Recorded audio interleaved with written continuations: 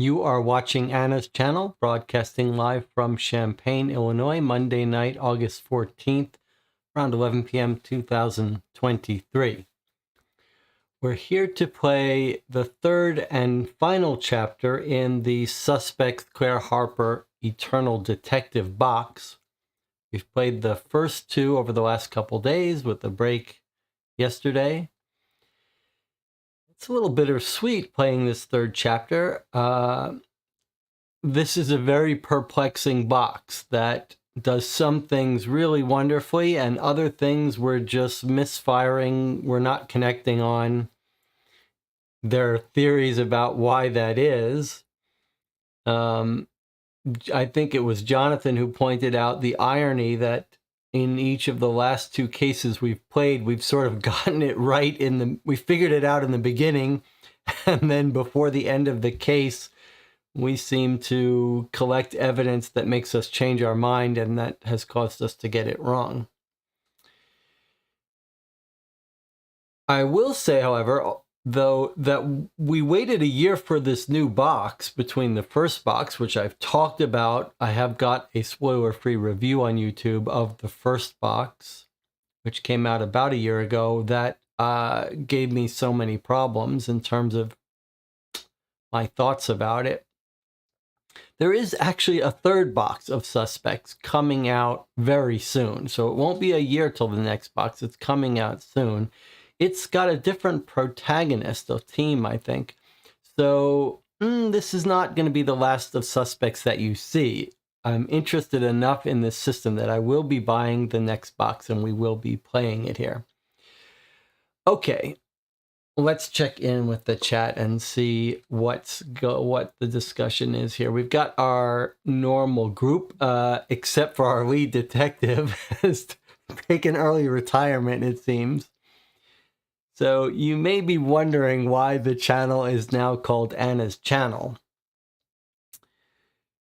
On our last playthrough, without giving away any spoilers, at the end of it, Anna, who's got a very strong reputation in this channel of figuring these things out, Anna diverged from the rest of us.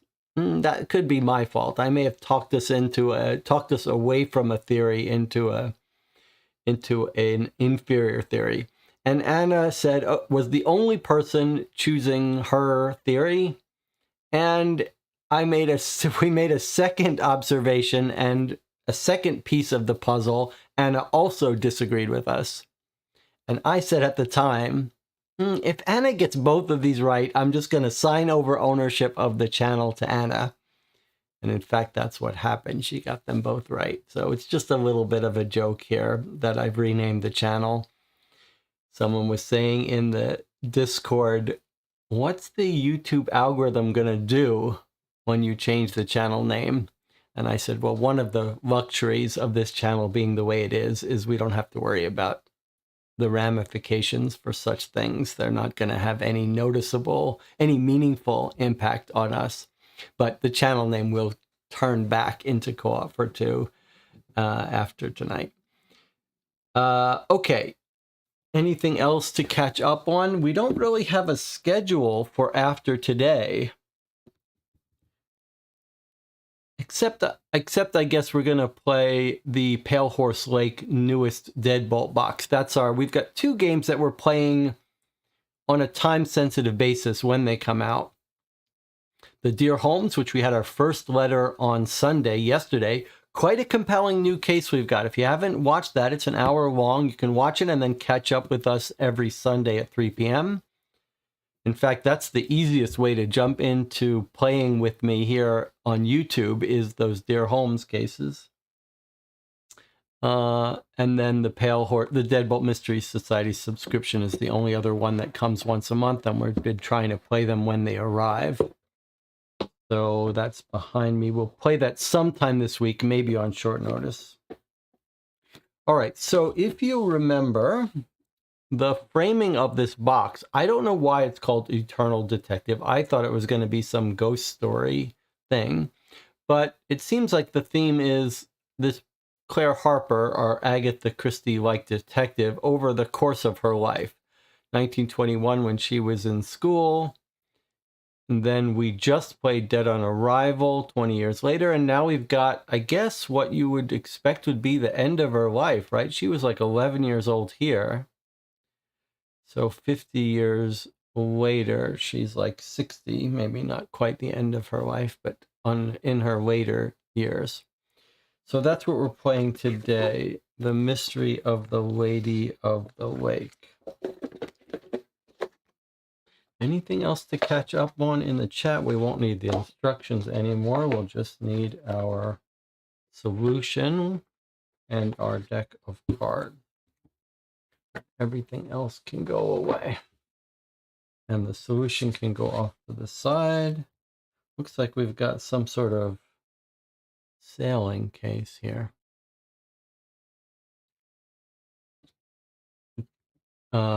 James in the channel was telling me before, like, he joined us for the first half of the stream yesterday, and we seemed to have wrapped it up and figured everything out, and then he came back and we had gone off on some tangent and changed our theories.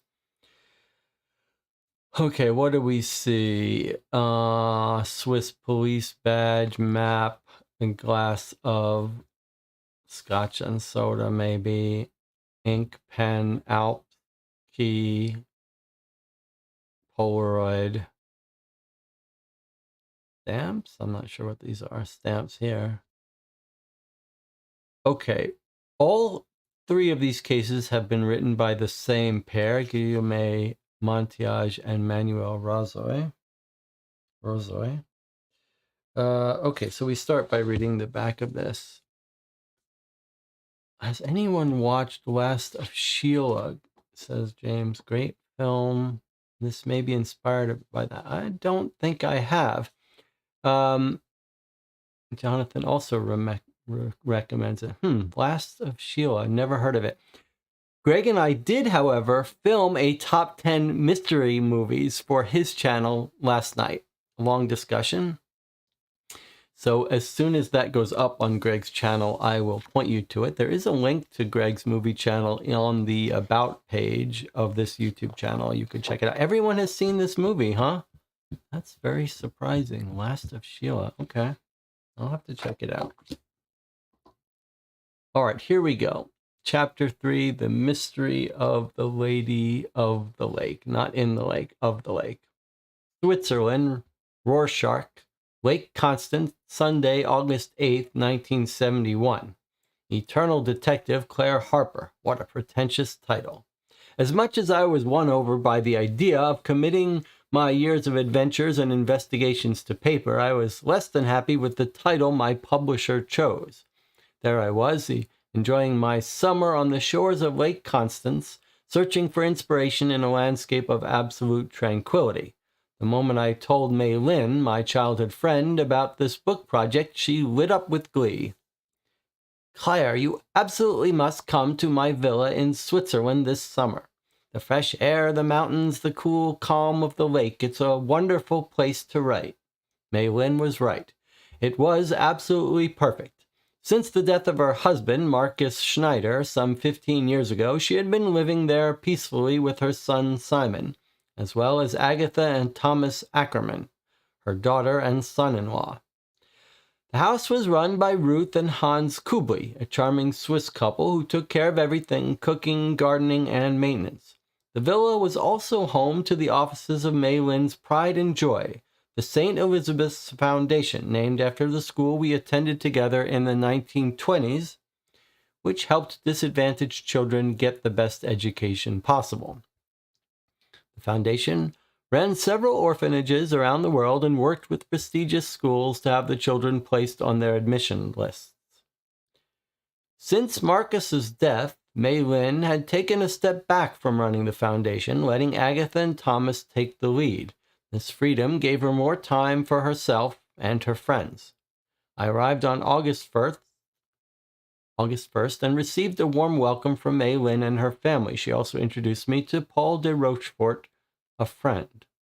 It wasn't long before I found my daily routine. In the morning, I would write in the shade of the big poplar tree. In the afternoon, Mei Lin, Paul, and I would take long walks around the lake.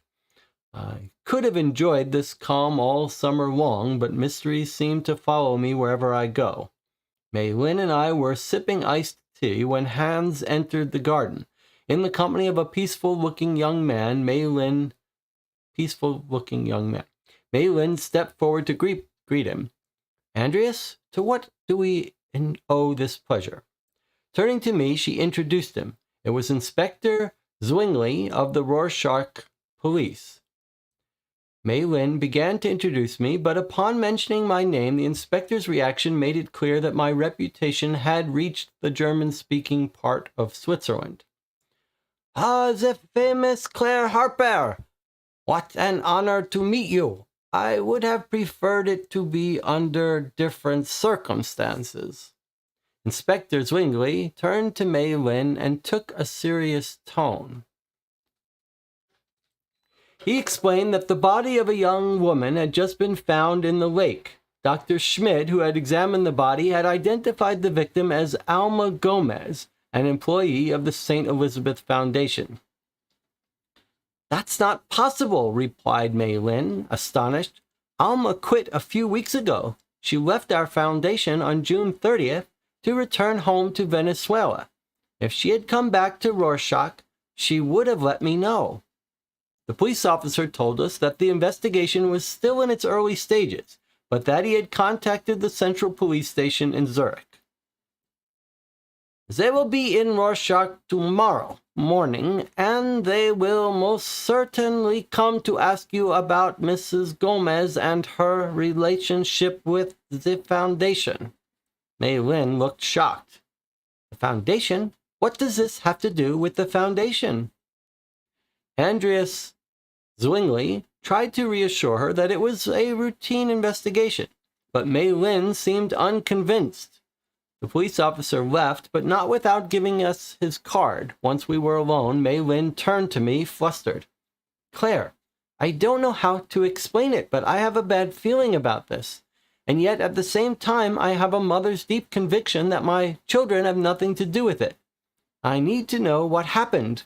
Could you—" I didn't let her finish her sentence. "Mei Lin, you know me. How could I refuse the chance to add another chapter to my memoir? After studying the table below, take documents A and B, then draw card 1. All right, let's see. We have to figure out the following. When did Alma come back from Venezuela? Where did Alma die? And who was present at the time of Alma's death? And then why did she die? Those seem fairly straightforward. No side questions. All about Alma. All right, let's reread this now and pay attention to it. We're visiting our old friend Mei Lin, which we know from chapter 1. She's a widow. She's got a whole family and a friend. Paul de Rochefort, a friend, and her family. Okay. Then the inspector stopped by. Do we have a date here? August 8th. So it's Sunday, August 8th, 1971. So the inspector stops by. He knows us. And he says, a body of a young woman had just been found in the lake. The doctor examined it and identifies the victim as Alma Gomez, who used to be an employee of the foundation that Mei Lin runs, but Mei Lin has turned over most of the business to her daughter and son-in-law. Okay. So Mei Lin has turned over the business to her daughter and son-in-law, and now a woman working for the business, the charity, has turned up dead. Mei Lin says that's impossible because Alma quit weeks ago, left June 30th, so, well, that's only a week ago. She quit a few weeks ago and then left on June 30th. I'm not sure. She quit, she gave notice, then she left a week ago. Okay. And I know for a fact she went back to Venezuela. If she had come back, she would have told me. That sounds like they left on reasonable terms. Police says, well, we're just figuring things out, but the Central Police are going to come tomorrow and ask you questions. And questions about the relationship with this Alma and the Foundation. And Mylin is shocked. She says, why are you making this connection with the Foundation? He doesn't say anything about it. She's scared. She says she's got a bad feeling. She knows her daughter and son-in-law wouldn't have had anything to do with it, but she's afraid to leave it to chance of the investigators. She wants us to give a second opinion. Let me just make sure I've got it right about who's running it. She's got her son, Simon, as well as Agatha and Thomas Ackerson, her daughter and son-in-law. Okay, so she's actually got two children, a son and a daughter, running the Foundation, and the daughter is married to Ackerman.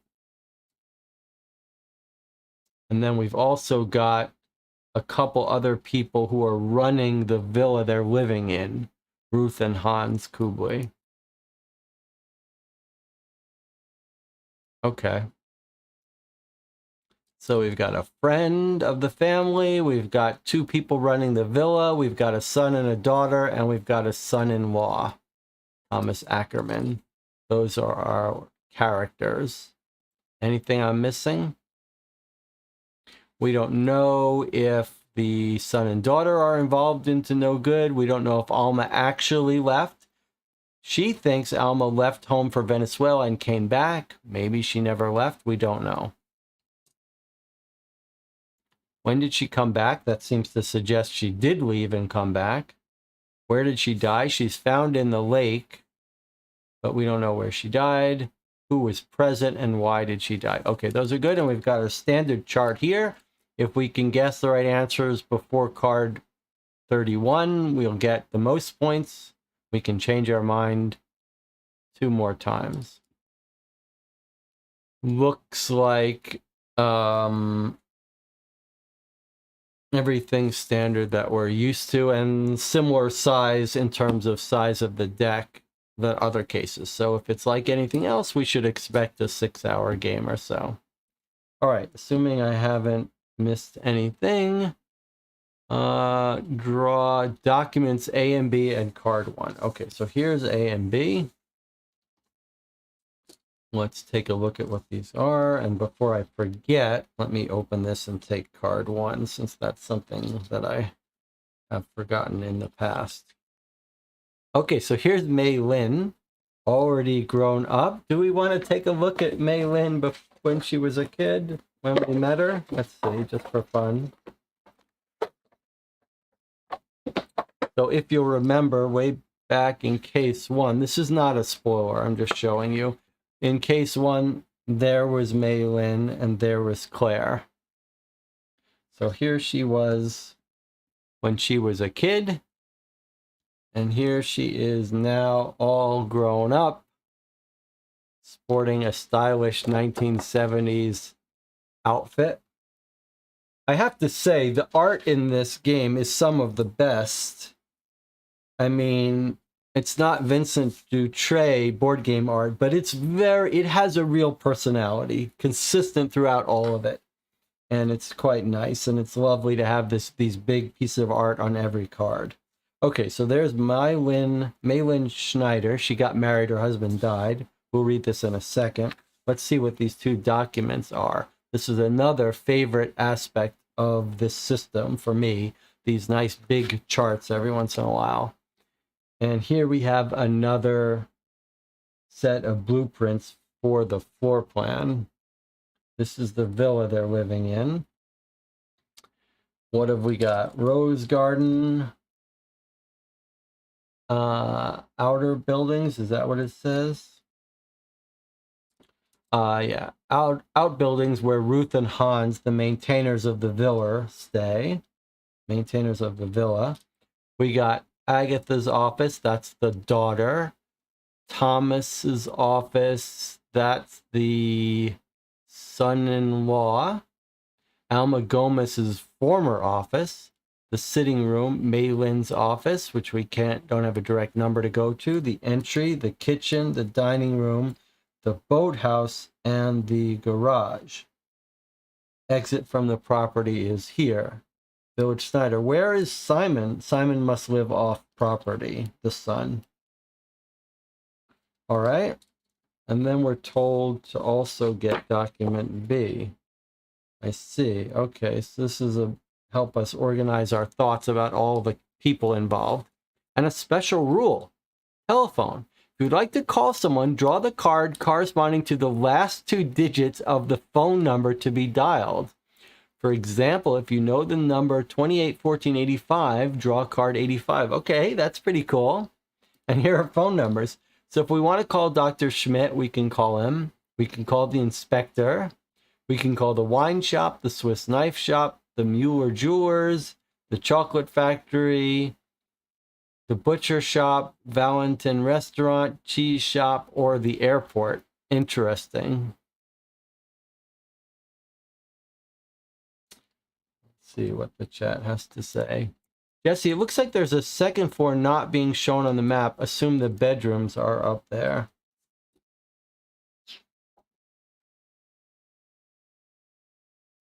So there are stairs, Jonathan is pointing out. There are stairs going upstairs, which we don't have a map of. So maybe all their bedrooms are upstairs is what Jonathan is saying. That's why we're not seeing where their bedrooms are. Okay. So functionally, this is no different than being able to go to these places, I guess, but it's being framed as calling them up on the phone. And then here's foundation information. We can talk to Maylin Schneider, our friend. We can talk to Thomas Ackerman, International Relations. That's Thomas's office here, the son-in-law. Alma Gomez, we can't talk to her, obviously. She's dead. And then Agatha Ackerman, that's the daughter we could talk to. She's in the legal department. He's in international relations. Other people at the villa, Simon Schneider, he's the son. He's unemployed. We can talk to him. Paul de Rochefort, that's the family friend. Ruth and Hans, these are the groundskeepers of the building. We can talk to them. They're a married couple. Boy, the son looks like troublemaker. All right, so we could go to any of these places. We could make any of these phone calls. We could visit any of these rooms. So actually a lot of places to visit right from the start. More than I think in any of the other cases. 1, 2, 3, 4, 5, 6, 7, 8, 9, 10, 11, 12, 13, 14, 15, 16, 17, 18, 19, 20, 21, 22, 23. 24 places we could go randomly right from the start. Plus 25. But we're told to draw this, so we have to resolve this right away. All right, let's take a look at this. Let's see what Maylin has already told us. She's concerned. Her motherly instincts have kicked in. She knows her kids never would be involved in any wrongdoing. Relieved that you're willing to help her, Maylin shoots you a look you've known since grade school. Claire, we must find out what happened to poor Alma. It was surely an accident. She must have drowned. But what's surprising is she didn't tell us she was coming back. She hasn't been back to the villa since she left on the morning of July 1st.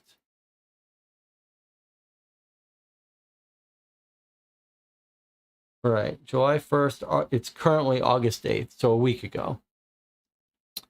We parted ways the day before after having dinner together at a restaurant on the lakefront to celebrate her departure for Venezuela. I'd suggested that she sleep here rather than at her company-rented flat in the city. The morning she left, I was awakened by the first rays of sunlight streaming into my room. I went to have breakfast in the garden in the shade of the big poplar tree. As I was finishing my breakfast, I heard the sound of Alma's car engine leaving the garage. I looked up and saw the Mercedes leaving the property. I can still see the big blue hat we'd given her the day before sticking out of the car. It's so sad to learn the poor child ended up at the bottom of the lake. So we can ask her about Alma and the people she interacted with. So, I mean, one possibility obviously jumps out. This is the classic thing where the person is killed and then someone creates the impression of them leaving. And there is a little marker here for us to line up with something. But, okay, this is fine. So here, she's not claiming she knows she left Venezuela. Is that what they are, Venezuela? No, departure for Venezuela from the from where they are in Switzerland. Okay, she's not claiming she knows that Alma left Switzerland. She's just claiming that she left the villa on July 31st. And she's assuming that she left and came back. If she had come back to Rorschach, she would have let me know. We're assuming she actually left Rorschach. Certainly my Lynn is assuming that, but we don't know that for sure, except for this question says, when did Alma come back from Venezuela? This question is assuming she actually made it to Venezuela, something that we are not so sure about. Jonathan says, let's call the airport right away to see if she took the flight. That's a great idea. Okay, and then there is this. You remember the system here is if we connect two cards, this tells us that they're related in some way. We don't know exactly how. And Tina says, Jesse, check your facts. You've got the date wrong. She left 1 month plus ago. So you're right. She says here she left July 1st. That would be a month, 5 weeks ago, not 1 week ago. And what was the other one? What was the other date here? June 30th. Okay, so I got my months wrong. She left on June 30th. And she saw her drive off July 1st on the morning. And it's been all of July and 1 week of August. So it actually has been 5 weeks. I don't know why I got confused about that. James reminds us the game has previously given us trick questions. All right, so we're not sure she left at all. So let's follow up that logic. Let's do what Jonathan suggested. Let's call the airport. And let's see if anyone knows whether she actually got on that plane. It's a month ago, though. They may not have records, but I like this idea. Another thing we might check is where she lived. Do we know? Can we contact? We're told she has an apartment that the company rented for her, but we don't have a look at that. We could also ask the doctor more details about how she died. But let's call the airport. So 38, we're trying the new mechanic right away. We're picking up the phone. We're calling the airport. We're asking if Alma actually had a ticket to leave. Check your records. Can you find any proof that she actually left? Ring, ring. After several long minutes of explaining the reason for your call, you finally managed to get through to the right person. Information about Fräulein Gomez, and you are detective? Is that a real job? You're working on behalf of her worried aunt? Really? You couldn't find anything better? Oh, fine. Anyway, I'm checking my files, and no one named Alma Gomez flew to Venezuela on July 1st. Actually, it's even less complicated than that. There were no flights to Venezuela on July 1st or the next day. I do have a reservation in the name of Alma Gomez for another flight that morning, but she didn't show up to board the plane. Where did she book her flight to? Well, I never. You're not short on nerve. Ever heard of Swiss banking secrecy? Anyway, in this case, we're not a bank, and you seem to be nice enough, so she was supposed to go to the Bahamas. But like I said, she didn't board the plane. So our gut intuition was right. She never went to Venezuela, or at least not that they can see. She was booked to go to the Bahamas and didn't get on it. So our gut tells us she was dead by July 1st. But why was she lying about where to go? Well, one thing we know about the Bahamas, lots of shady businesses and sort of embezzlement funds get sent to Bahamas under fake corporations. So this is sounding more and more like she was part of some business scam. So we might have our first answer already. When did she come back? She never left. That's pretty good to have that answer right away. Okay. And then we're done with this card. There's no more pursuing it. But she was supposed to go to the Bahamas and she never went. I'd love if this person could tell us, hey, I checked the other records. She never flew out any other time. But she doesn't say that. Even if she did, remember, this is 1970s. They were much more lax about checking IDs, traveling, so someone could have impersonated her. But it looks like she's dead by now.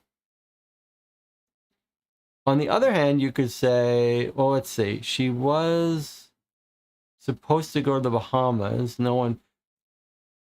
the next day, but a reservation for another flight that morning. So this sort of goes against our theory. Our theory was someone had killed her and was faking her traveling away in the car. However, this suggests that she actually did have a flight that morning. So maybe that really was her in the car. She really was going to the airport, but not for that plane, for the plane to Bahamas. On the other hand, she may have just lied to Mei Lin about where she was going. All right, well, I mean, if we want to learn more about Alma, this seems like a reasonable thing to do. Find out who she interacted with. Let's just read this a little bit more. I heard the sound of Alma's car. So Alma has a car leaving the garage. It's a Mercedes. She's got a big blue hat. We had given her the day before as a present, as a going away present. All right.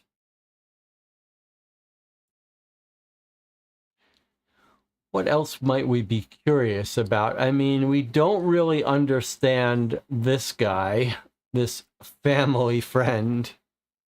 Is this like a boyfriend of Mei Lin? Or is this someone who's doing some up to no good? Is Mei Lin's son up to no good? Do you want to find out more about her death? Like, it might be nice to know, how long has she been dead? Did she die of drowning? Okay, sounds like and Tina is with me, that we should talk to the doctor. Find out. He's a family doctor. That means his assessment of her death may be a little bit suspicious, but I do think that's a natural place to go. Okay, while we're at the phone, let's just make a couple more calls. Let's call the family doctor. He's the one that has looked at the body, right? What are we told? He didn't perform an autopsy, obviously, but Dr. Schmidt, who had examined the body, identified the victim as Alma Gomez. Okay. So let's ring up the doctor. Ring, ring.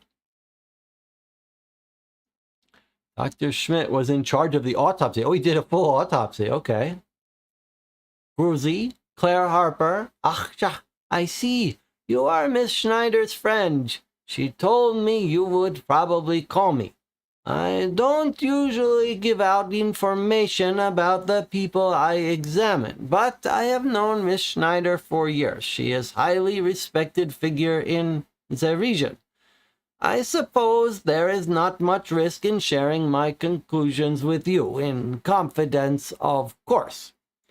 The police called me this morning around 8:30 a.m. An employee at the Bauman Chocolate Factory had just noticed the body floating near their pier.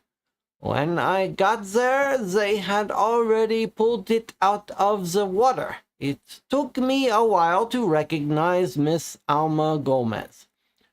but I had the chance to speak to her briefly at a party hosted by St. Elizabeth Foundation. That's why I referred the police to Mrs. Schneider. So, found by an employee at the Bauman Chocolate Factory. It's a body. It was floating near their pier. He did the autopsy. Well, we got to do this. Let's ask him to elaborate on the state of the body and cause of death. I mean, that's a no-brainer. We've already made the phone call. Here's an interesting mechanical thing. One of the ways that this game, it's fascinating to see how these different mystery games try to introduce some gamey mechanical elements to make it more of a strategic game. And this game has come up with this idea that if you can figure it out earlier, you get more points. Another common thing that we've seen recently, I think it started with Detective Modern Crime board game, but we've seen it in a couple other games, is to have you have to make choices at a certain point. So like you might expect if the Detective Modern Crime board game designers were working on this option might only be available if you do it now. Otherwise, you sort of forgo it. Like you're calling them on the phone, you have a chance now to follow up. And in this case, it's obvious we're going to do this. But there have been lots of other cases, like talking to Mei Lin, where it might be an interesting decision. Do you want to do this now?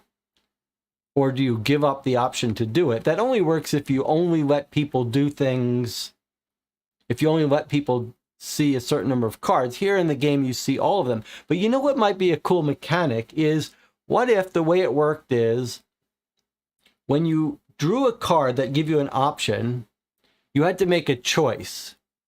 And your choice is you can do this right now, or you have to put it in a pile that you only get access to on like day 2 in section 2.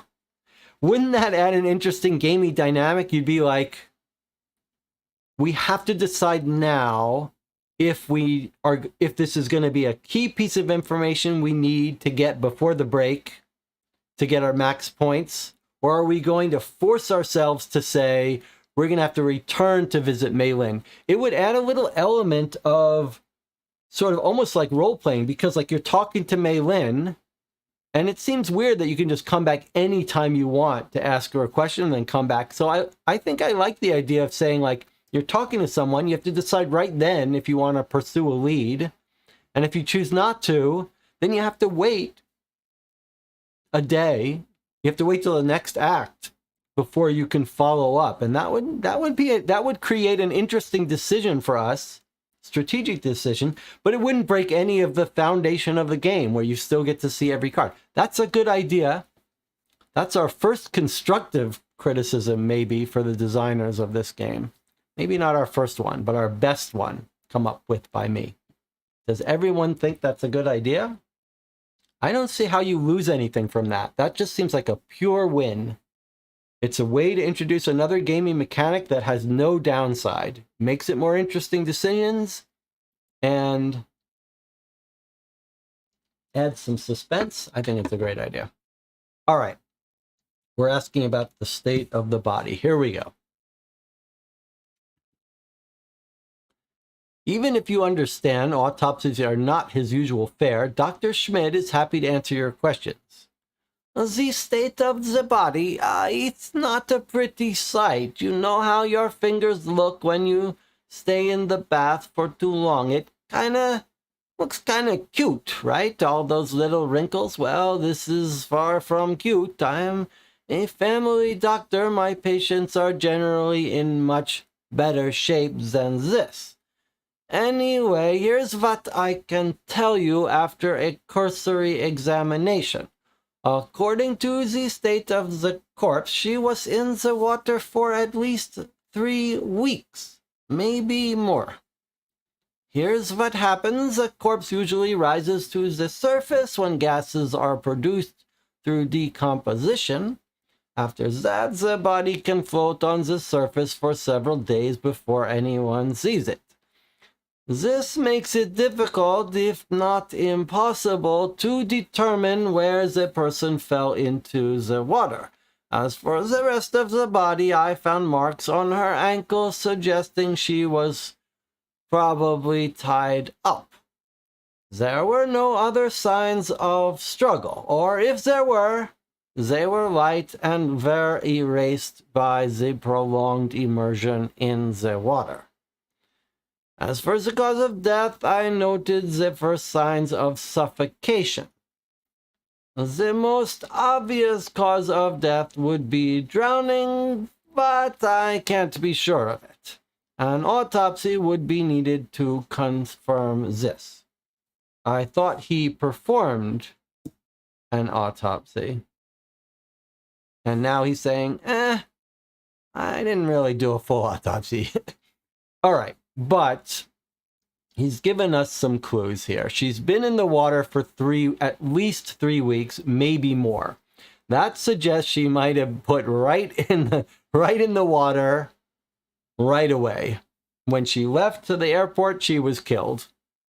He says also tied up at the ankles, he thinks. And it floats around, so hard to know where they were put in the water, although if we know the currents, that could give us some idea. Tied up, marked on the ankles. No signs of struggle, but you've been in the water for 3 weeks, maybe you wouldn't find any. And then he says, I noted first signs of suffocation.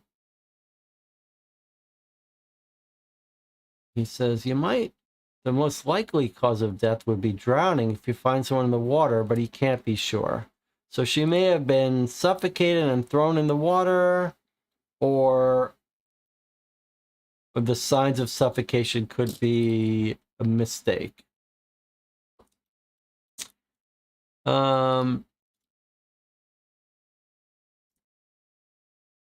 First thought she was in the trunk of the car, dumped soon after. James says, I feel like she died in the house somewhere. And Tina is commenting on my idea and says, you might not have enough leads left then to complete the necessary number to advance, and that maybe would make you go to places you didn't want to go in the first place. Might not have enough leads left. I see. Yes, you would have to allow people, if they ran out of leads, to go into that pile. John says, we could call the restaurant they took her to the night she disappeared. That's an interesting idea. Let's see here. We parted ways after having dinner together at a restaurant on the lakefront to celebrate her departure. All right, and you think that is Valentine Restaurant. Well, it makes sense that it would be Valentine Restaurant. But what's your reasoning for wanting to go to the restaurant, Jonathan? I mean, we know she came home from the restaurant. We could talk to the witness who found her body, and maybe they'll tell us where the chocolate shop is relative to the rest of the lake. But why would we go to the restaurant? What are we hoping to find there? Of course, one of the problems with this game is you never know what you're going to find, but that's the same problem with Sherlock Holmes Consulting Detective too. But what's your reasoning for why the restaurant would be useful for her?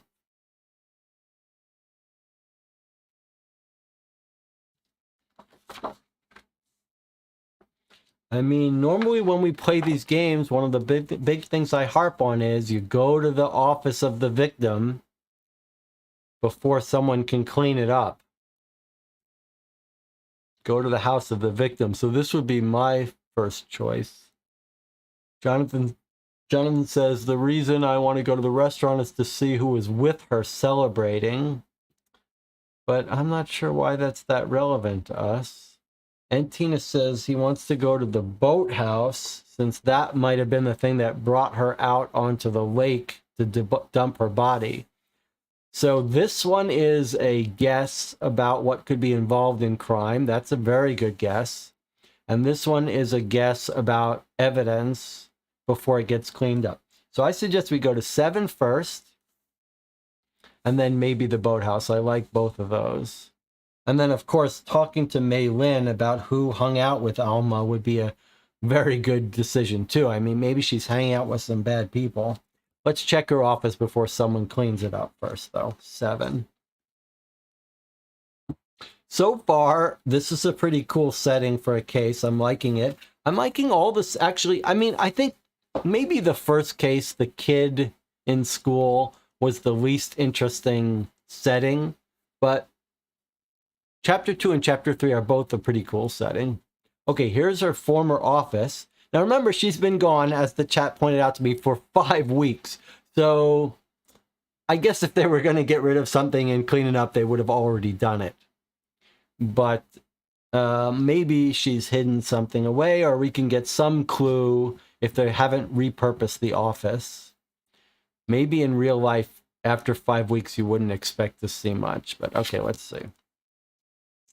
The room is tidy. Nothing is left lying around. This office is ready for the person who will replace Alma Gomez. Got a briefcase, and we've got archives. And what was Alma Gomez's job? Let's refresh our memory. Finance and tax department.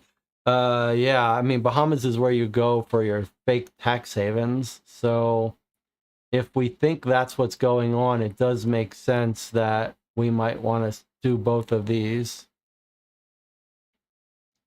Jonathan says the garage is right next to the boathouse, so that would also be interesting. Also, the garage is maybe where her car pulled out of the Mercedes, so we might find some evidence there, although 5 weeks ago.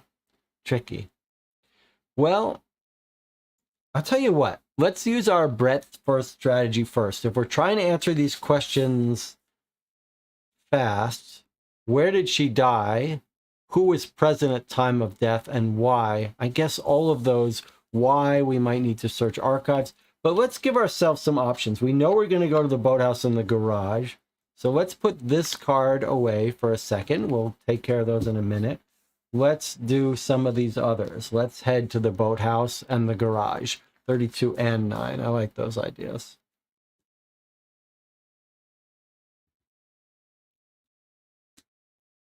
Organizing my cards here into piles of cards that have no more leads on them and pile of cards that we have other things we can do. Okay, so boathouse first and then garage.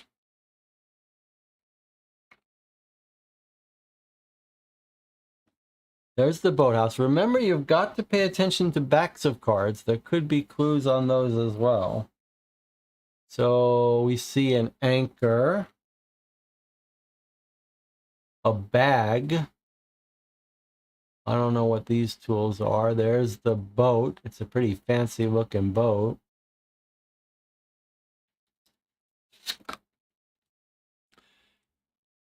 Behind the garage is the boathouse where a splendid Riva is moored. Okay, so we can look at the boat. We could also look at the workbench and check out this bag there. I mean, both seem appealing to me.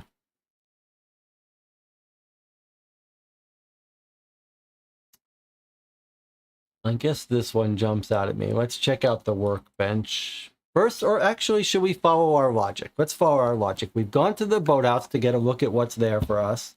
Now let's go to the garage, and then once we have a couple cards, we'll decide which one appeals to us most. I'm not sure this is logical. Maybe we should be finding threads and pulling them. But let's do this for a little bit. Garage, huh? Okay, so we have license plate.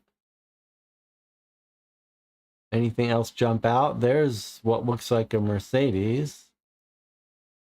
I see rope in the background. If we think she was tied up, it's possible it was with that rope. I don't see anything else jumping out at me. Thomas's luxury car is parked at the back of the garage. Behind it, there's a door that leads directly to the boathouse. We can look at the road map on the wall. That sounds like it might give us a map of the whole place. That could be very useful. Or we can search the interior of Thomas's car. Remember, Thomas is the son-in-law, the guy married to Mei Lin's daughter.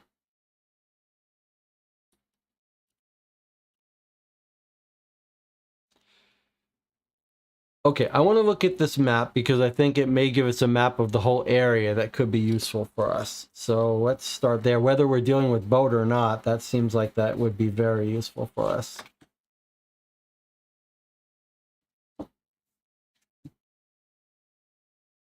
The map of the area gives you a bird's eye view of the region. Good, this is what we wanted. So here's a map of Lake Constance. There's the chocolate factory, and there's their villa. And there's the driving route.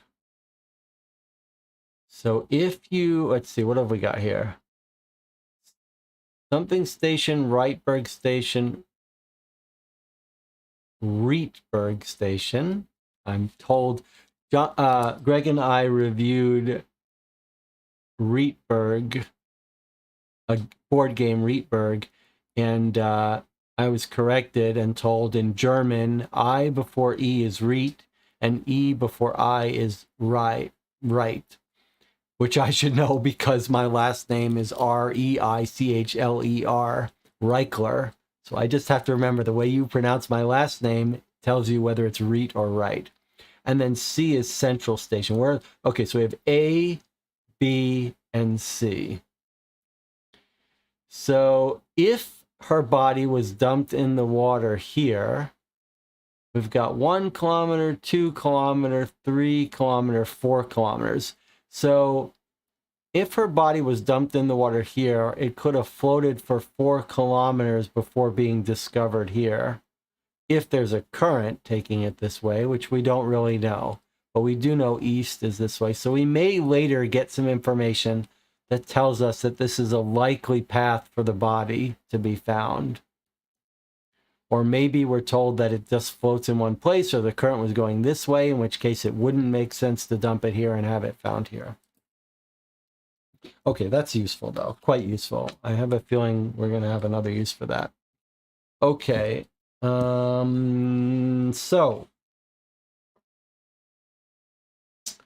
what do you think? What's most interesting to pursue? Look in the boat, look on the workbench. You might find rope in here to tie her up. Look in the car, you might find blood that's not been cleaned fully from the car, although it feels to me like they would have had time to clean it. Or, of course, we can go to any of the rooms in the house, talk to Thomas, or we could talk to the daughter, Agatha, talk to the son, talk to the friend, talk to the housekeepers who may have noticed things the others didn't, or call these places that I feel like probably is not time for us to call these places, but we could get more background information. What does the channel think? Where did she die? If we want to answer that question, it feels like maybe we would figure out which vehicle she was killed in. So maybe these two would help us answer that question. Let's do that. That's our current gut thinking. She was killed somewhere on the premises and dumped in the lake. So I think our best bet might be, also we know whose car this is, so that would give us a suspect. So let's try that. Let's look at the interior of Thomas's car and see if we can't find some sign that this was where she spent her last moments.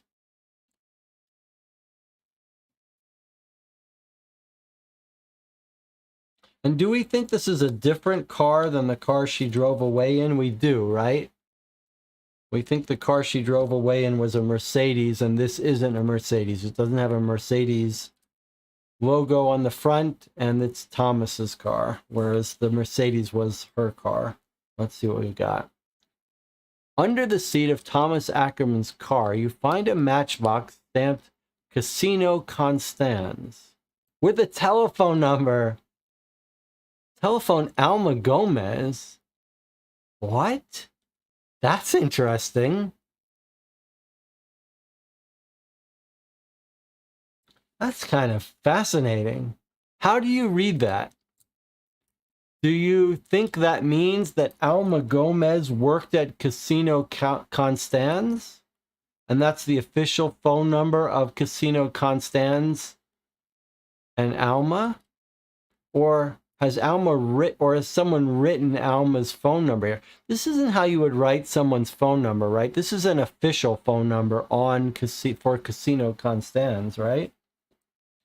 And Casino Constans isn't in our list. This isn't someone who's written their phone number. This is the official phone number. So what is this? Is this her previous job in Venezuela? Is this a new job she's taken? Is this a job she had on the side? Well, there's one way to find out. Let's call it. And Tina says, I'm wrong. And Tina's saying, hey, look, it's handwritten. Yeah, we're definitely going to call it. In fact, let's call it right now and see what happens.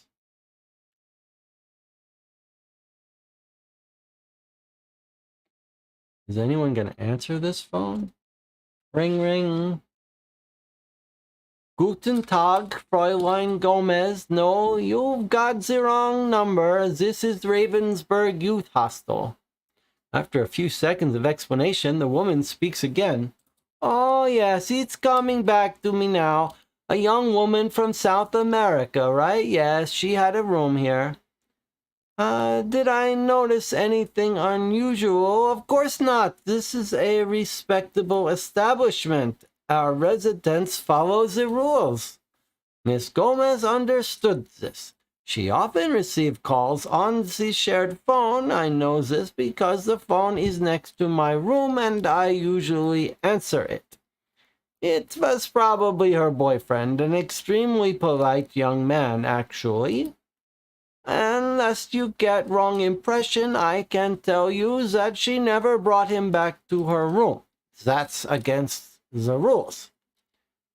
She left the hostel in mid-January with just one suitcase.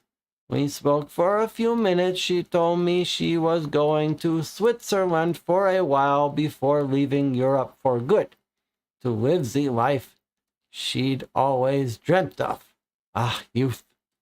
So the Ravensburg Youth Hostel, this sounds like, well, it's clear she's not in Switzerland, where this place is not from her in Switzerland. It's the phone number of the youth hostel, so it's clearly not the casino. She's written her number. Someone has written her number here. The number of where she stayed before she came to Switzerland. So do we think this is in Venezuela, her home?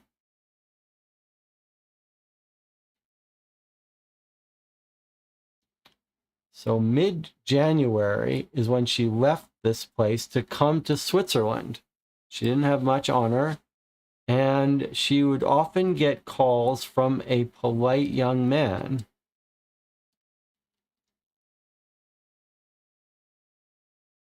So does that mean the polite young man who was calling her before she came to Switzerland is the owner of these matches, who wrote her phone number here? And does that suggest that's going to be the owner of this car, which is going to be Thomas?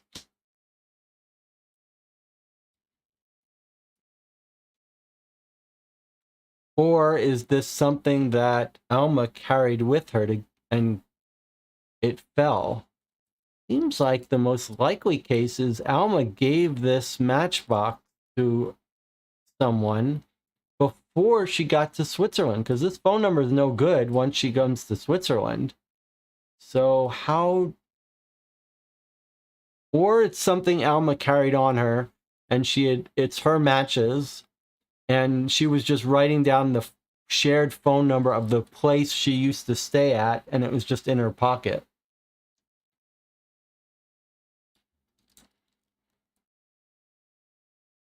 It would be nice to know if this matchbox belongs to Alma or someone else, that has it from Alma.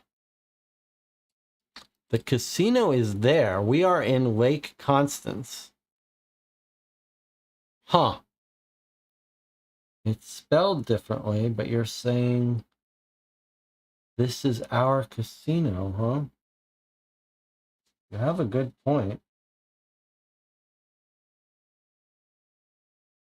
So that would suggest that maybe the owner of this matchbox is one of the people that lives in Switzerland, and he had written down Alma's phone number to call her while she was still wherever, Austria or whatever, and called her up and hired her to come over here. So this would be the person who was talking to Alma and hired Alma. So let's see if we can find out who that is. And if it turns out that someone shouldn't have been talking to Alma ahead of time, then that's going to be suspicious.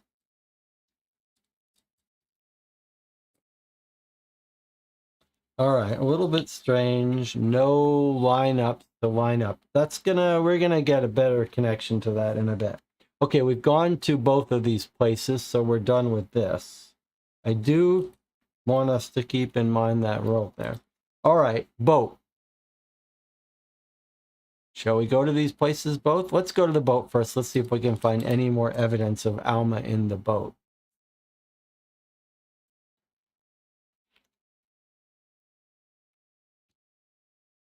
The boat is perfectly maintained. Has a small cabin, but it's locked. If you have collected a boat key symbol, to ask a question about the boat key, place this card next to the suspect to be questioned. If the bubbles line up, you may take the corresponding card. All right, so we need a key to open up the boat. Who would we get the key from? We can't ask Mei Lin. We haven't met anyone that we can ask about the boat key. Do we know who owns the boat? We don't. The car is Thomas's car, and it's right connected, so you might expect him. Also, though, you might expect one of the groundskeepers.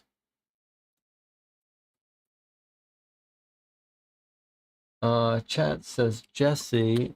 It's probably German. The place we called the woman spoke German. Let me just see that. Guten Tag. Yes, I guess Guten Tag is a German expression. Well, remember, we're in German. There's German speaking areas of Switzerland. We're told that on one of the cards. All right, so we can ask someone for a boat key. Is this a scratch on the boat? This looks like a scratch on the boat. But it's not here. Oh no, it's not a scratch on the boat. It's a string attached to this, I think. That's weird. Okay. I think we should try to find someone who would have a key to this boat. And I think our best bet is Hans or Ruth. Or one of these three people. One of these three guys is most likely. Or even Mei Lin. Who do you think is most likely to have a key to the boat? Are we told about the different roles of Hans and Ruth? Run by Ruth and Hans. Took care of everything. Cooking, gardening, and maintenance. Maybe they wouldn't have a key to the boat. What do you think? They would have a key to the... They would have a key to the grounds, but probably not the inside of the boat, right? This is where our logic and instinct comes in. If we most efficiently want to get a key to the boat, it would seem that it wouldn't be the family friend who would have it, but the son might have it, or the son-in-law. He looks like a boat person to me with that outfit. We're going to want to talk to him sooner or later anyway. I think we talked to him. He's unemployed. Seems like the kind of person who would go on the boat. Let's talk to him, and the channel can tell me what your next best guess about who might be a boat. But that's kind of a boat driving shirt. James says the people running it might have the key. All right, let's see. So, Claire, Mom told me you're going to indulge in your favorite pastime, playing Hercule Poirot. Don't you think you're a little old for that? It might turn out that the girl just couldn't swim. As for Alma Gomez, she's a boring woman and nothing to say about her. Agatha Ackerman, she's the only person who really understands me. That's her sister. Thomas Ackerman, everyone thinks he's Mr. Perfect, but he's such a bore. I feel bad for my sister. What an awful marriage. May Lynn Schneider, his mother, Mom adopted me when Marcus died. It was the best thing she's ever done. Paul de Rochefort, if that old flirt thinks he can act as a replacement father, he's mistaken. On Ruth and Hans Kubli, they've got the most common sense of anyone around. They and my sister are the only reason I'm still here. All right, well, we can ask him about the last time he saw Alma. That's it. There is a green mark here, but we don't know what to compare that with. Just like Mei Lin has one. We don't know what that's about, though. Unfortunately, we can't ask him about this key. I think maybe that's not going to give us a key. You think Hans or Ruth might have keys to the boat? It's not, it's like for the interior of the boat, right? The boat is perfectly maintained. Maybe that's our clue that Hans and Ruth are working on it. But it has a small cabin. I just question whether they would be given the key to the cabin. I think the groundskeepers clean around it, but not in the cabin.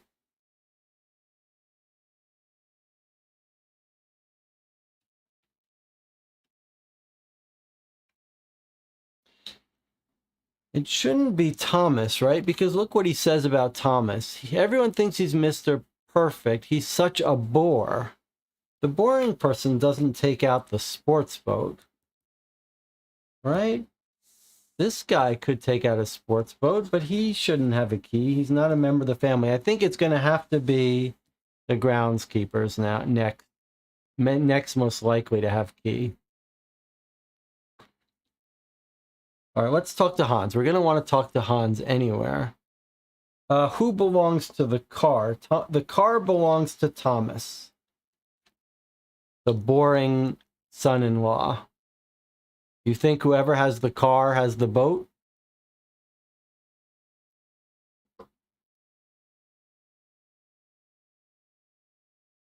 That makes some sense.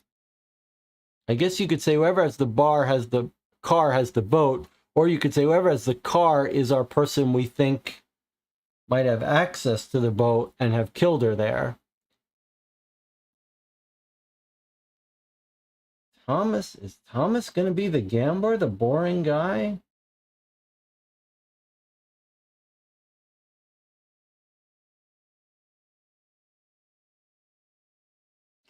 Let's start with Hans, and then we'll move on to Thomas.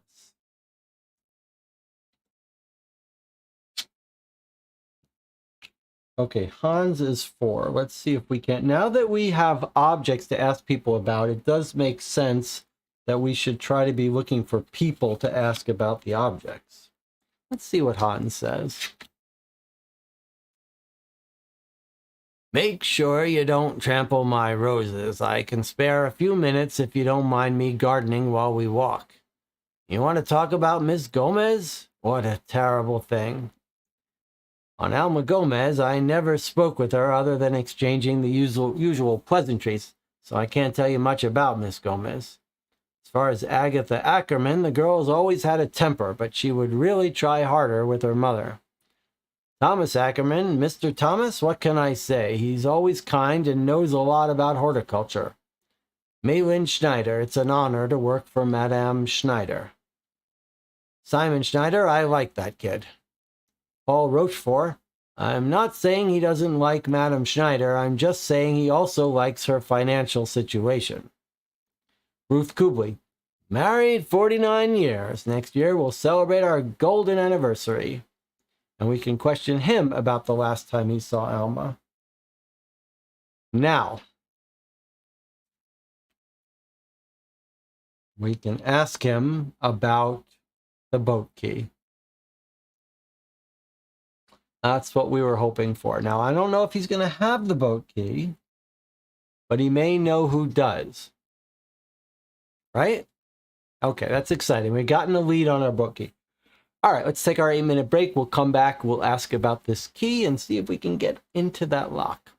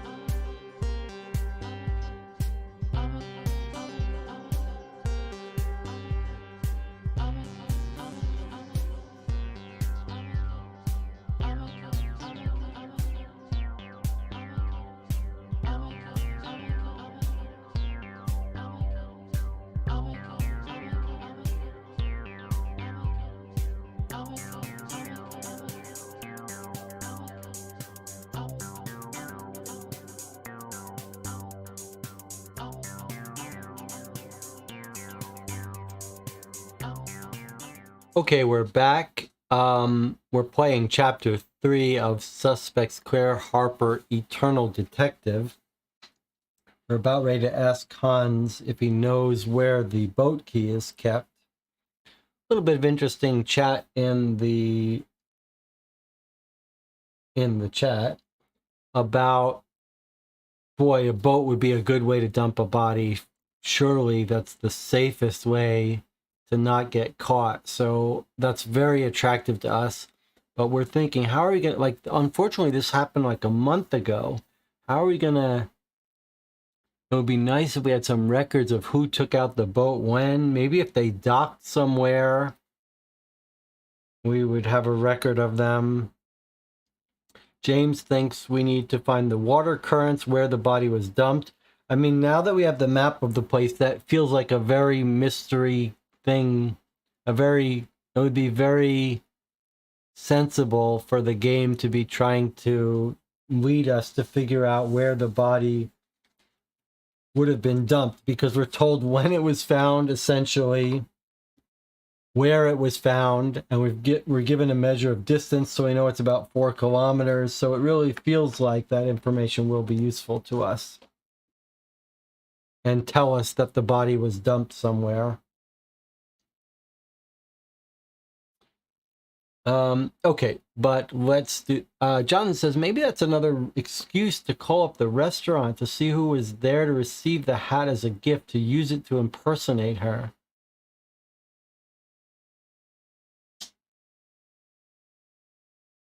I mean, she was wearing the hat the night before, and then she left from their compound. She must have slept over at their compound, right? So anyone in the house could have had access to it. Jonathan just wants to go grab a bite to eat at that restaurant, or see what a nice Swiss restaurant is like. All right, let's go ask him about the key. Maybe we'll get lucky and he'll have one. I think he's going to say I don't have a key, but he might tell us who has one. But let's see. Maybe he does. Oh, he's got a key. All right, we caught a break. He's got a key. Hans Kubli answers, even though you can sense he's starting to become annoyed. The boat key? Yeah, I got it. I'll give it to you, Miss Harper, but please return it to me after you've used it. We've already lost it once. It's usually kept in the key cupboard, but Mr. Paul must have taken it without putting it back.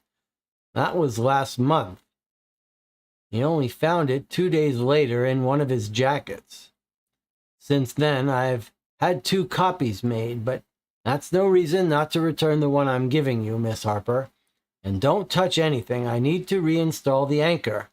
I bought a brand new one. Mr. Paul, who takes the boat out once or twice a week, pointed out that the anchor had disappeared. Oh my God, it feels like the whole case, we just solved the whole case. This is exactly what happened in the previous cases, where we stumbled on the locker with the sniper rifle.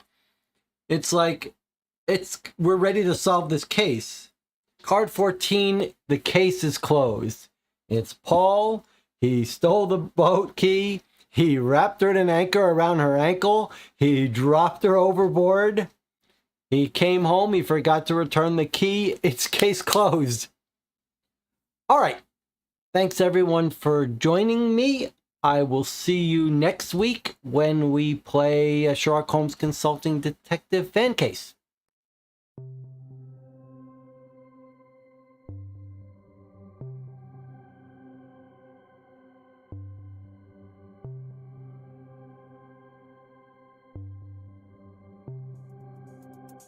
All right, we're back. We're not gonna.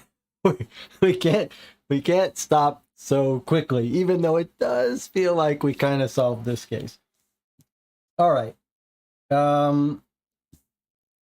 Let's continue playing as if we have it. Our history, our track record with this game, however, is that we're going to change our mind before the end and give up our proper answer. But this is nice to have an answer, right? We kind of have an answer. We can make our early guesses. We don't know why she was killed. That's a great point. We don't know why she was killed yet.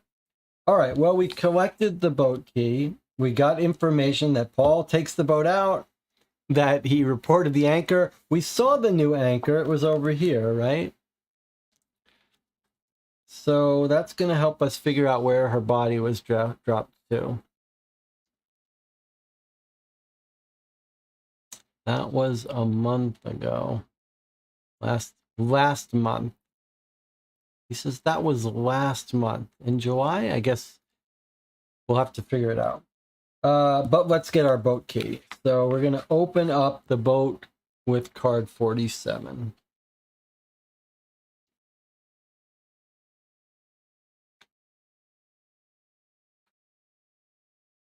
Okay, remember it's got a little reminder. You're only supposed to open this if you've got these two things, which we do. Let's take a look. It's the Reva's cabin. With the boat key, you open the cabin to take a look. It's small, but large enough that you could lie down and rest. You find a fake nail stuck between two floorboards. Aside from a bit of glue that apparently wasn't strong enough, you don't notice anything unusual.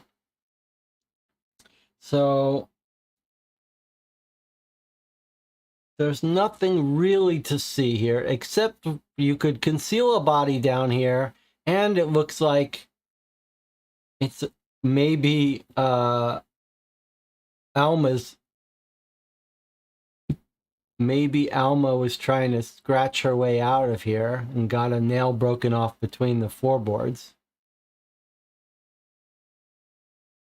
That would suggest she was alive when she was put down here in the bottom of the boat, perhaps, right?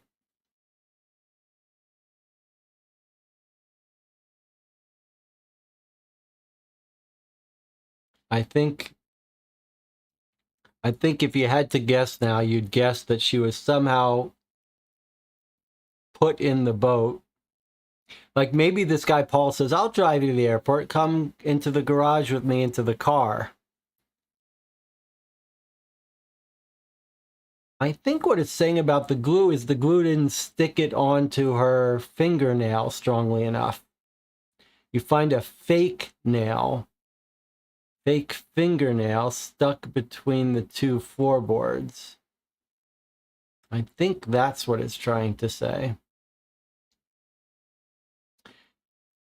The channel says, you think it's a fake fingernail? Yes, remember this was written in French because there's no such thing as a fake nail. It's really interesting. What would be the word for that? It's a you can't have a fake nail.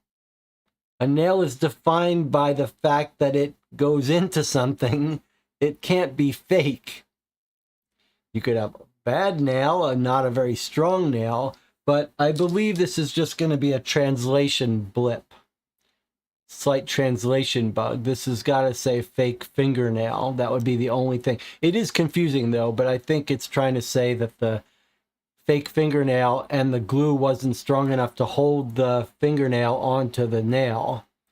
But our conclusion is slightly different. Notice it says apparently. Our conclusion is that it may have broken off her fingernail because she was trying to scratch out, something like that. All right. So that's a big clue. It's a clue to us also in figuring out that she was alive by the time she was put in the boat, which makes it easier to answer this question, right? Like, where did she die and who was present? It helps us know that she wasn't killed beforehand, but that she was killed on the boat, is my guess.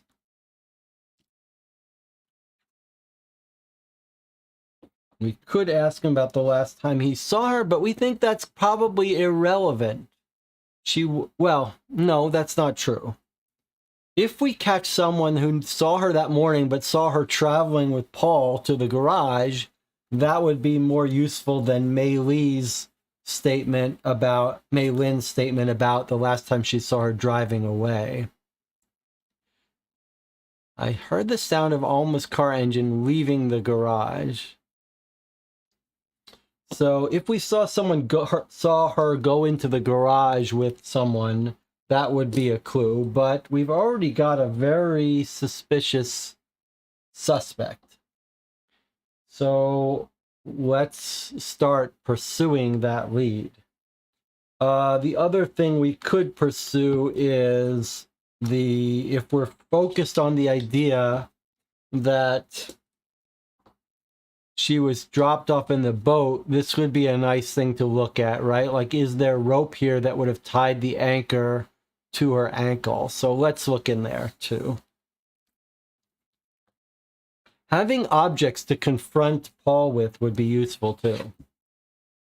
A brand new grapnel anchor. Grapnel anchors are used on small boats. Okay, well, that's unfortunate because we already saw that. And I thought it was going to let us look at the workbench, this thing here, but instead it just gave us this stupid thing. Total waste of a card. All right. Jonathan says, are we sure the nail could not have broken off just from them moving the body? Yes, it absolutely could have. It absolutely could have. That's certainly possible. It's wedged between floorboards, though, so that seems like a little harder to imagine. But yes, you could be dragging a body out and it could get stuck. All right, but let's narrow down to our primary suspect now, Paul Rochefort. Let's ask people about him. Let's talk to him. We might as well start with him first.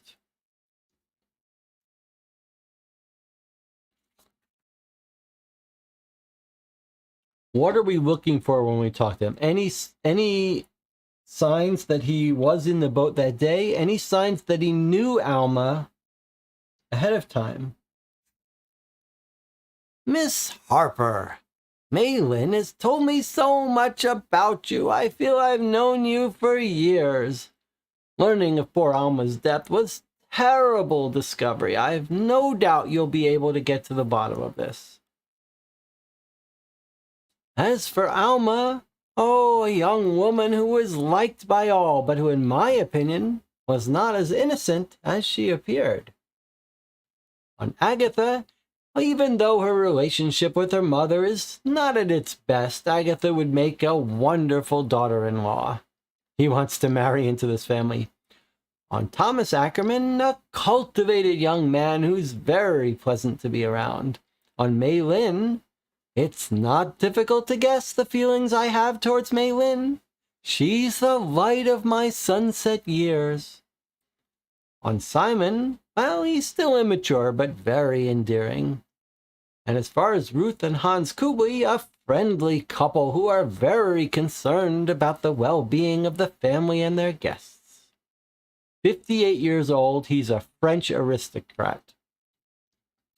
Okay, so we can question him about his relationship with Alma, and we can ask him when he last saw Alma. I think we probably want to do both of these, but let me check in with the chat. And Tina says, my question now is that a woman must be involved to impersonate her. Is it the daughter? We don't know that a woman has to be impersonated. Let's remember what Maylin says. Maylin has a very ambiguous statement about when she saw her driving off. Let's read it before we go back to this. The morning she left, I was awakened by the first rays of sunlight streaming into my room. So the sun is in her eyes. I went to have breakfast in the garden in the shade of the big poplar tree. As I was finishing my breakfast, I heard the sound of Alma's car engine leaving the garage. I looked up. I saw the Mercedes-Benz leaving the property. I can still see the big blue hat we'd given her the day before sticking out of the car.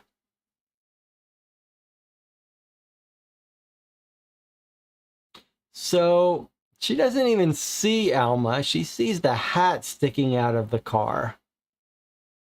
I'm not even sure what that means. Could someone have just rolled it up in the window somehow? Sticking out of the car. That's weird. But yeah, pretty ambiguous. All right, well, this is our suspect. We need to press him on all of these things. So let's just start. Tell us what your relationship is with Alma.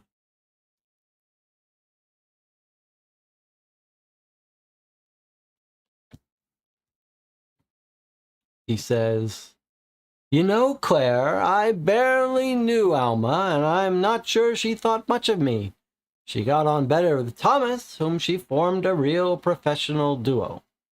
Can I tell you something that must stay between you and me? Don't tell anyone I told you this. Mei Lin doesn't know, and to keep the children's trust, they can't know that it came from me. Alma and Simon were in a relationship. Actually, if I'm being honest, I think Alma was toying with Simon. Call me old-fashioned, and I say this though I only caught them together once on the shore, but I got the impression that Alma kept her distance socially while Simon tried to get closer to her. At any rate, it seems they broke up the night before Miss Gomez left. I heard Simon knocking on Alma's bedroom door. My Rolex read 3:35 a.m. They exchanged insults, and then their fight ended with the slam of the door and the sound of Simon's footsteps on the stairs. Heartbreak has no age. You can draw card 22. Now, we already suspect him of bullshitting everything, but what I want to know is 3:35 a.m. he heard all this? He heard Simon knocking on the door. He checks his Rolex. He's wearing it to sleep, his Rolex. It read 3:35 a.m. They exchanged insults, and then their fight ended with the slam of the door, and then Simon's footsteps on the stairs. I don't think he's making this up. I just think it's going to turn out to be irrelevant to us completely. Now it says you can draw card 22. This is going to be something we can confront the sun with, maybe. Or it's going to be that line that lines up with everything so we can ask people about it. We don't have to draw card 22, but we can. Surely we want to. Let's see what it says. Whoa, look at this. Paul de Rochefort claims to have heard Simon and Alma arguing on Alma's doorsteps the night before she left. Did anyone else hear the same thing? So you can compare this to the different people to ask them if they heard anything. Who said that? That's nonsense. Yes, indeed, I can confirm it. No, I didn't hear anything. I hate to tell you this, but yes, I did hear Simon arguing with Alma that night. It was quite heated. All right, so, for example, if you ask Paul about it, he just says, yes, indeed, I can confirm that. He's the person who told us about it. All right, so let's ask Mei Lin what she thinks about this. Mei Lin says, who said that? That's nonsense. Let's bring this so you can see everyone. All right. I don't think this is important. I think we're going to find out this is true. Let's see what the groundskeeper says. He says, nope, I didn't hear anything. And I think our guy's going to admit to it. Let's see. Here's the sun. Let's see if he admits to this fight. Nope. Who said that? That's nonsense. That never happened. All right. Well, those are all the people we've talked to so far. They've offered their opinion. I don't think it's relevant. I think it's more suspicious that our guy heard all this. Of course, we don't know where his bedroom is, but I guess he's now saying that he sleeps over right near their bedroom. Otherwise, how did he overhear it? Maybe Ruth heard it. Yeah, we didn't talk to Ruth. It's Ruth. Don't forget. Look, Ruth and Hans are in a different house. It's 3:35 a.m., so they're not going to have heard anything. So, but if Paul is sleeping with Mei Lin, it would be Mei Lin who would hear it. And Mei Lin says, I don't know what you're talking about. James says, we need to find an answer to why before we hit card 30. So if we had to guess, we can guess. We don't have an answer for this, although we think someone may have talked to her and hired her for a crime. Why did Alma die? Where did she die? We think we know she died being dropped into the lake. Who was present? We think it's Paul in the boat. We don't know why. and we don't know why. Oh, I'm sorry. I thought this was asking us why she came to this job. No, it's just asking us why he came back. We think that's a trick question. All right, so 4 is the one that we want to strategically find an answer for. So I think James is saying, hey, don't press on with getting more proof of him being the killer, if that's our good guess. Instead, pivot to figuring out why. Let's see how many cards we've got. 1, 2, 3, 4, 5, 6, 7, 8, 9, 10, 11, 12, 13, 14, 15, 16, 17, 18, 19. So 11 more cards to go before we have to make our first answers. Okay, let's figure out, how are we going to find out why she died?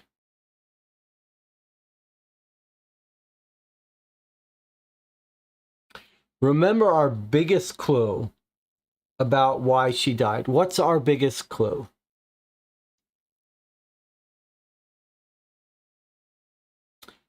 What's our biggest clue about why she died, which helps suggest it wasn't a kind of love affair gone wrong? What is our biggest clue?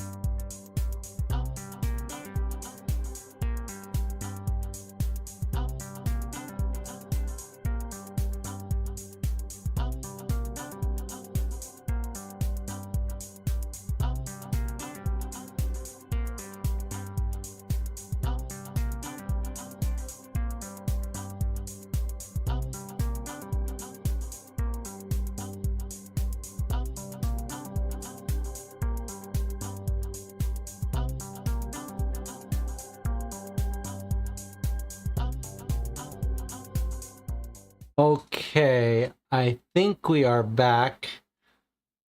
One little hiccup here with my plugin because this has never happened before. Actually, a couple little hiccups here.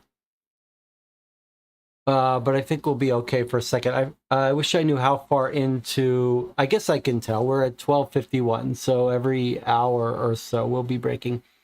All right, so something that's never happened before. I believe what has happened is that the graphics card ran its update and it completely knocked OBS off.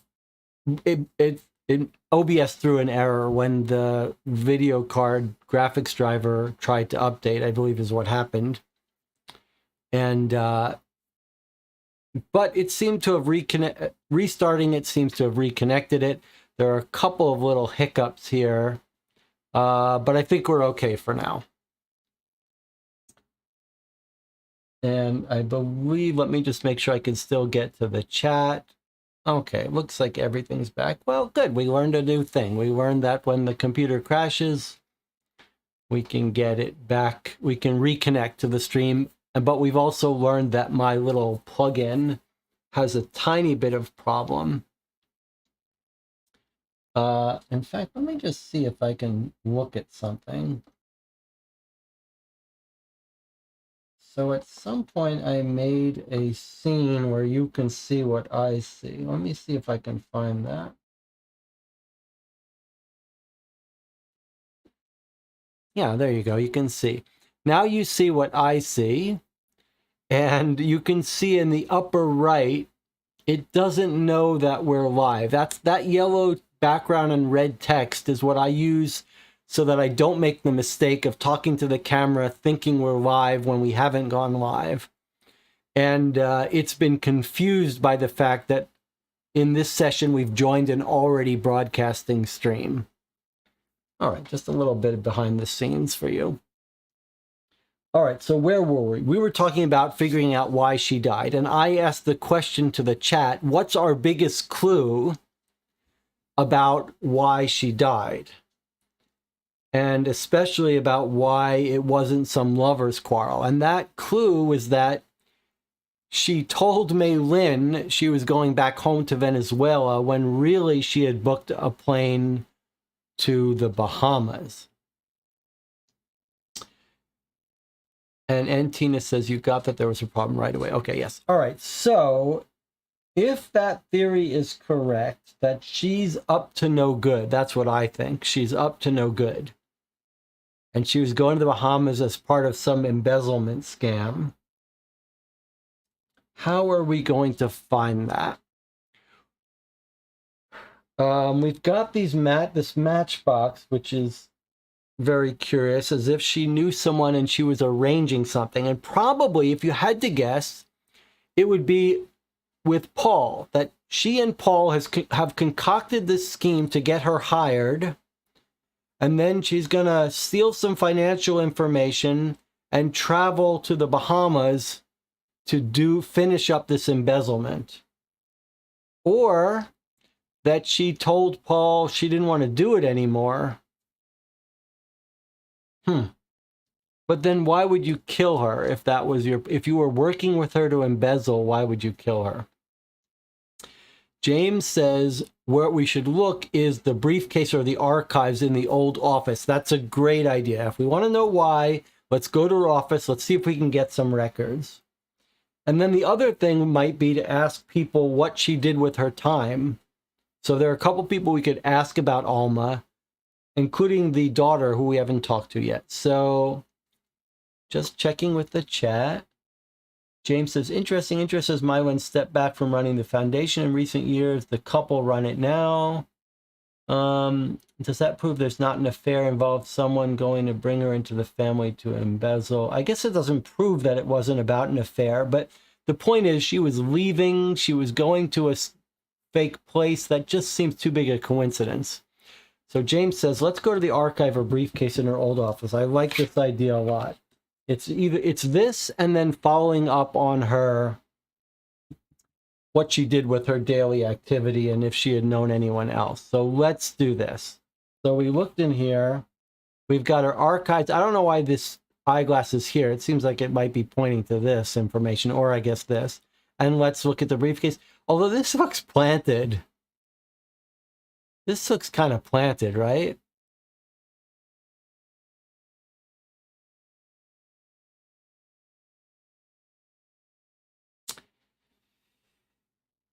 And Tina says something nice about how the channel has improved in quality from the old days. I do appreciate that. I try to do what I can to make it a little bit better. The cubes were my best invention. It's not just the cubes. You know, when I wrote the cubes, which is what lets us do this zooming in, I also wrote the same code that lets me dynamically zoom in, and not only that, but switch between two cameras.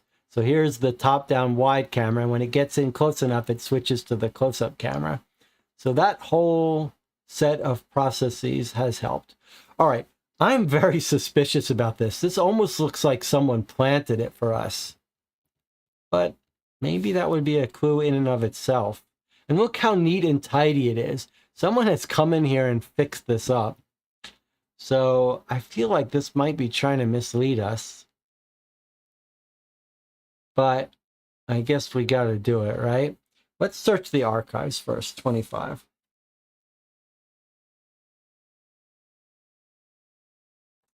Having things to ask people about would be nice too. All right, let's see what we've got here. It's a notarized deed of sale. A thorough search of the archives in Alma Gomez's former office reveals a deed of sale from a few weeks after her arrival. A profitable sale for the foundation.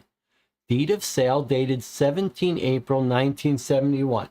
So this tells us when she arrives too, right? A few weeks after her arrival. So maybe she arrived in March. L. Ramirez, notary, Grand Luca, Caracas, Venezuela. So it's got a phone number. This phone number stuff has turned out to be pretty cool. How, like, it's just showing up on documents, but gives us real places to call that we might overlook. So they've bought some property in Venezuela. Is this going to turn out to be how they met Alma? This is going to be how Alma got involved? Before the undersigned, Leonardo Ramirez, notary public in Caracas, appeared. The St. Elizabeth Foundation, owner, a social welfare organization created on the 8th of June, 1941, dedicated to the housing, training, and integration of underprivileged youths around the world, based in the city of Rorschach, Switzerland. The latter has hereby sold, obliging itself to all the ordinary guarantees in fact and law, to Mr. Pablo Gabriel Sanchez, head of the Department of the Santa Monica Organization, husband of Miss Maria Antoinetta Sanchez, born in Virginia on the 2nd of July, 1902, residing in Caracas, Venezuela, purchaser hereof of the property described below. So the foundation is selling to Venezuela. Description: San Miguel Orphanage, located in Caracas, Los Mercedes, Venezuela, with a surface area of 5,090 square meters and a value of $10 million. You're not a legal expert, but you understand that the money was first deposited in cash in a bank in Venezuela, then transferred to the foundation's account. Okay.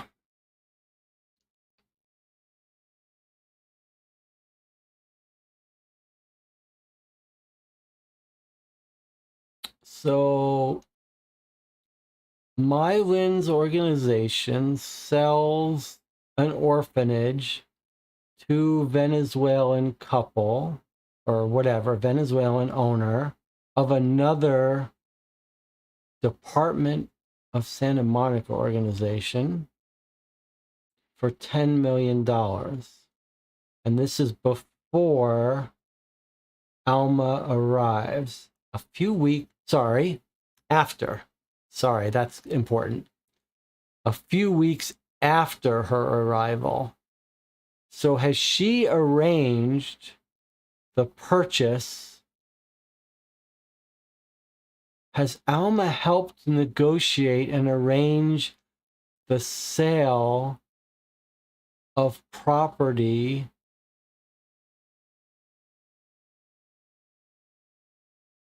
to a Venezuelan organization, and that organization first puts their money in the bank in Venezuela and then transfers it to the foundation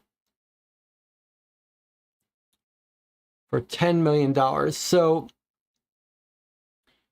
if you think about possible embezzling schemes, one of the ways it would happen is if Alma's doing the books, she actually arranges a sale for $15 million. She books it as a $10 million sale, and she skims $5 million off the top. That would be one way to do some embezzlement. So as far as the foundation knows, it's a $10 million sale. As far as the Venezuelans knows, it's a $15 million sale, and she pockets the extra. So if we called here, we might get proof of that. The notary might say, hey, on my copy, it says 15 million. So that might be one reason to call that.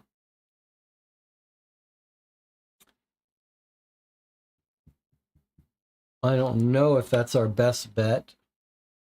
Let's put that aside for a second. Given that the archives were useful, maybe we look at the briefcase now. Although I don't see how someone would leave it in there with evidence, but let's just see. Maybe it's just as useful if someone's planning evidence to find the evidence they want us to find. A briefcase, perfect for carrying documents. It's empty, but very luxurious. Okay. So that's a clue. Why is that a clue for us? Why is this a significant clue? What is it telling us? We can't use it. We can't ask anyone about it. That's it. It's done. But why is that a clue? Let's check with the chat. Let's see who comes. She left it. That's exactly right.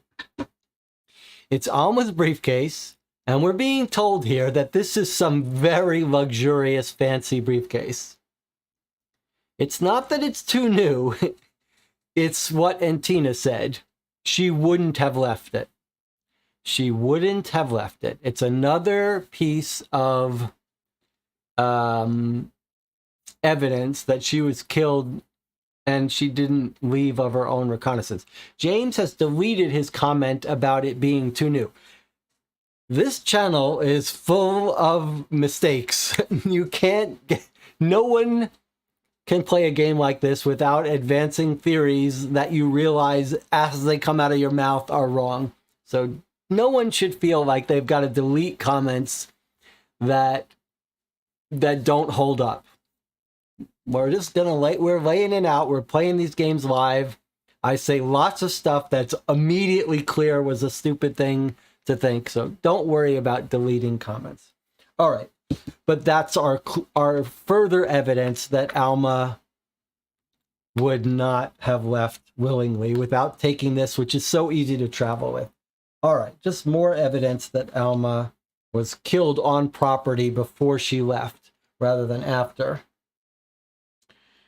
Now, my question to you is, should we call this notary republic? It feels like we should, right? Like it's such a subtle little hint. It feels like we should, right?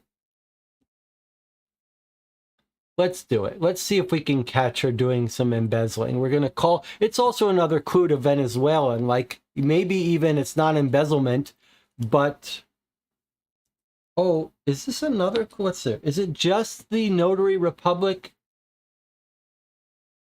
in Caracas? I mean, he's in Venezuela. We want to find out a little bit about our history. So the opportunity to call someone in Venezuela is kind of useful too. All right, so we're going to make that phone call. 49.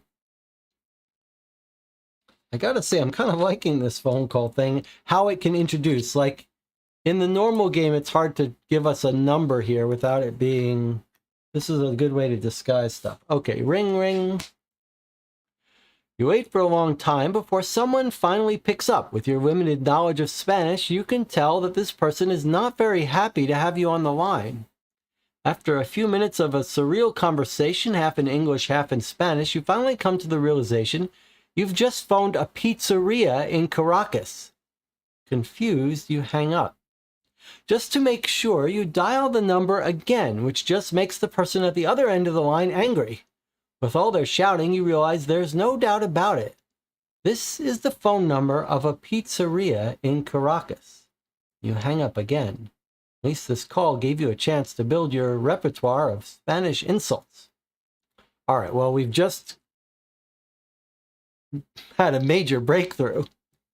It's clear now that Alma has set up a serious scam.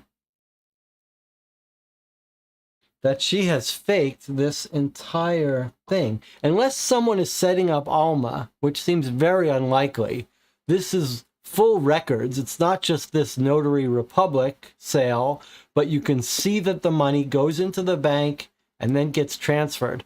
But now what's weird is that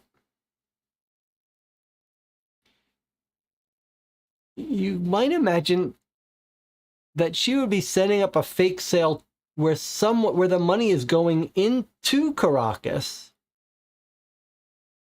but she set up a fake sale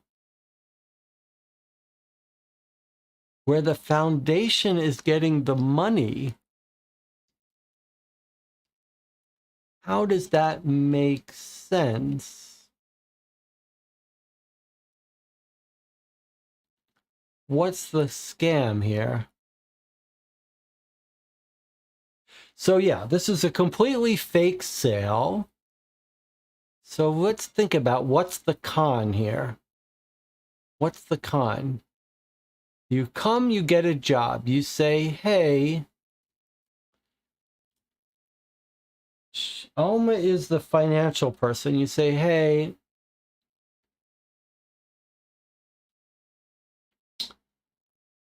I've set up someone who wants to buy one of our properties at a good price. It's a profitable sale for the foundation. So you say, hey, one of the properties we own, I've got a buyer for it in Caracas. You set up a fake buyer, but then you have to come up with the 10 million to buy it. And then you get the property. Why not just buy it outright for real? What's happening here? The money's first deposited in cash in a bank and then transferred. Aha. Okay. But okay, so I think what Antina says, I think it's important that it first goes to a Venezuelan bank. Okay, so so maybe the answer is that it says it's transferred to the foundation's account, but maybe what it means is on the books it's transferred to the foundation's account, but maybe the money actually never really leaves the Venezuelan bank. So maybe what happens is this. Alma says, I've got a buyer for this property. Property's worth 8 million, but I got a buyer for 10 million. So everyone at the foundation says, sell it. It's a great deal, sell it. So Alma arranges a straw purchaser. She arranges her own company is going to take ownership of the property. So they draw up a contract. The contract sells the property to Alma's fake business in the Bahamas.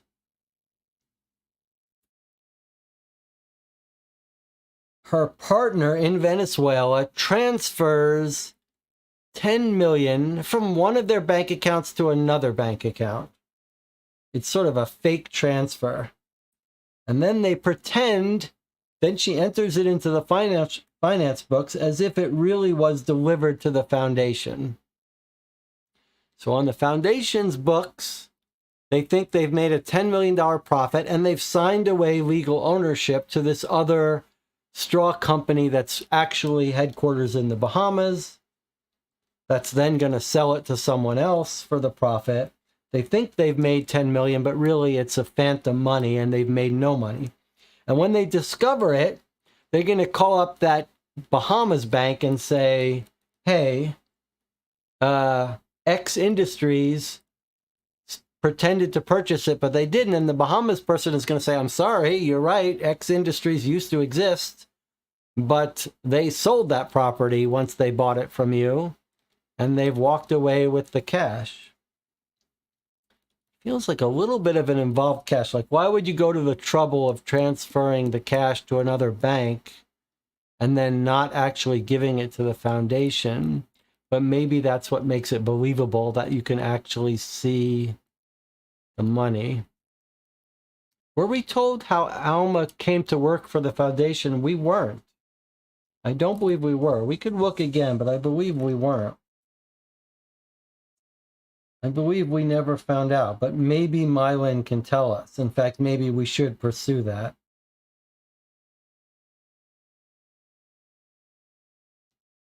Yeah, we don't know why Alma came to work, but we should know that. We should learn that. All right, so we've got a theory. We've got a theory that Alma is involved in a scam on the foundation, and she was planning to leave. But now we've got a little bit of a dilemma on our hands.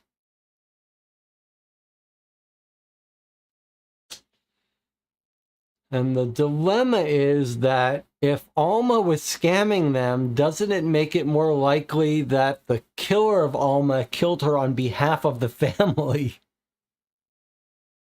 Like the killer discovered that Alma was scamming them and took revenge? Who would that be, though? I think it's probably got to be more complicated. Like she had a partner and her partner killed her. That's what makes us think it must be Paul, right?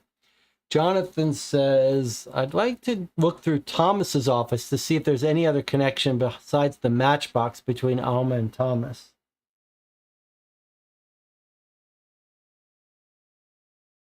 That's a good point. Thomas is the son-in-law that we have no evidence on except for his matchbox.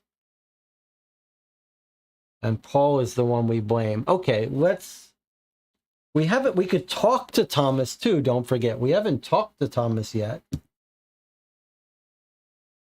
He's in international relations, so he would be the person that might know about Venezuela. He might be the person that would be working with Alma, even though we think Paul is the more likely killer, but maybe it was Thomas. All right, do you want to talk to Thomas first, or do you want to search his office? He did have an office right next to Alma. What do you prefer? You want to talk to Thomas, or you want to go into his office? Remember, we have to find the why. Search the office, might find evidence to show Thomas. Okay, let's do it. We're going to go into his office. Maybe we'll meet him there anyway. 20.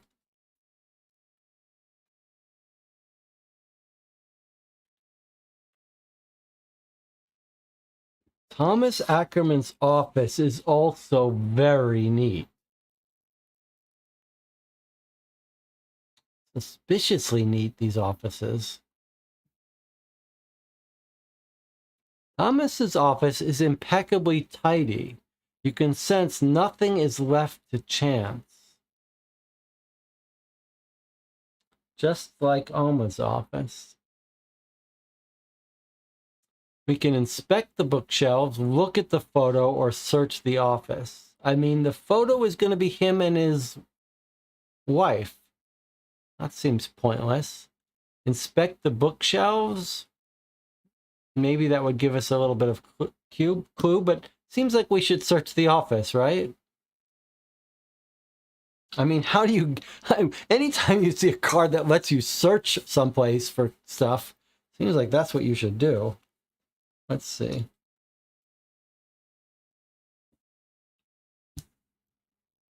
After several minutes spent searching Thomas's office, you discover this document. A few days before Alma's departure, the foundation appears to have spent a sizable sum of money. So this is June, a few days before Alma left. So the first sale was right after she arrived. This sale is right before she left. It's the same notary at the same phone number. So it's again the fake notary. Okay, so AG Consulting Agency, owner, an organization established on the 11th of February, 1962, located in Coakleytown, Bahamas. The latter is hereby sold, obliging itself to all the ordinary guarantees. 2. The St. Elizabeth Foundation, a social welfare organization created on the 8th of June, 1941, dedicated to the housing, training, and integration of underprivileged youths around the world. Purchaser of the property. San Maria Orphanage, located in Caracas. So they sold it and bought it for $9 million. Okay, so we're starting to get a little feel of how you run a scam, how you run fraud in real estate. So she arrives, she organizes a sale of their property for 10 million, and then the company buys it back for 9.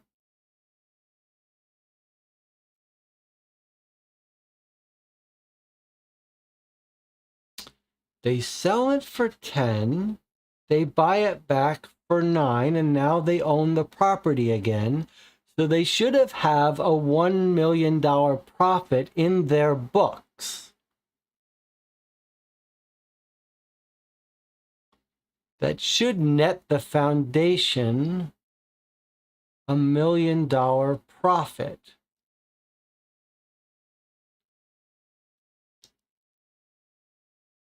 But if it's not a real sale, could you just skim the $1 million, and if you don't put this in the books properly, then to an outsider it looks like nothing's happened?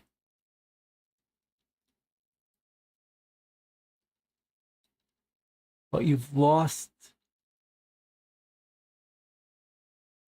Money's going in the wrong direction.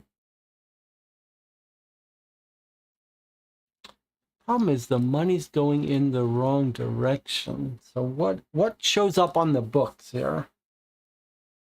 You arrange a fake sale. It's just a temporary sale.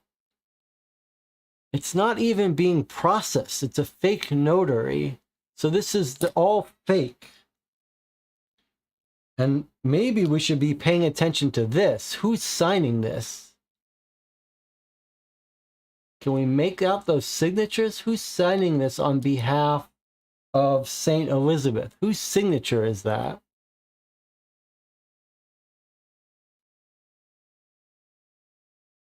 It's the same signature on both. What signature is that? Who is signing it on behalf? That's kind of important, right? Is it Ackerman? Doesn't look like Ackerman, right? Those are T's. So who is signing that? I'm going to make a note to not forget that. Not forget to check on that.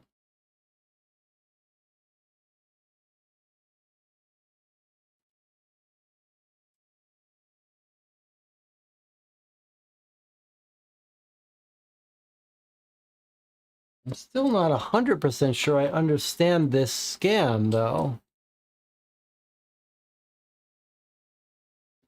She arrives, she sets up a sale. She pretends that the company sells the property to someone, but they don't really sell it. But they get $10 million into their bank account. Then they pretend to buy it back for $9 million. So now they have the property again, but they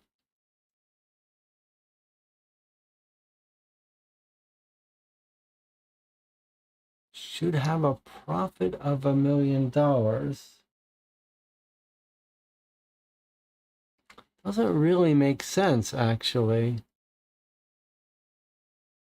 Wow, why isn't it the opposite way? It doesn't make sense, because where does the money come from? There is no actual real money, right? Like, the buyer is fake, so there shouldn't actually have been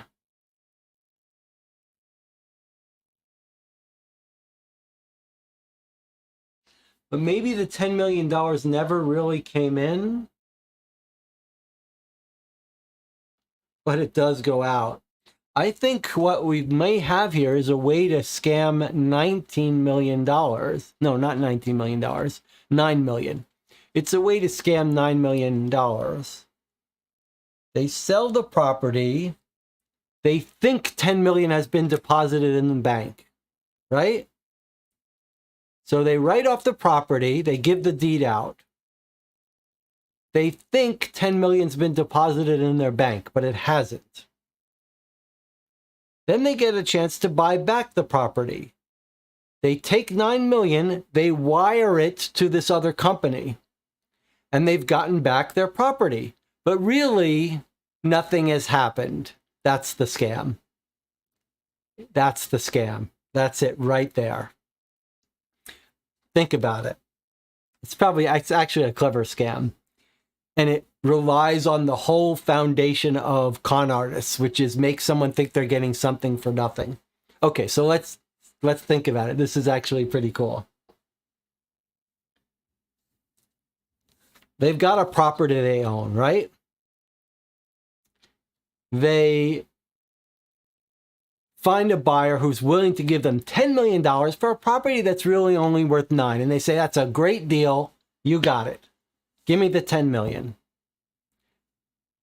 They think they get the 10 million. They're all excited, like a person would be. It's a foundation, but they get their 10 million. They look on their bank records. It's there. We just made a good $1 million on this property. We sold it for 10, but it's only worth 9.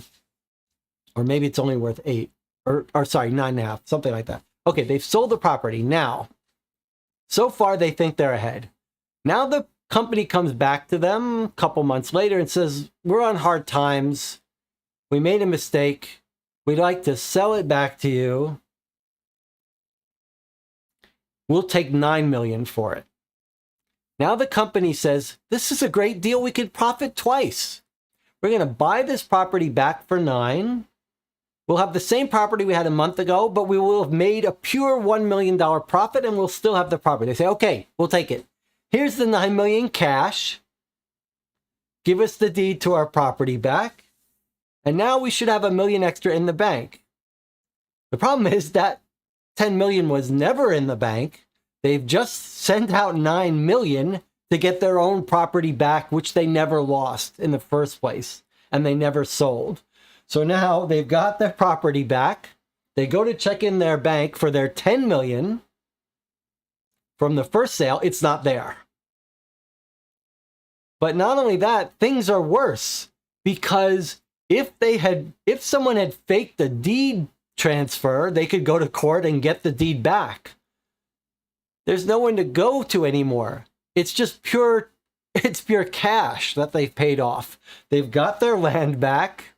By the time they figure they've been scammed, like the money hasn't even cleared yet, right? So they didn't even check for it. By the time they figure out they've been scammed, the company that scammed them in the Bahamas has cash.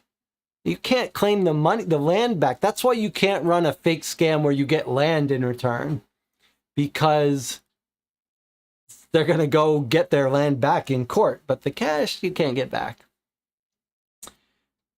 And Tina says, didn't anyone figure out that the 10 million was not deposit? That's why you've run this scam where before it even clears, before everything processes, before someone figures out that the 10 million is gone, you've resold it. Don't forget, Alma was in charge of the books.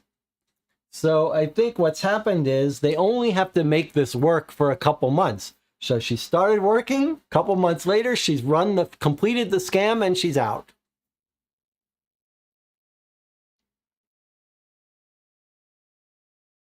Nicola says, I think it's a way to launder drug money, 10 million deposited. Nicola has stopped by. You're right. You could launder some drug money with this kind of thing, but I don't think that's what's happening here. Normally that would be done with real companies, I think. This is a completely fake scam, I think, designed to steal 9 million. That's my reading of it. But we can come back to it. We'll work out all the details. But the bigger struggle for us now is, if Alma was the key player in this scam, who killed her and why? Is she being killed?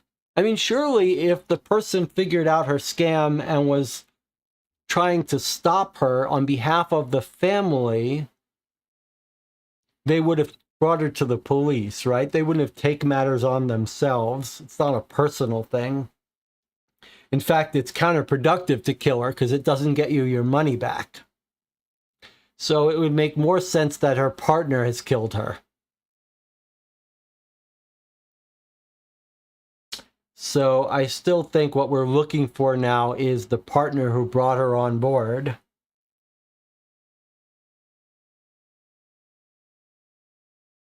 Now, the other half of this was in Ackerman's office. Does it mean Ackerman is the partner? Or is he doesn't know that this is a scam? We don't know. Jonathan says, it seems like Thomas killed her or Thomas's wife if she found out to prevent Thomas from being disgraced. I don't buy it. No, I don't buy it. I think it's the French guy who's trying to pretend like he's rich, who wants her money, is involved in this scam, I think, is my guess. But how do we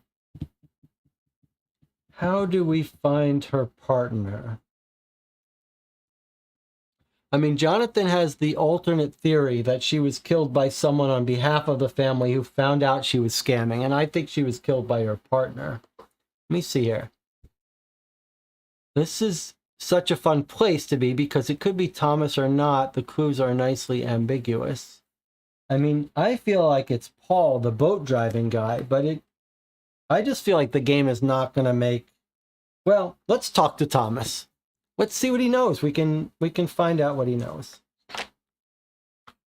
He could be involved in it. He absolutely could. But he's going to marry into this family, so he doesn't have as much motivation. Like, it's his money, right, too, if he marries in. And he's already married in, so I don't see him as having too good a motive, but he could have. Let's find out who hired Alma. Let's talk to him and see if he can tell us. 15. We're going to talk to Thomas now. It's the one guy at the heart of this that we haven't talked to yet.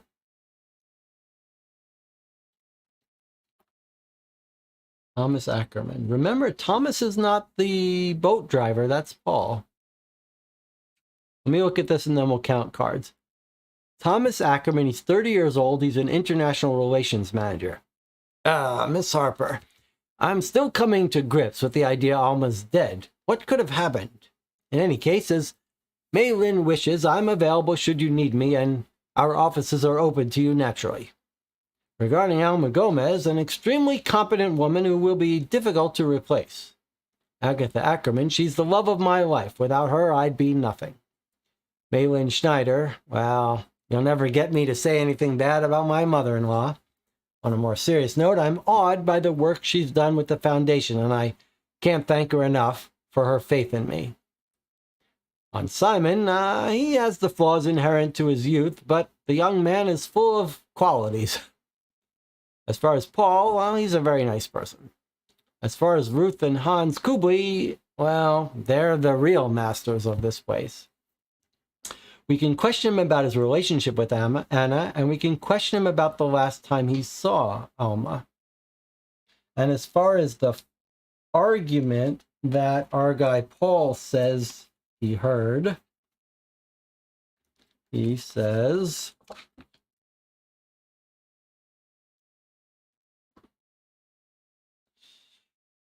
I hate to tell you this, but yes, I did hear Simon arguing with Alma that night. It was even quite heated. So confirmation that that argument really occurred and that Simon is lying about it. Unless he's working with Paul on the scam. All right, so what do you think? All right, what number are we at? All right.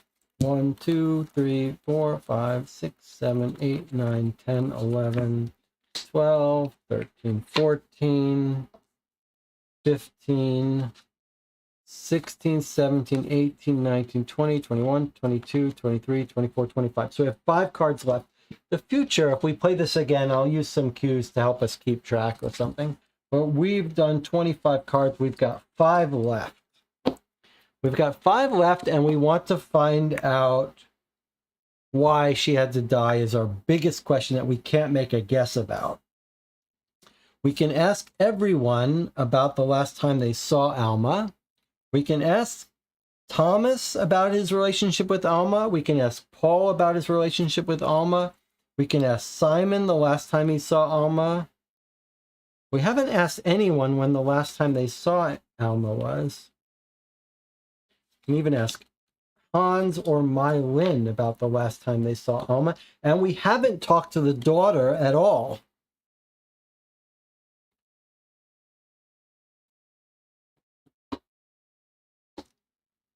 So what do you think? Who's most likely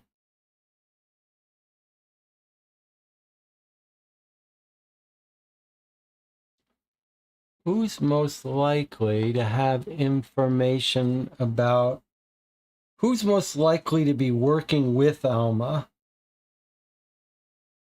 and brought her on board? So Mei Lin will tell us about who Alma hangs out with. So maybe this is where we should start at. And then we could ask Thomas about, he's the one who seems to be working most closely with her.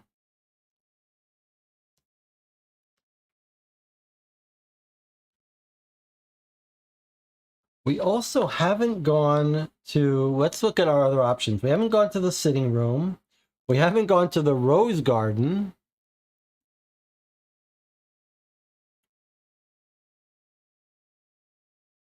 We're told that Paul is a horticulturist. I wonder if we aren't going to find that there's some like sleeping drugs or something, some plants that can be used to knock people out. And we haven't made some phone calls that we could make. Jewelers, butcher, these don't seem right for it. But we haven't talked to Agatha at all. Agatha might be more, talking to people who aren't the criminals could help us. That's right. And Tina says the caretaker, I think the caretaker was telling us that Paul is the expert horticulturist, who's our boat guy, who's our most suspicious murderer. Remember, he lost the key and all that.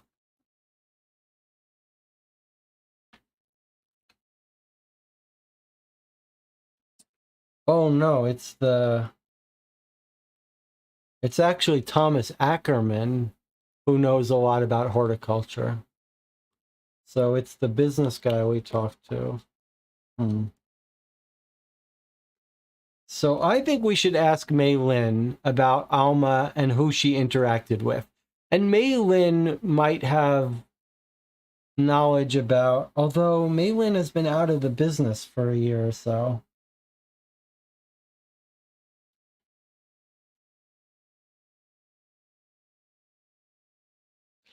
I'll tell you why I think we should talk to Mei Lin, because everyone else we're sort of suspicious of their truthfulness, but Mei Lin is sort of our ground truth. So I think we should ask Mei Lin for some background information on who Alma hangs out with. So I'm going to do this first. We hired Alma last February. Mr. Breck, who had been our foundation's accountant since its creation, was retiring. I knew it would be hard to replace him, but Alma was recommended to me by Thomas. Alma's CV was one of the first he saw, and he thought she was an obvious choice. I agreed and was not disappointed. She had done a remarkable job within the foundation. I must admit, her background reminded me of my own. She was born abroad in a disadvantaged environment, but by dint of her hard work, she managed to make a career in Europe. That's the path I dream of for every child who comes through our foundation. Okay, so Thomas is the one who recommended her. On the other hand, it was one of the first CVs he saw, and it sounds like it may have been a fake CV. So let's see. Alma, courageous and dynamic woman. Agatha, my daughter. We have a complicated relationship. Thomas, my daughter's husband, a highly competent, kind, nice young man. In short, the ideal son-in-law. Simon, I adopted him when my husband died. Simon's an impulsive young man who needs me. I'm a bit ashamed to admit it, but it feels good to have him courting me. I feel alive again. They've been loyal to me for 20 years. Well, the son is appreciative. He was adopted. He could kill her if he thought she was trying to scam his parents, but he would... That's not the first step. The first step isn't to kill the con woman. James says, I'm on Jonathan's bandwagon now. It was Thomas, killed to protect his reputation. I don't believe it. I don't believe it. All thinks Alma wasn't so innocent. Thomas saying she's very competent. If Thomas knew about the scam, then he's lying. You're right. Paul does put the blame on Alma. That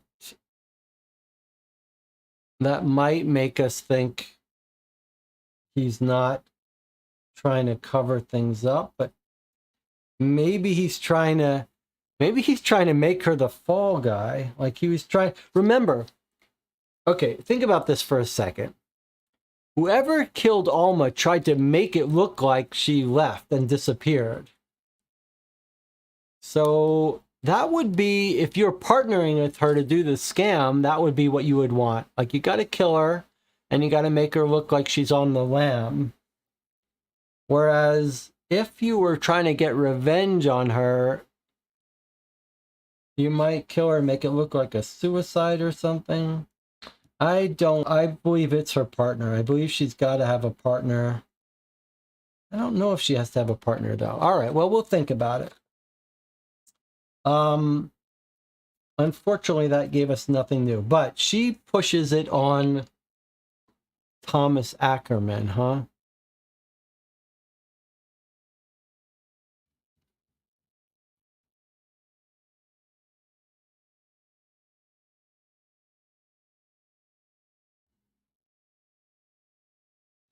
So let's think about it for a second. We've got a couple options. One is why she was killed, by a partner or by someone loyal to the family.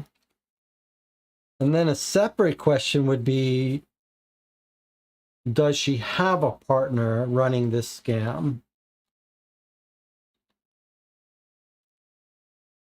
Either way, the killer had to have encountered her on that morning, right? Killed her, faked her leaving. So should we not ask these two? These are our two primary suspects, right? I guess the son also. Less so. Shouldn't we talk to them and see if we can catch one of them in a lie? James says, Jesse, where are you getting that Alma had a partner from? That's a very good question. So she could have completely faked her CV and gotten hired genuinely. That's certainly possible. So where am I getting that she had a partner? Why could she not have done it all on her own? She's in charge of finances. I guess that's a great question. My primary reasoning, which I think is very sound reasoning, is that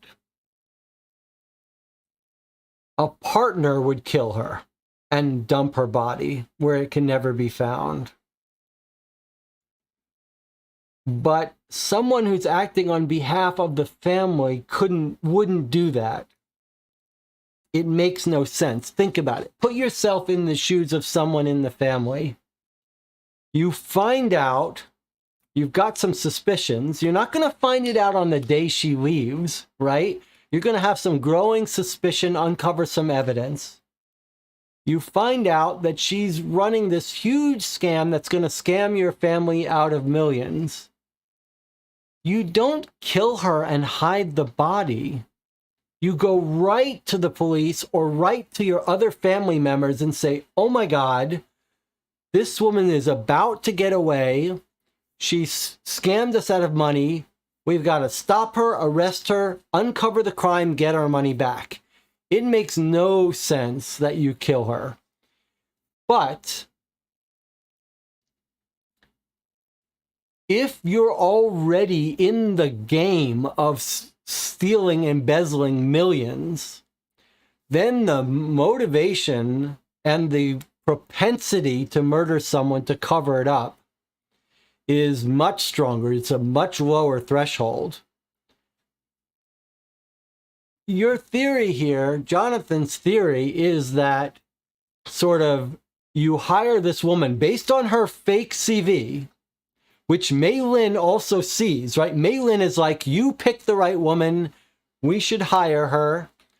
Mei Lin's been fooled too. Your theory is that Thomas Ackerman was fooled by her fake CV, and so was Mei Lin, and so was the wife. And that you've now uncovered that she's a con artist, that you would somehow kill her to protect your reputation? That makes no sense. You'd be like, hey, we were all fooled by her, but I figured out she was a con artist. That would be a good moment for you to have uncovered she was a con artist. You wouldn't kill her. Think about also, let me give you let me tell you another reason why your theory makes no sense. Okay, you're Thomas Ackerman. You've hired Alma. You've discovered she's embezzled $9 million, right? And you're afraid that you're going to get blamed and embarrassed. So you kill her. You dump her body where it'll never be found. You make it look like she's escaped. You make it look like she's escaped. Now the crime gets discovered. Mei Lin calls you in and she says, you hired the woman that embezzled $9 million and got away. How are you saved? How is your reputation saved? You're still the person who hired her, but now it looks like she's escaped with the money. Your reputation is worse. At least if you turned her in, it would look like you caught her. How does that save your reputation? You've made it look like she got away. You've not saved your reputation in the slightest.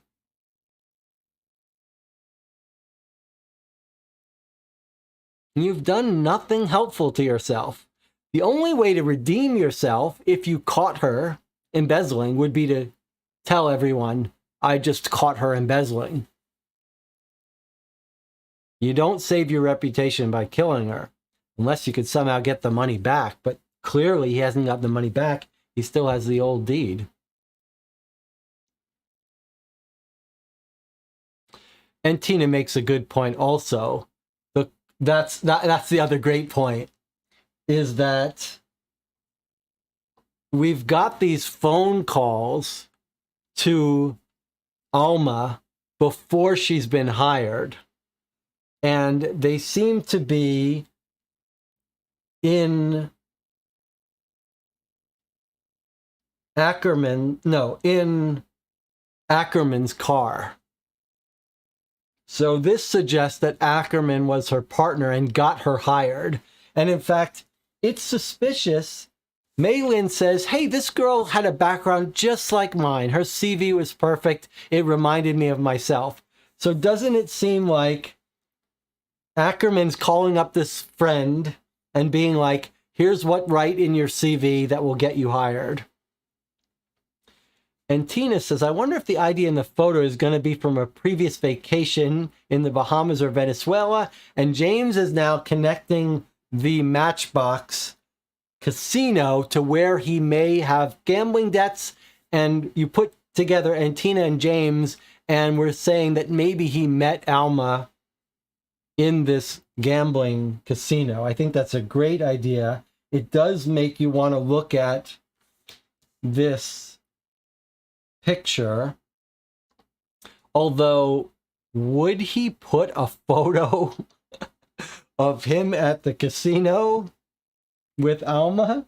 Isn't it more likely it's his wife? But they may have vacationed at that casino. Or on his bookshelf, he might have gambling books. Very intriguing.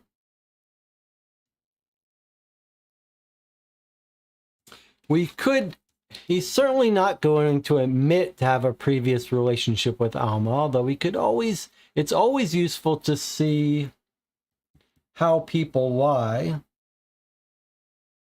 Is there any other way? So you guys think it's Ackerman is her partner, not Paul. I think you have a reasonable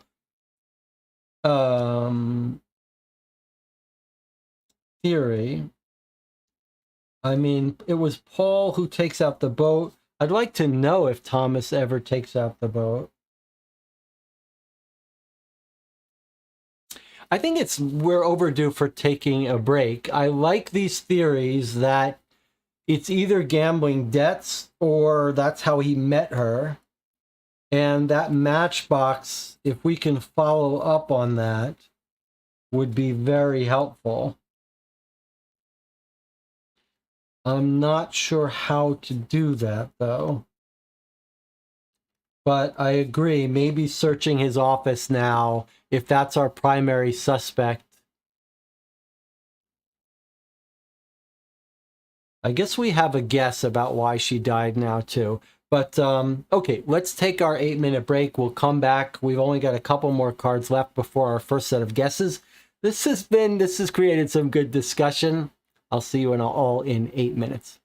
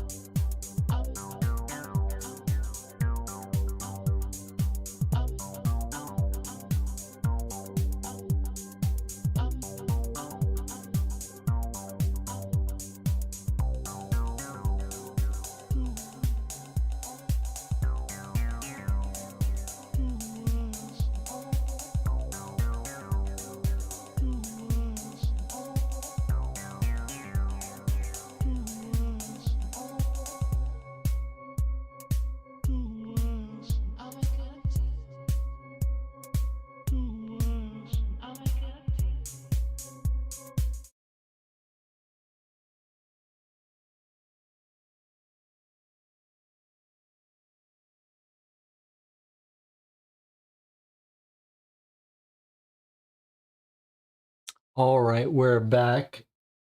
Thank you, Jonathan. So we were talking about theories. I want to remind you that much like one of my favorite deductive games, Crack the Case,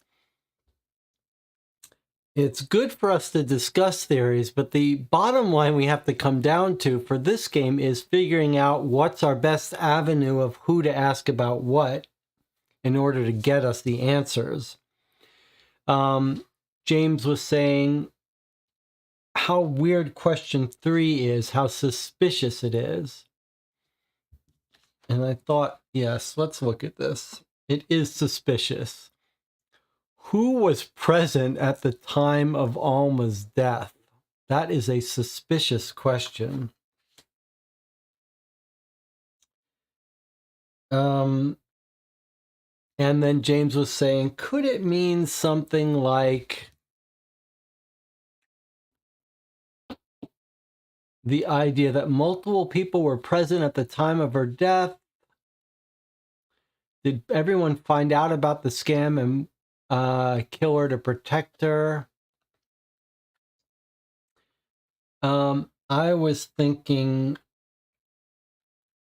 is it one of these things? Is that question implying one of these things where like the person died by accident? I'm trying to think like, what if they took her out on the boat to sort of threaten her? Like, we're going to dump you in the sea if you don't reveal who put you up to this. And then that she accidentally died. However, I am going to offer an alternative theory about the wording of that question. This is very meta reasoning and thinking, but I wonder if that question is not there because what happened is she was dumped into the ocean alive with the anchor around her, ankles, and that the question wants to be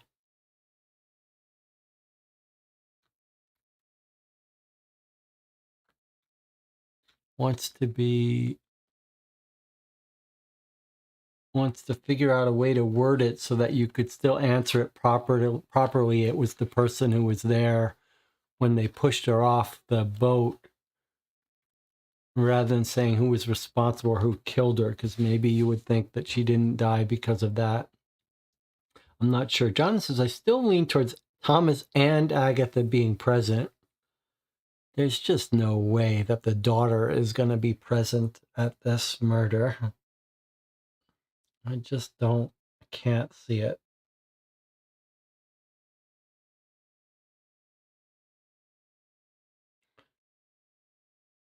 For that matter, question 4 is a little ambiguous and weird too, right? Why did she die? Does it mean why was she killed? What's the motive for killing her? Or does it mean what's the cause of her death? That could have been worded better. Is it? It's not asking cause of death, right? It would say that, but that's ambiguous. Why? I guess you would say, how did she die if you wanted cause of death? But why did she die? That's weird. Was she poisoned at the restaurant, says Antina. Everyone was present.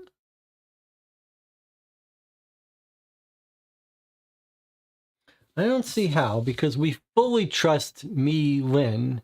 And Mi Lin says, after having dinner together at a restaurant, in fact, this sounds like it was just the two of them that ate together.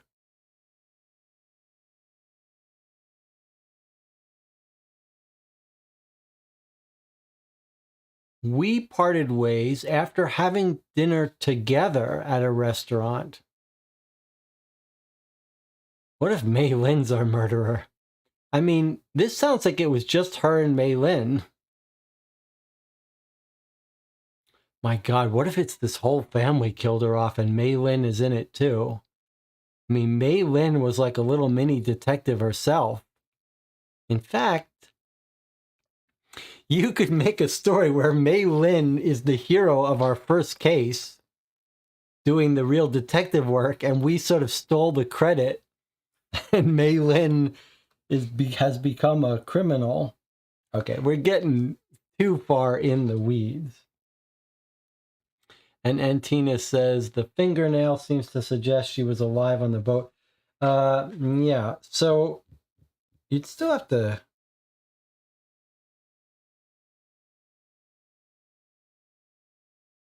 Who was present? We're not 100% sure about that, whether it's Paul or Thomas. I think we're going to have to press... James says, I thought about Mei Lin being the murderer earlier, but I was afraid to say it.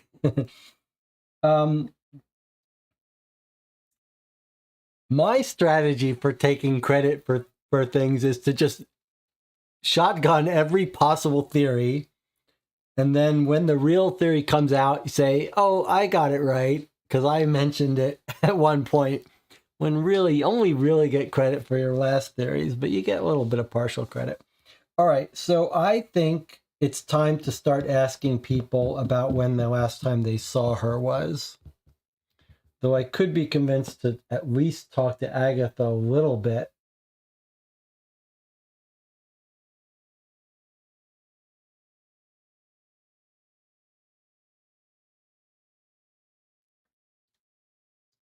You guys think it was Ackerman because of that I think that matchbox is a huge clue. So let's pursue that. Let's either pursue Ackerman as our best suspect. This is found in his car. Let's pursue this idea that he met Alma while gambling.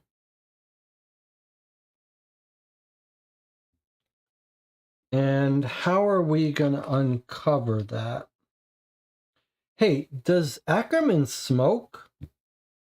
There's no ashtray on his desk. Doesn't that strike you as odd?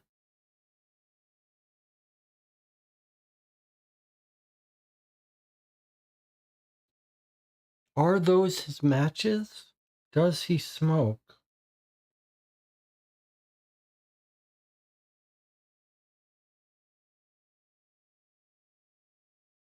Does anyone smoke?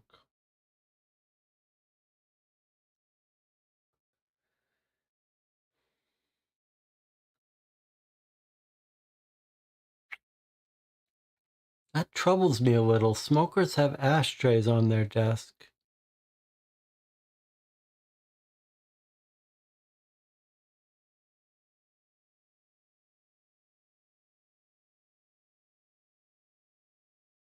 Let's see if Agatha smokes, says Antina. All right, we're going to go visit Agatha. We should visit everyone once, surely. And she will know a little bit about her husband anyway. So Agatha Ackerman's 8.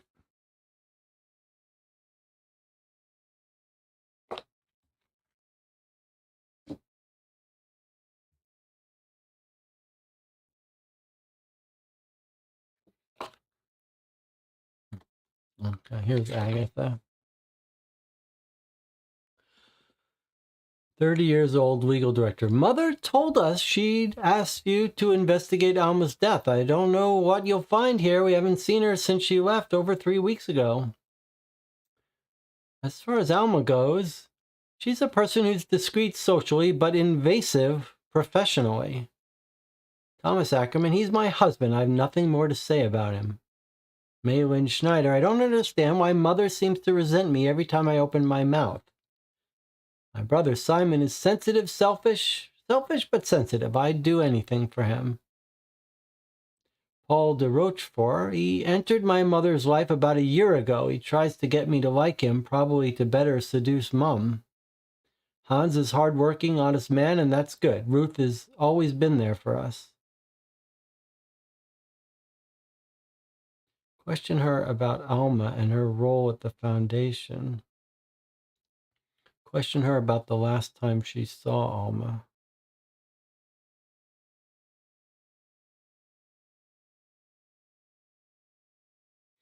You always have to worry about this. Well, no.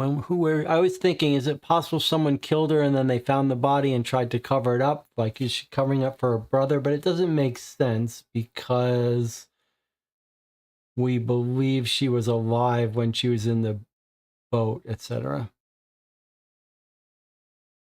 Jonathan says, it sounds like they're not in a great place right now. Nothing to say about my husband. Absolutely true. I agree. Doesn't sound like she's getting along great with her husband. Let's see what she says about the fight with Alma. She says, no, I didn't hear anything. Is that right? Or who said that? I guess she says, who says that? That's nonsense. There was no fight with Alma and my brother. Okay, so I'm a little bit concerned that we haven't made much progress here, but we think our best guess is Ackerman, right? And what card are we on? We don't have more than 3. We might have only 2. I guess let's count them again. I wish there was a better way to keep track.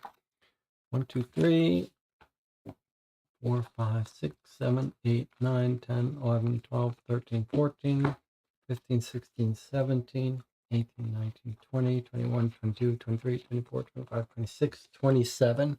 So we're at 27 cards. We've got 3 left. All right, so I think our primary suspect is Ackerman. It's either Ackerman or Paul. But Paul's been dating the woman for a year, right? And he's making progress. So why would he risk messing it up? But Ackerman's got the casino debts, maybe. Although, boy, well, we don't know how much he's being paid. All right, I think we have to go all in on Paul for a sec, on Ackerman, Thomas Ackerman. The wife's having some struggles with him, etc. So the question I have for you, though, is, would you rather look around his office, look at the bookshelves, search the photo, or ask him information about Alma? If we're all in on him, we've got 3 we can do. 3 of the 4. I feel like maybe these 2 things that seem pointless are actually sort of counterintuitively, those knowing that we suspect him, maybe this is what we should do. But I'd also like to ask him this information to see if we can catch him in a lie. What do you think? In the chat, what's our best attack? And if you don't think I should be talking to Thomas Ackerman, you can speak up, although I don't know that you can convince me otherwise.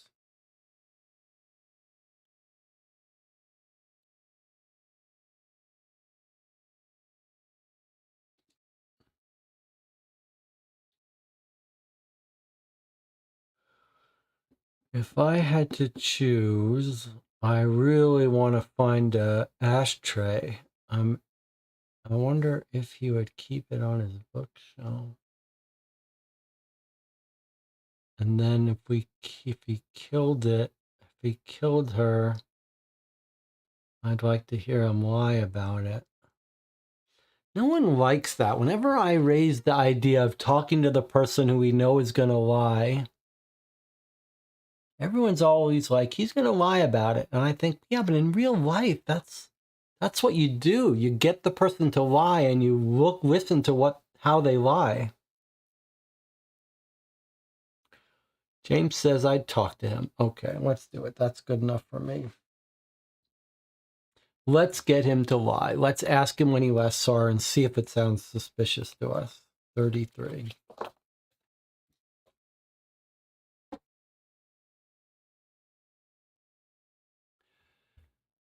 He says, well, like everyone else, the last time I saw Alma was on the night of 30 June. I had booked a table at Valentin, a delightful fish restaurant on the German side of the lake run by a French friend. It was a lovely evening, and Alma was particularly cheerful. It was an exquisite party. We left when the restaurant closed. Paul drove the Riva, the family boat. I remember thinking it would be a long trip for her, so I offered to drive her to Zurich the next morning. She refused, saying she had already booked her tickets on the Rorschach-Zurich train. She was going to drop off the rental car at the car park at Rorschach Central Station. I said goodbye to her for the last time on the doorstep of the villa. And then Agatha and I went to bed. I think it was about 1 a.m. At 6:30 a.m., I heard Alma's car drive down the driveway, but I went back to sleep. I finally got up at 8:15 and went down to the lake for a half-hour swim, just like every morning.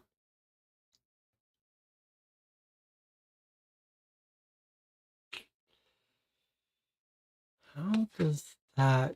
First of all, he arranged the party the night before. Now it's clear they were all at the party. He says, let me drive you. She says, I have my rental car to return. So he knows about the rental car return. Somehow they're talking about train, even though it's the airport, isn't it? That she's going from. I don't know why she would say train. Rorschach Central Station. It's a rental car, so it had to be returned. Can we get to that Rorschach Central Station to find out who returned the car? And then he says something interesting about timing. He says 6:30 he heard the car. But what does Mei Lin say about that? The morning she left, I was awakened by the first rays of sunlight. She goes to have breakfast.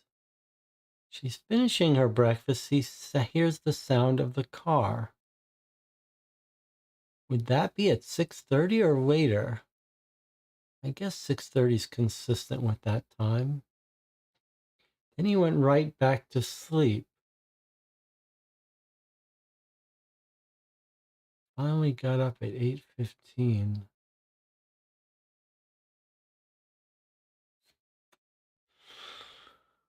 I don't know. I want to talk to the rental car company, but I don't know how to do that.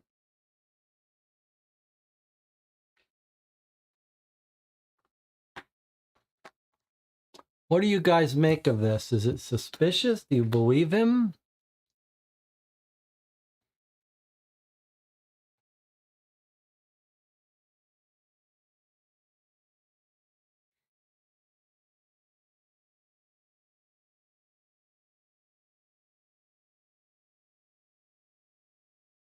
Where's our map? Does that help us in any way?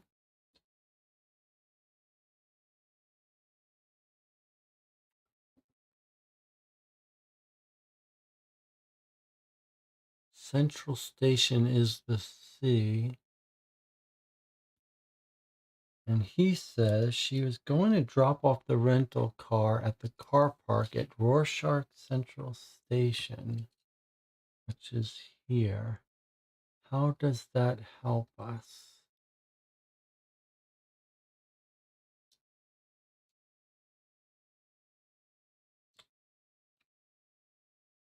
We can call the inspector. Will he know about the rental car? What does this inspector say the last time we talked to him? He says something, what he's going to do. He says he contacted the Central Police Station in Zurich.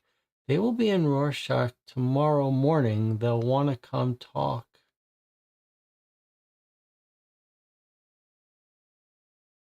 I don't know what calling the inspector is going to do. I mean, it seems reasonable that he would have some information for us, maybe on the rental car.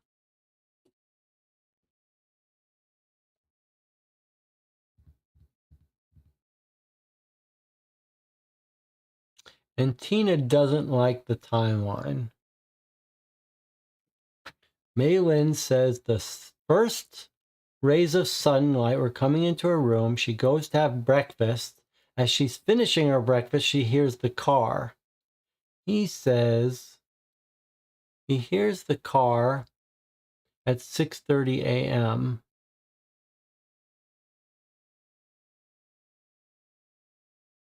That feels reasonable to me. I mean, I don't know what it's like in this hemisphere here in Switzerland,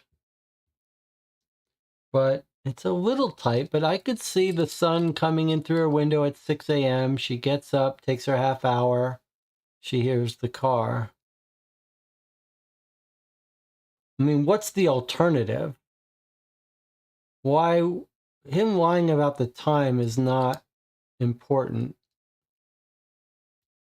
We don't know where his bedroom is. We don't know if it's reasonable that he can hear it.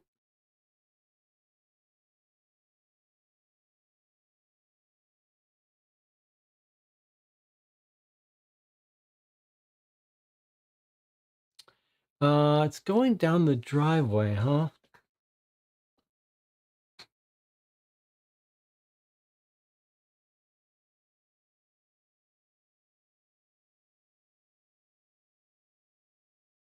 Road to Zurich. We don't really see a driveway on the. Oh, here's the driveway. I guess the garage. Bedrooms are all upstairs. Could he really have heard it?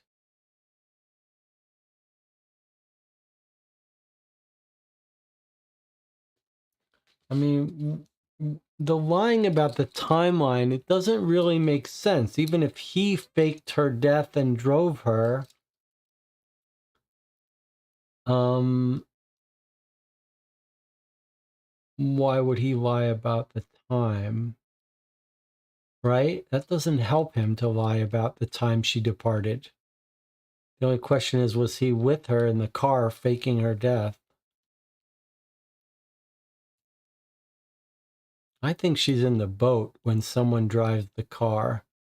But a better question would be, assuming that he's driving this car to the rental station, the better question is, could he return the car?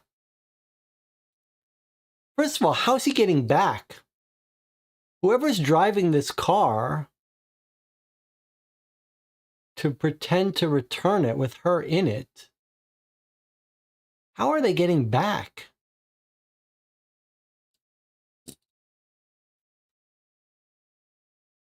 Think about that for a second. How are they getting back?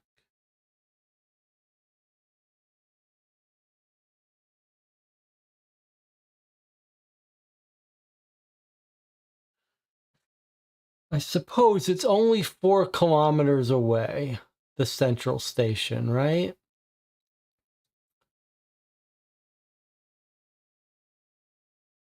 So you drive her car back. You got plenty of time to take a cab back. So your wife's going to notice you're missing in the morning, probably, right?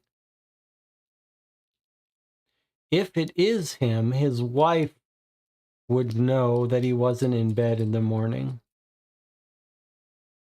Could he swim the rest of the way? That's an interesting idea. Went for a swim at the lake. That's not a bad idea. Takes a cab back, has it drop him off nearby and swims. He's a big swimmer. I like that idea. Would his wife not know? What can we ask the wife about it? Let's go back to Agatha. What can we ask the wife? Question her about Alma and her role. Question her about the last time she saw Alma.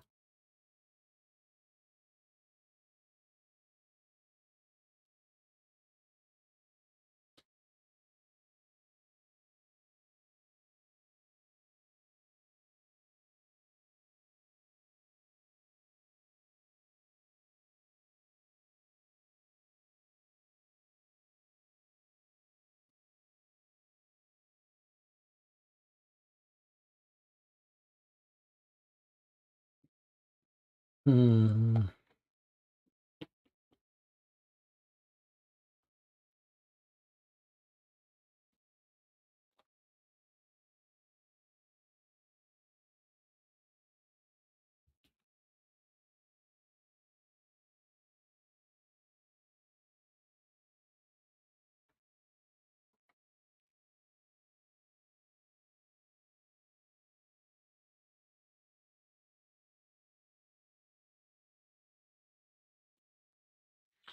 No phone calls of use. We could talk to Ruth. Butcher shop, cheese shop. We have no reason to go to any of those places. I'm still sort of interested. I'm compelled to go to Ackerman's office. I don't think asking about the relationship with Alma is useful. I would love to know.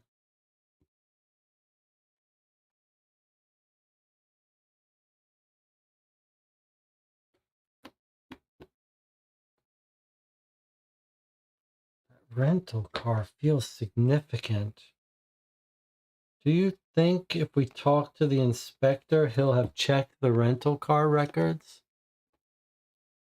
All right, let's see what the chat says. Ask the wife about the morning and see if you spot a contradiction. We can't ask her about the morning. We can only ask her when she last saw Alma. Is that worth it? Do you really think it's worth asking her?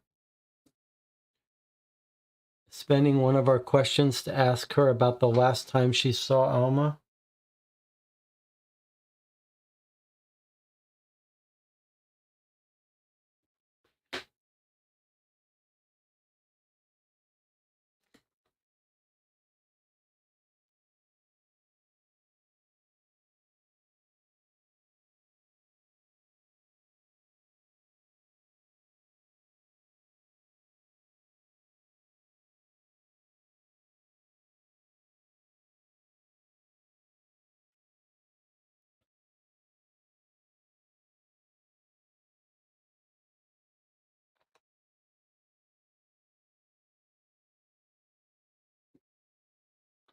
I do think you guys have convinced me that it's Thomas, not Paul, because look at this.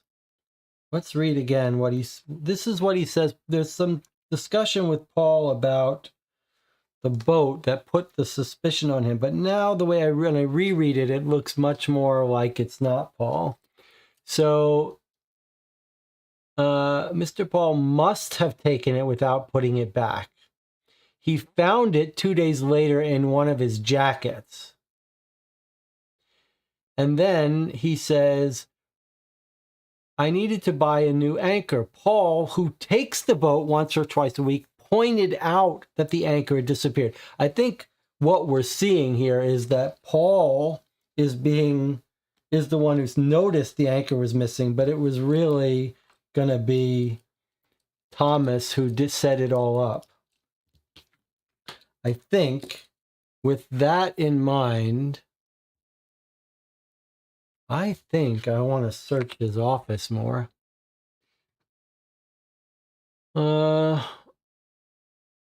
Ask about the morning, see if you spot a connection.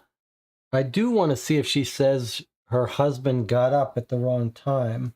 All right. I'm going to ask her about her morning, and then we're going to do one thing in his office. I'm hoping she will tell us about... I think she's going to say she was drunk from the wine at the restaurant and slept through the whole morning. But all right, let's see. I'm a little doubtful about this, but I know you guys are suspecting this poor innocent Agatha of being involved. So I'm going to hope this will clear you of those misconceptions. Wait, did I do the right thing? Yeah, sorry, I looked at the wrong card. Don't look at that. Don't pay any attention to that if you saw anything. I didn't mean to get 18. I meant to go the last time you saw Alma. Don't cheat and look at that snapshot. I last saw Alma on June 30th, the day before she left. Mom wanted to mark the occasion, so Thomas booked a table at a restaurant on the German side of the lake. Simon doesn't bother himself with the foundation. He had another thing planned in Liechtenstein, I think, so he wasn't with us. That night, Alma was the queen of the party. We gave her a big hat as a going-away gift. It was a very nice evening. On the way back, Paul took us back to the villa by boat. After wishing Alma well, I collapsed into bed. I slept like a log. The chime of a cuckoo clock in the living room woke me up the next morning. I don't remember what time it was, but the sun was already up and Thomas must have gone for a swim like every morning.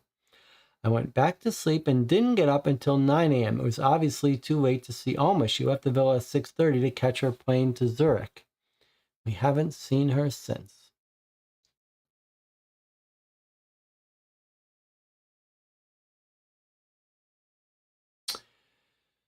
Okay. I think we're getting clues now that Thomas is our killer.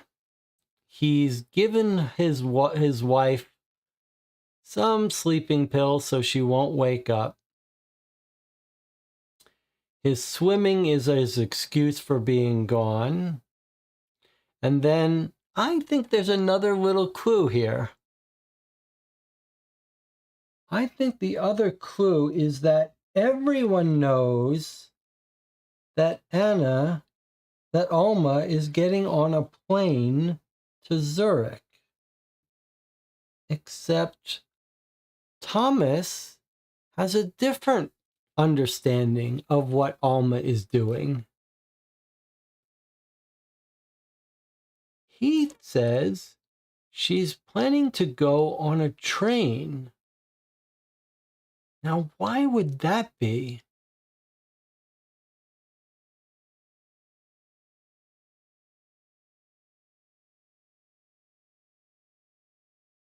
Why is Thomas the one person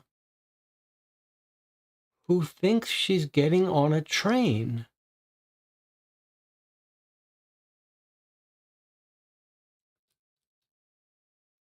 Is that just a typo? Should that say she's already booked her tickets on the Rorschach Zurich plane and it's just a typo and not a serious clue?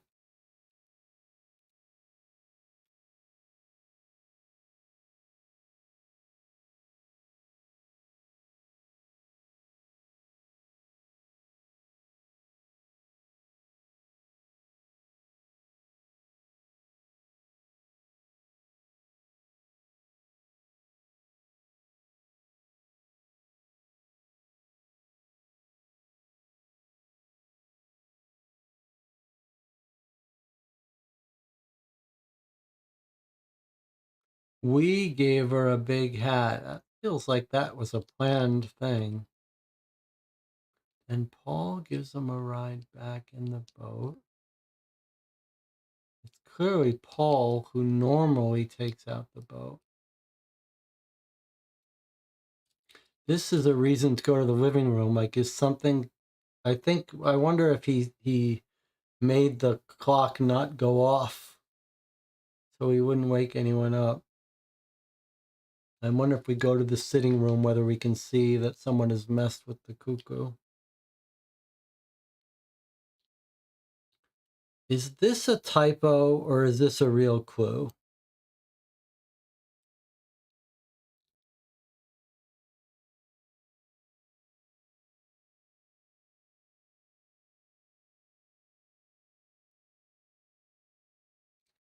Let me see what the chat says here.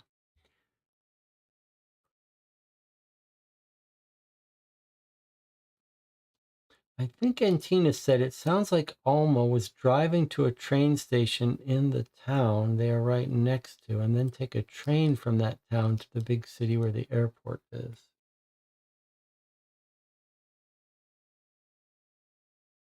I see. You're saying that the way you get to the airport is to take the train. So it's always, everyone agrees she's going on an airplane. It's just she has to take a train to Zurich to get on the plane. Okay, that makes more sense. So they're just phrasing it differently. One person is saying she has to get a plane, and Thomas knows the full details that she's planning on driving to the train station, returning her car. However,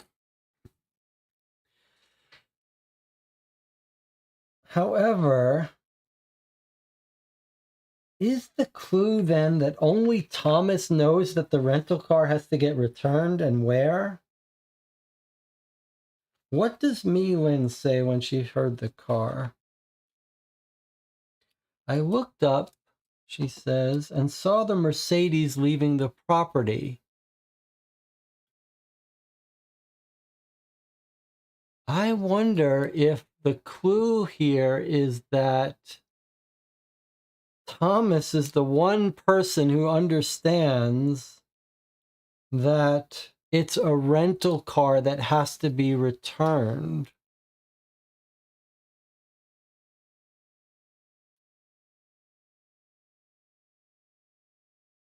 And no one else knows that.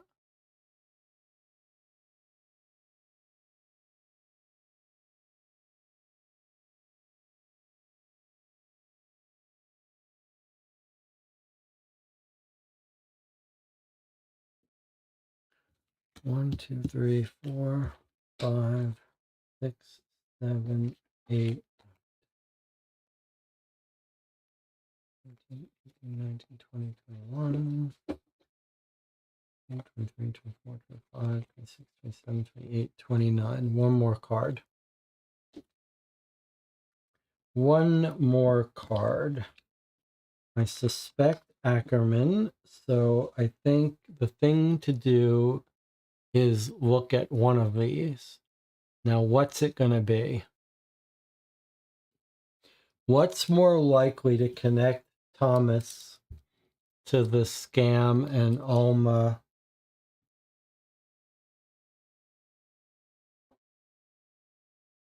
Is it likely to be this photograph, which we can see is just Thomas and his wife?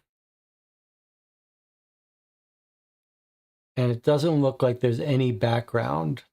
I'm going to have to override this vote. Antina says photo. If we couldn't see anything about it, then I would say yes. Maybe we can see that background is the casino. But given that I can't see, it just looks like a portrait of the two of them. And he's not going to have a portrait of himself and Alma. I'm going to have to veto this portrait and say, look at the bookshelves. Maybe we can catch him gambling or something. I agree. It's a long shot, though. And I think that's the way to go. Unless there's some reason. Is there any clue that... What would be the other logical thing to do? If we knew someone else was up at 6:30, like one of the groundskeepers, then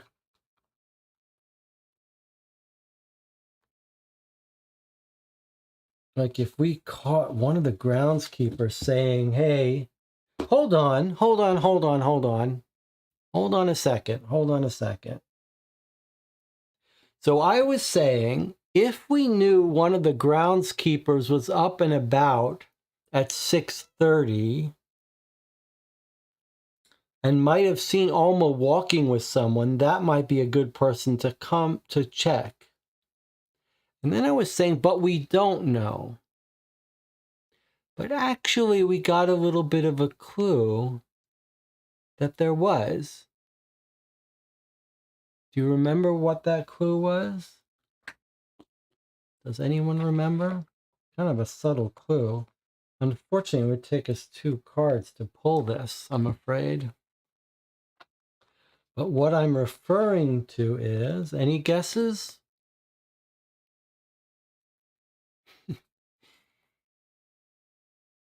Anna is here to save us from this case, all right, but not in time to get us a good answer for stage 1.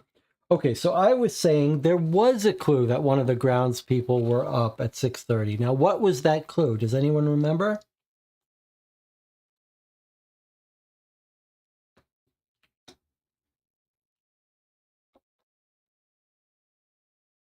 I'm looking for it.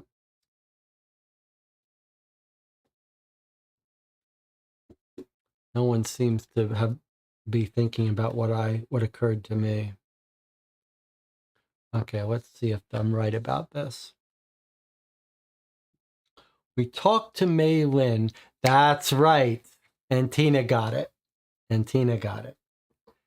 Mei Lin gets up with the sun in her eyes at like 6. And what does she say? I was awakened by the first lights of daylight. I went to have breakfast in the garden, in the shade of the tree. So she goes to have breakfast in the garden. Oh, here's the garden, I guess. But look where the kitchen is. The kitchen is right next to the garage and where the car left from. And our Mei Lin at a villa does not make her own breakfast. So the groundskeeper woman had to make her breakfast. That would make the groundskeeper woman up and about at 6 a.m. So I think that who we should be talking to see if she witnessed anything would be Ruth. Now, our only little problem is we're supposed to have only one more card left.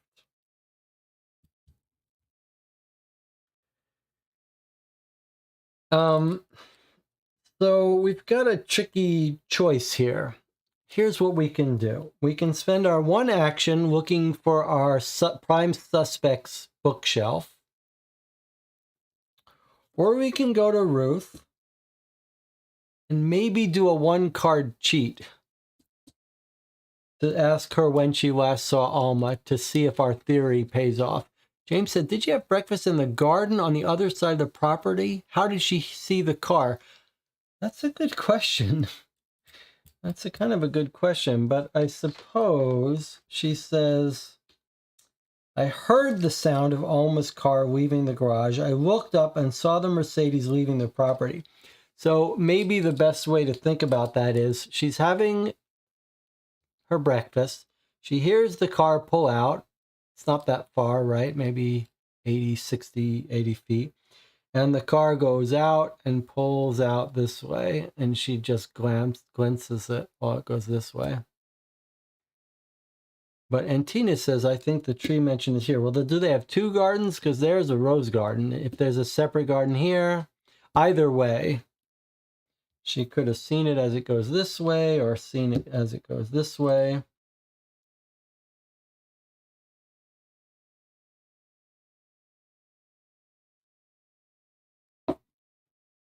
All right, so what's our theory? Well, I mean, what do we want to do here? Do you want to strictly obey the rules, go to look at something in Ackerman's office, or do we do a quick look? We open up Ruth, the housekeeper, and quickly ask her, don't say anything, just tell us where you... In fact, we could cheat it that way without cheating. I'll just grab her card. I won't read her card.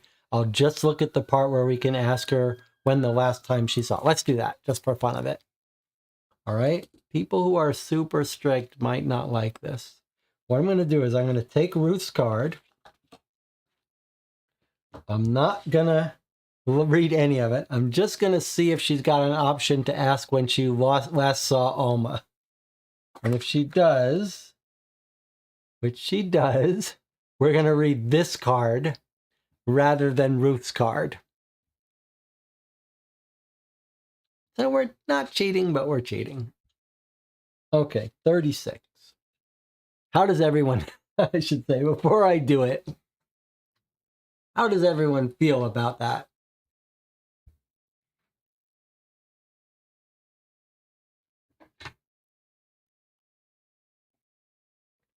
We're only allowed one more card. We've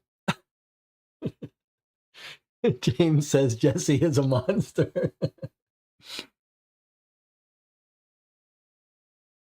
Anna says, I feel good about that. Anna is not a stickler about these things. When we play the Sherlock Holmes, she's like, take your time. Don't obey the time limits. So Anna's an easy sell on things like this. So 1 vote for I'm a monster, 1 vote for I feel good. What does Jonathan think? Jonathan's indifferent. All right, we're going to do this just because it's fun and it's clever that we found a way to work around it. And I feel like house rules are a good thing. All right. So let's not forget we have to eventually read her card. All right, here we go. When was the last time you saw Alma? Give us something good. I think I was the last person to see Alma Gomez in this house. Please reassure me, Miss Harper, that doesn't make me a suspect, does it?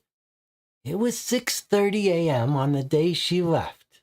I was in the kitchen getting ready to take breakfast to Madame Schneider when I saw Miss Gomez coming down the stairs. We said hello, and I asked her if she wanted me to make her breakfast. She had her suitcase in one hand and a small briefcase in the other. She said she would eat something on the way because she was in a hurry. She didn't want to miss her train and had a few minutes' drive to Rorschach Central Station. She also told me she had to go to the bank before going to the Zurich airport. She went straight to the garage. Later, I heard the wheels of her car crunch along the gravel in the park. All right, so everything here is exactly the brilliant deduction that I had made, that we would catch, that Ruth would run into Alma as the last person because she was up in the kitchen making food. Unfortunately, she didn't see her with anyone. She saw her go right into the garage, and someone was waiting for her there in her car.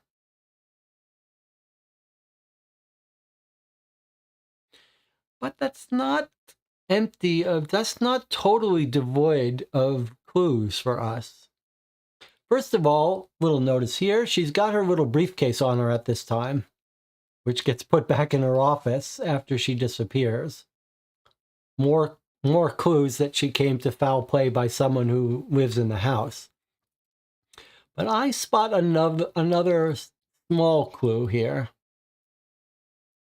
What is that small clue?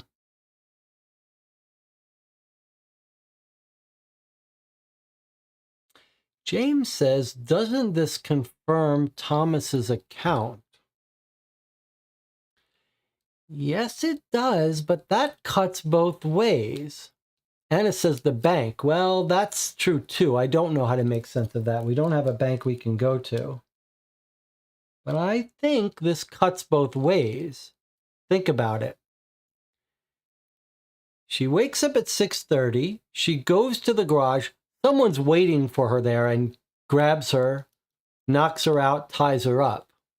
Now the question is, who knew she was going to get up 6:30? Because someone had to know exactly what her plan was and when she'd be up to be waiting there for her. You can't wait there for her till noon. Someone's going to spot you missing. And who's the person who everyone else knows she's eventually got to go to Zurich Airport, but they don't know when she's getting up early and all that. But Thomas does. Thomas knows that he offers to drive her, and she says, no, I'll tell you exactly what my plans are. I'm driving my car early to the car park because I got to return the car, and then I've got a train that's at 7 a.m., so I got to get there early. He knows the full details. In fact, he was planning to drive her so he could kill her. But he's like, all right, I'll do it differently. He's the one. And he's seen when his wife wakes up, he's already gone.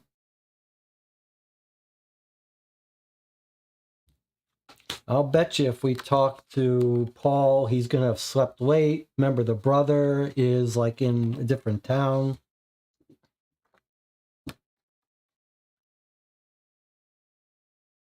All right. And Thomas has his excuse. Okay, it's time for us to answer our questions, our first round of questions, and everyone has to get on the record if you have different thoughts here. Let's see what we're going to say for our answers. When did Alma come back from Venezuela? I think we all believe that she never left. Is that right? This is answer set number 1. Where did Alma die? I believe now all the evidence points to her dying in the lake, underwater. In the lake, underwater, near the villa.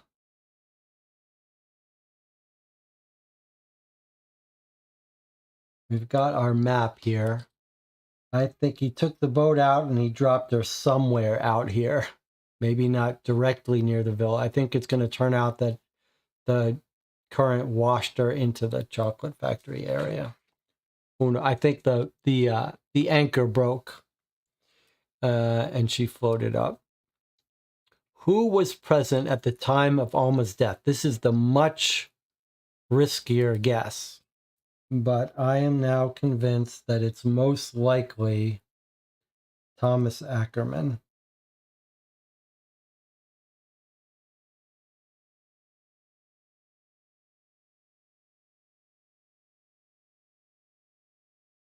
So he drives her rental car back. He takes a cab most of the way, and then he jumps in the lake, and he swims around, like he kills her in the garage. Kills her in the garage, puts her in the boat. Then he gets in her car, he drives it back to the rental, he drops it off. It's going to turn out that it was dropped off and not in person.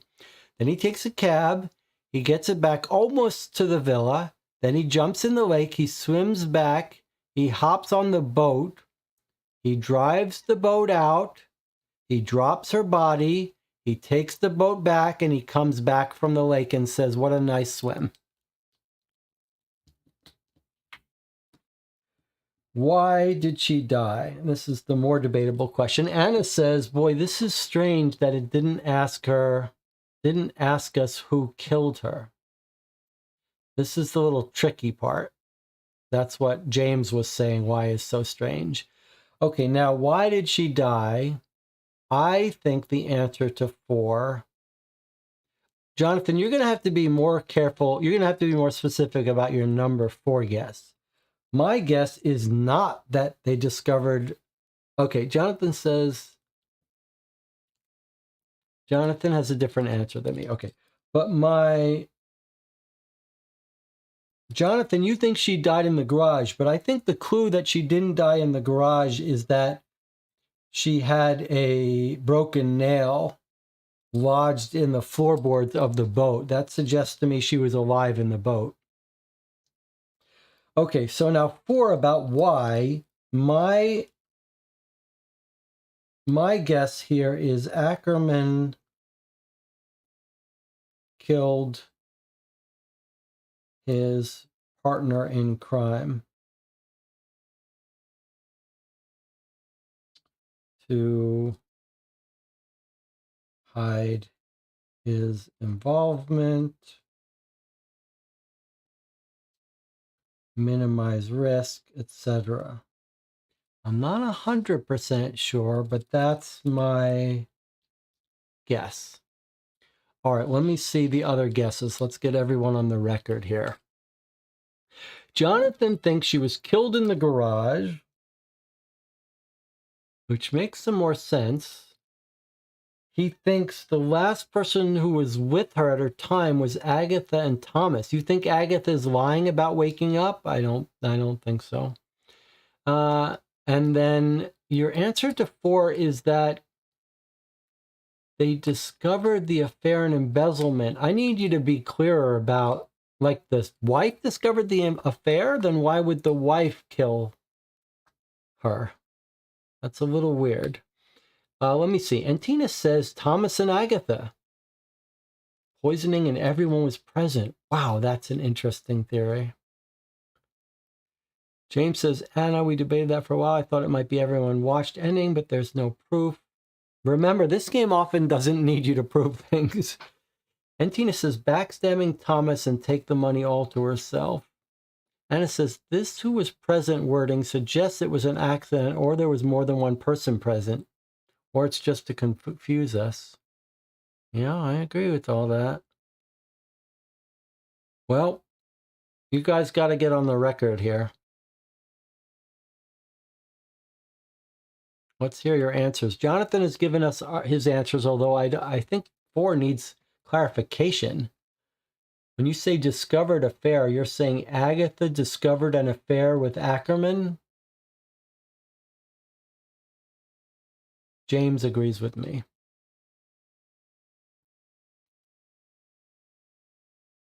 Anna has got the track record here. Here is where this channel ownership goes back to me, if Anna's wrong on this case. All right, Anna, what's your theory? What's your answer to the questions 1, 2, 3, and 4? There's mine. Anna agrees with Jesse for now. Finally, I've got the chief detective agreeing with me. Sounds like Jonathan is out on a limb by himself. I can't tell what and Tina thinks, though. Oh, and Tina and Jonathan have some shared thoughts. It's Thomas and Agatha. Or poisoning.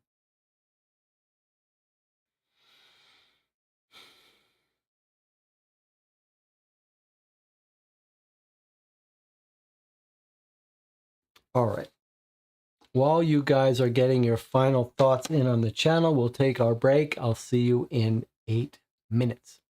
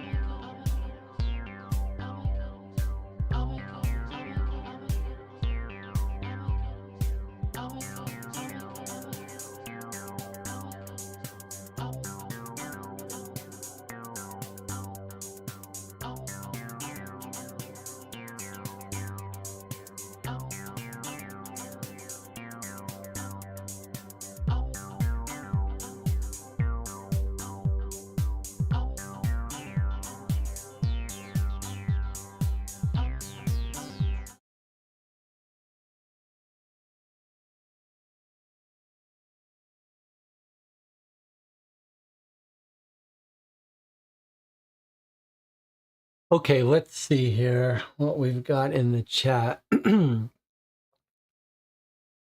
Anna reminds us it's always rosy after the first answers. The worst is yet to come. Jonathan decides he's come around to our way of thinking. Invisible Man is saying how Anna's channel sounds better than Co-op for Two. Jonathan's new votes are never went to Venezuela, killed in the boat, and that Thomas killed her alone. But Jonathan does clarify that he thinks Thomas was having an affair with her, realized she was embezzling, and when that came to light, his affair would come to light, so silences her. That's a very interesting alternate theory. I would not be surprised if he wasn't having an affair with her also. That's I think I think it's a very interesting theory that he's having an affair with her when he meets her at the casino, and he actually hires her on so he can access her. And he's having an affair with her. And she's stealing, but he's not. He hasn't figured out she's stealing.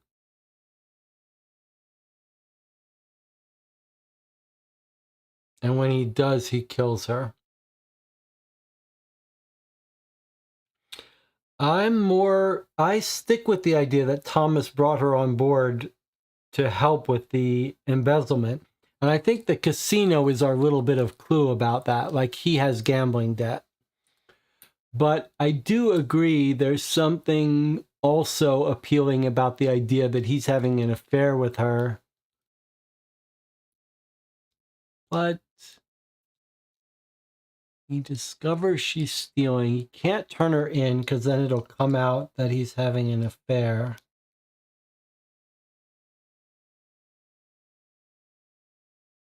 But she's leaving.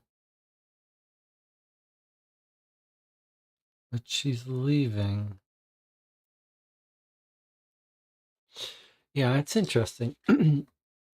Okay, so we've looked at 30 cards. We're going to do a new system now where we keep track of our card counts. So 1, 2, 3, 4, 5, 6, 7, 8, 9, 10, 11, 12, 13, 14, 15, 16, 17, 18, 19, 20, 21, 22, 23, 24. 24 cards left. And maybe we don't need to count that. We just need to count each card as we draw it. Okay. So what have we got left? Cards 31 through 40. All right, let's count out those cards for us. We've got card 31, 32, 33, 34, 35, 36, 37, 38, 39, and 40. So those are the cards we have left before we have to make our next set of guesses. Just remind me to make sure I draw them all. I count them all. And we need to start with the card from Ruth that we didn't read because we jumped to ask her opinion. So let's do that first. 68 years old. Miss Harper, it's an honor to speak with such a great lady. I hope you'll be able to reassure everyone in this house. This affair is creating tension, and that's not good for anyone. On Alma, I don't mean this in a bad way, but I'm ashamed to say I was relieved when she left. She created a lot of tension in the villa. Remember, Simon was having a thing with her. That's part of your other flaw with the idea that she's having an affair with Thomas, because she's having an affair with Simon. On Agatha, I watched her grow up here. Her father would have been proud of her. Mr. Thomas is always kind and smiling. He's a ray of sunshine of the house. Maylin, what a woman. Simon, well, he's not easy to live with, but what he really needs is to be taken care of. He's still a child. He can be sweet when he wants to. Paul de Rochefort, for once I agree with my husband. Mr. Paul is far more interested than he is interesting. On Hans, my husband never agrees with me, but I'm the same way. So we asked the last time she saw Alma, and she doesn't think highly of her. She created tension. So if we ask her for more information, she's going to tell us how she created tension. This is interesting too.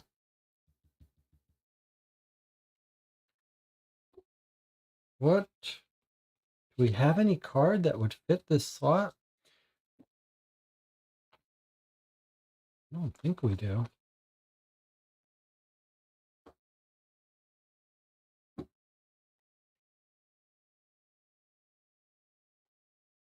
No, we don't have any information. We could tell her if she heard the fight. She says, no, I didn't hear anything. We don't have any card to ask her about here. That's interesting. I mean, if we ask for more information about Alma, what is she going to say? That she was sleeping with Simon? Maybe she'll tell us that she was having a fight with that she was sleeping with Ackerman, and Agatha and Thomas were fighting because of it.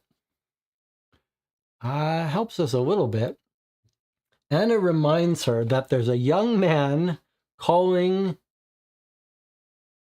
Alma before she starts to work here. That makes us believe she's got an accomplice.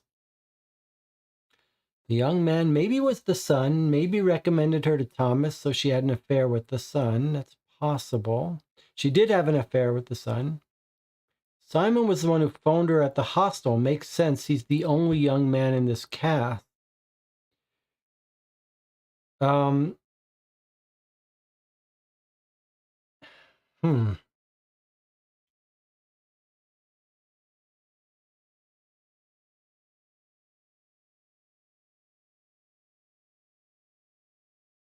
But how would the son have met her? That's part of your problem. I mean, you say young man, he's the only young man, but look, Thomas is not that old. And the woman we're calling is pretty old. She might think she's just hearing the voice over the phone. He might still count. And if your theory is that, well, we can ask the son. We can ask the son where he met her. He would come clean, wouldn't he? Maybe we do need to start asking Simon about Alma. But how would he have met Alma? The real attractive idea of tying Ackerman to Alma is that he's got that casino matchbox. But we can ask him about, we'd like to ask him how he met Alma, but look at this, a boring woman. I have nothing to say about her.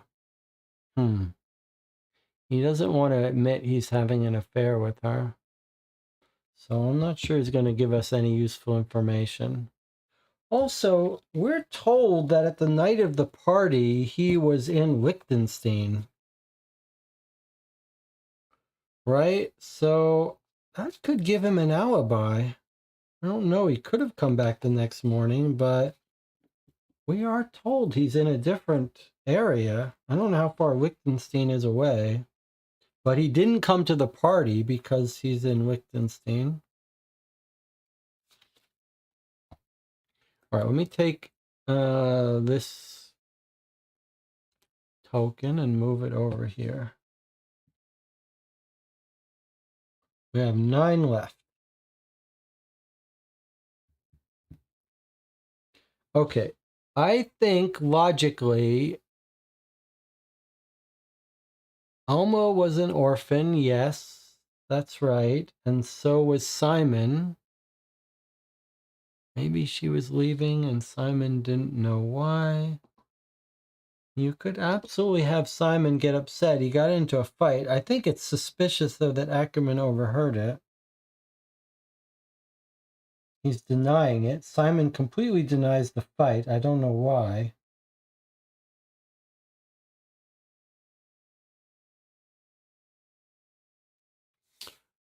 All right, I think they were arguing after 3 a.m., Alma and Simon, right? Yes. Maybe because she was leaving and Simon didn't understand why. Yes.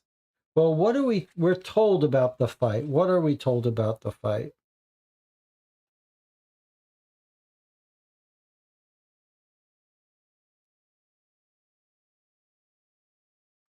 What are we told about the fight?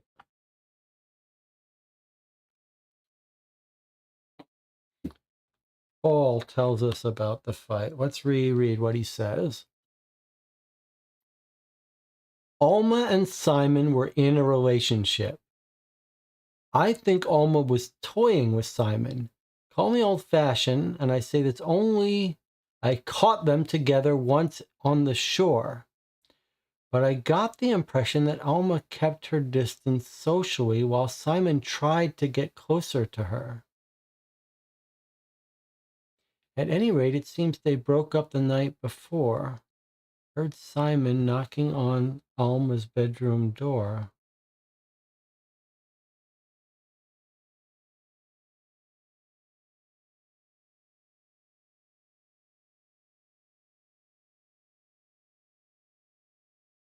Simon tried to get closer to her. So the question we're trying to answer is, was Simon involved with the scam with her? But Simon likes his mother and he's grateful to her for adopting him. So I don't feel like he would steal from her. But what if he brought her on and then she's stealing from his mother? Would he be, and she's rejected him, would he be so angry at her to kill her? He could.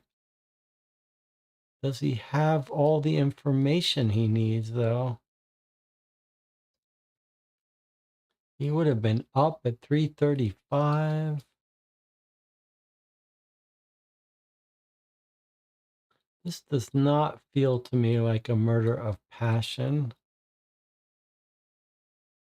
And why would he be arguing with her if not? He's arguing because he doesn't want her to leave.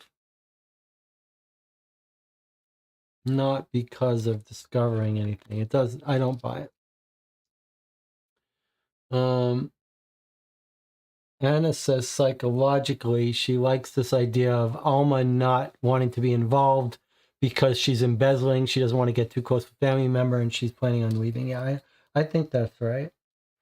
All right, I think this is my heuristic. When you have a suspect or a victim and you want to be sure, I think you need to go overboard in looking for clues from them. So I think we need to, Thomas Ackerman is still our primary suspect. So I think as slim as these are, we need to follow these through. So I'm going to look at his bookshelf, 16. So I'm going to take a little token, add it to our pile that we've asked, and go to 16. There's got to be something in Thomas's office to help us understand better. Letter hidden in a book. Thomas Ackerman's bookshelves reveal the breadth of his culture, from economics to politics to horticulture. Every subject is present. After studying the shelves for several minutes, a misplaced book catches your eye. Inside, you discover a handwritten letter from Agatha. Not from Alma, from Agatha. It says, "Dear Thomas, all of our discussions go round in circles. You don't listen to me, so I'm taking my pen in hand to write you what you don't want to hear. I've contacted Maitre Dispatch to start divorce proceedings. My life with you is an unfathomable bore. Holidays in Zermatt, dinners at the Mullers, Christmas at your mother's, white roses on my birthday. Everything is planned, always. Nothing ever changes, and you will never change. I'll give you time to get on your feet, but you should know that you will no longer be able to work for the foundation."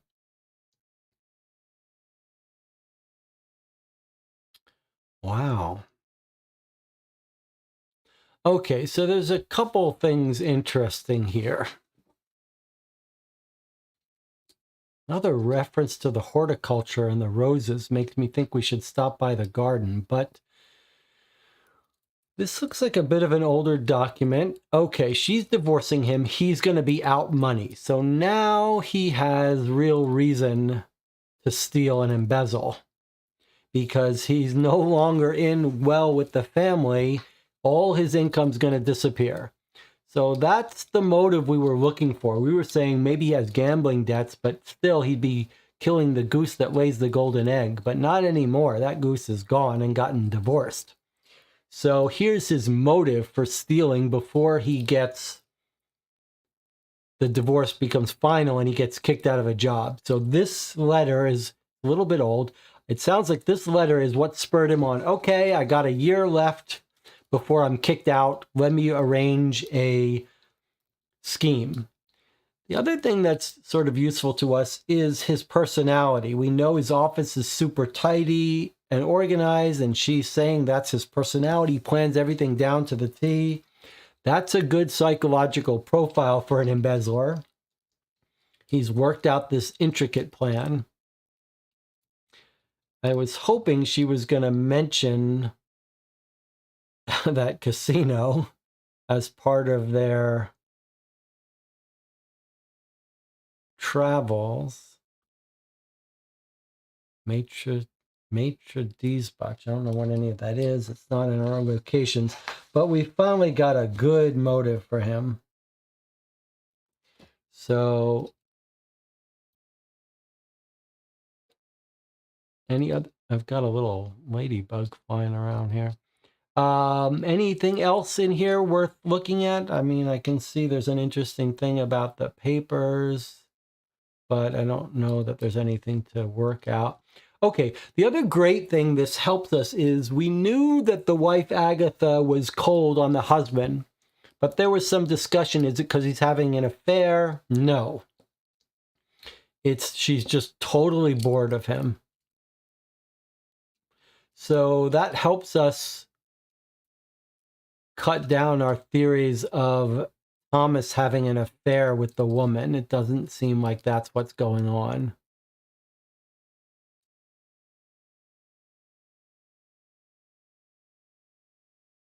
Everything is planned. Nothing ever changes. You will never change.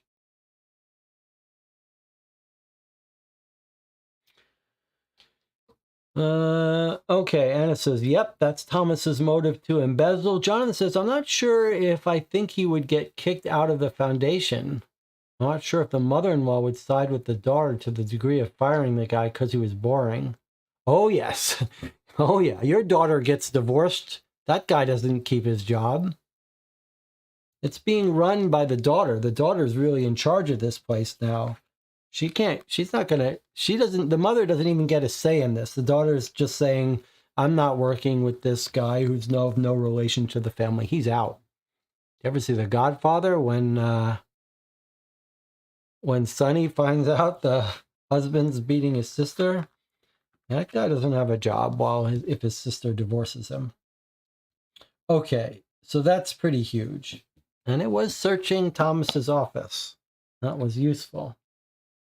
Now, my question to you is, do we go all in and look at this photo? I don't think we need to anymore. I mean, it's going to be a happy photo with him and his wife, or it's an unhappy photo. Maybe it's him in front of the casino. It doesn't really matter to us. We don't know where he's met. I mean, the best we can hope for is to see a picture of the casino in the background, but we're just going to assume that. So I don't think we need to look at this. I mean, we have seen him, however, hiding letters in the book. So he may be hiding a letter behind this picture. But that seems... It just feels like we've gotten the juice from that lemon. We don't really need to get juice from a photo. I think the photo will tie him in with Alma's past. My argument is not so much that it won't. I'm just imagining, okay, so we see this photo and let's say they're in Venezuela or at the casino. I don't think we need to tie him into Alma's past. I mean, it would be useful for us to really lock down our theory. I'm not sure we really need to yet or ever. Like, if all the other evidence is good, we just have to imagine that somehow he ran into Alma. So let's not rule it out, but it's not at the top of my priority.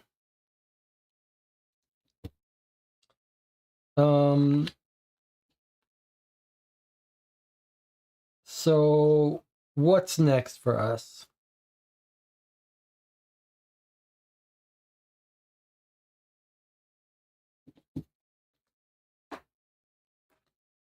We still have no reason to call these places, right? Do you think he's going to know about the car? I think he's going to know about the car rental.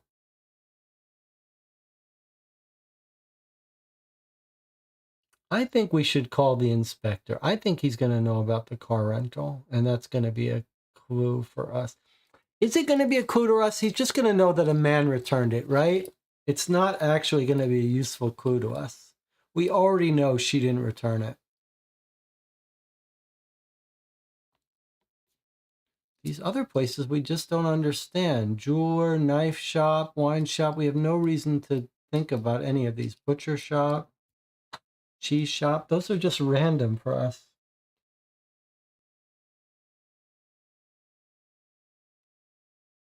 Let's track down our... I think if we go to the sitting room, we're going to find the cuckoo clock has been messed with to keep the wife from waking up. We could do that just for fun. And Thomas Ackerman hung out at the Rose Garden a lot. He's the horticulture person, so I wonder if we shouldn't go there and see if we can find a clue. Any other clues about Ackerman? We could question him about his relationship.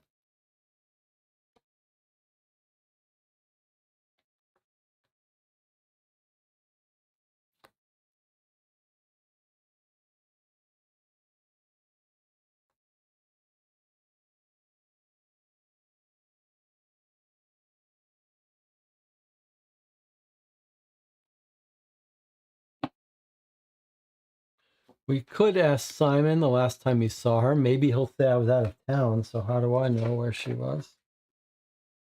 All right, so the things that seem most promising to me...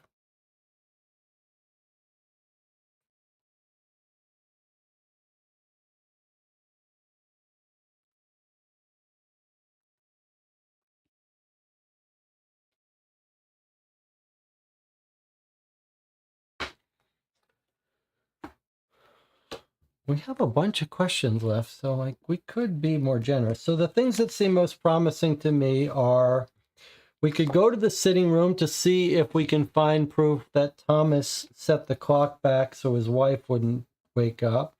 We could look at the photo frame. We've got an ability to ask her about something, so we could try to ask about Alma, and maybe she'll tell us that she saw Alma and Thomas Ackerman talking fishy. Then we could ask her about it. If we knew a way to get information about the Matchstick Casino, or the license plate of the car being, well, this car's not going to be seen. It's also, if he's our number one suspect, we could just ask him about his relationship with Alma and see what he says. And Tina says, let's go to the garden. I think we kind of have to go to the garden, because our main suspect likes it so much. I'm not sure we're gonna...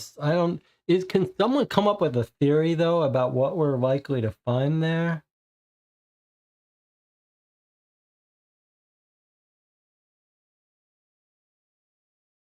Like, I'd like to have at least some theory of why that's going to be useful. Are we going to find, like, sleeping flowers that can be used to put people to sleep? All right, let's go to the garden. It seems like an interesting place. I think we should go. I'm not sure what there is to, what we can expect to find, though. All right, so I'm taking another cube. I'm moving it over into our pile. That's how many we have left. On the edge of the lake, a sumptuous rose garden gives the setting an incredibly romantic note. We can take a look at the buoy in the distance, or we can look at the roses.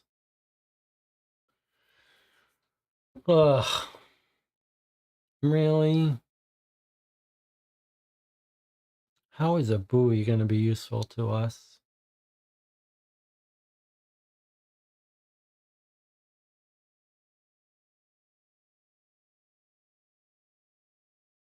How is a buoy going to be useful to us? Why would he dump the body where there's a buoy? And if that's not the relation, why do we care?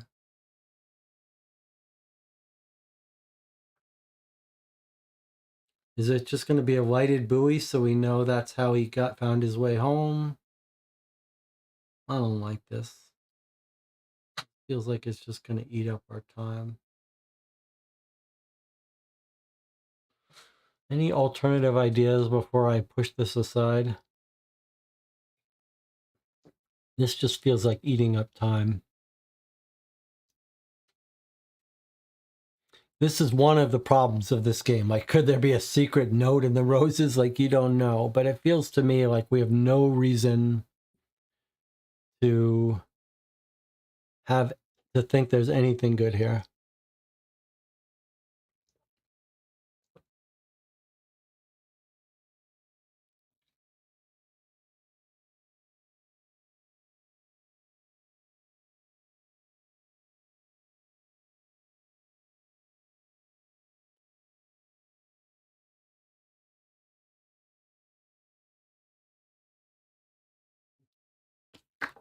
Unless someone can convince me otherwise, I think we put that garden away for a bit.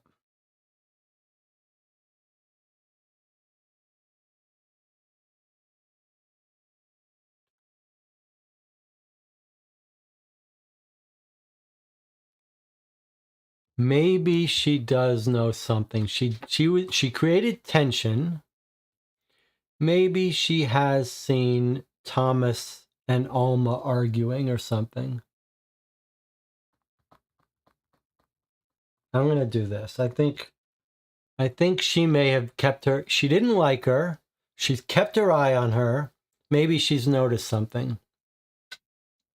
She doesn't like tension, so she's got a keen eye for things that create tension. Alma's creating tension. It's either because of Simon, but probably she's going to say she led Simon on, but maybe she knows something about Thomas and Alma. And Tina says, one ridiculous suggestion is that the maid is lying. The buoy with the map and the chocolate could tell us the currents wouldn't take the body there. I don't know how the maid is lying, but it is interesting. The buoy could give us information about the currents. I still like this better. The other reason I like this is because it might give us something here. Although probably not. Okay, I'm going to ask for more information. We already did 36. I want to do 30. So I'm putting another cube and I'm looking at 30 and hoping she has some gossip to share with us. Ruth Kubley turns around, a vase in one hand and a rag in the other. Everyone loved Miss Gomez. For my part, I found her a bit hypocritical. She was friendly in company, loathsome in private. Just like that, she appeared out of nowhere. When Madame was looking for a financial director, we'd never seen her before, and here she was, walking around the offices for longer than necessary. You just had to look at her to understand that she wanted to control lots of things in the foundation. How many times did I find her at lunchtime explaining to Mr. Thomas how to manage the foundation's financial assets? You know what I think? I think she left because she didn't have enough power. She should have known, though. What did she expect from a family-run organization? She wasn't ever going to rise very far in the ranks. It makes you wonder if she thought it through before applying for the job. I also didn't like her shenanigans, or her rather cavalier way of prancing around. Ruth drops the vase she was holding and hits the ground and shatters into 1,000 pieces. She expresses her dismay by clearing the debris and repeating over and over again, "What have I done? What have I done?" You turn your head and lock eyes with Agatha, who's standing in the doorway. What? What is that all about?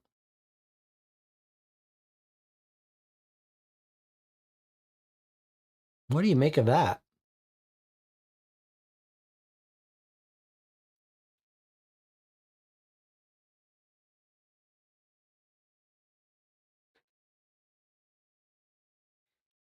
You turn your head and lock eyes with Agatha, who's standing in the doorway.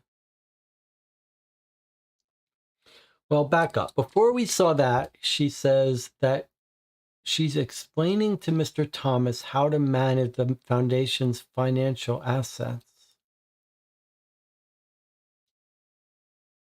Is that further confirmation that she's in the scam or against it? This is all suspicious that like they needed someone and all of a sudden here she is with the perfect resume. She has to have someone telling her on the inside what to put on her fake CV to get the job. So I think that makes sense. But what's going here? What is this going on? I didn't get it.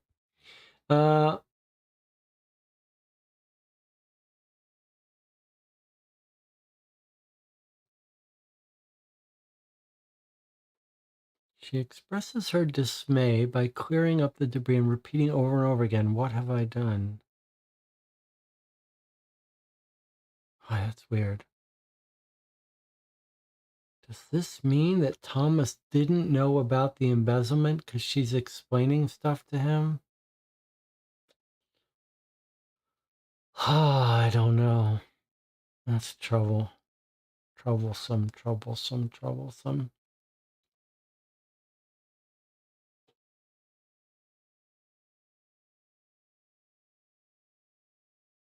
And Tina's saying, I'm starting to think the brother put her in this position.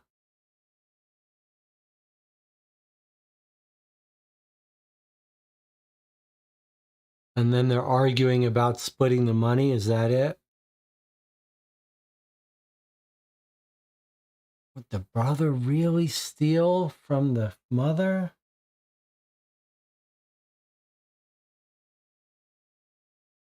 It's so hard to believe. What does he say about his mother? He says, Mom adopted me when Marcus died. It was the best thing she's ever done.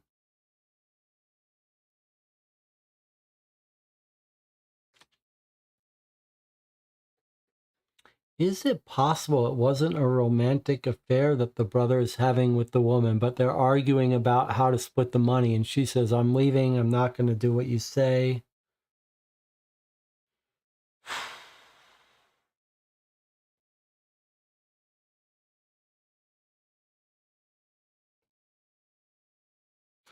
What's going on with this whole business?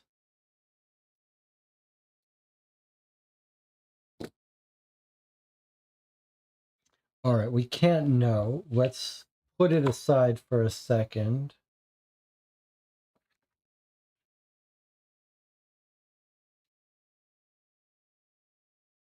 Friendly in private company, loathsome in private. Yeah, we know she was running a scam.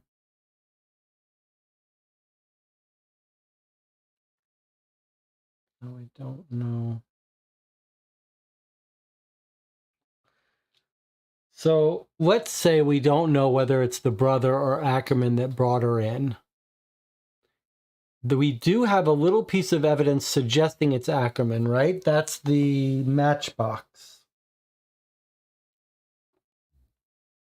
Although we're told Ackerman is super tidy, but that would make sense why Alma's office is so tidy, because he straightened it up.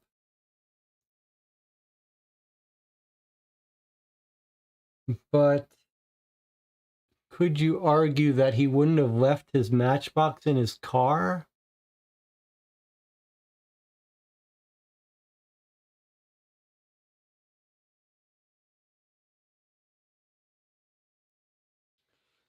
If I told you it's, let's see, Jonathan has something. Jonathan says, why does this guy need money? He just seems to be living off family wealth at this mansion, just wants more independence. When you say, why does this guy, who are you talking about? Are you talking about Simon, the son, or Thomas, the married-in husband?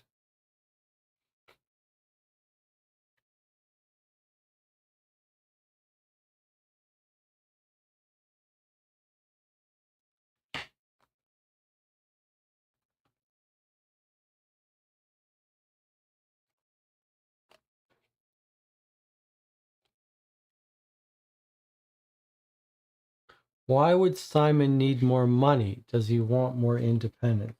Why would Simon need more money? It's a good question.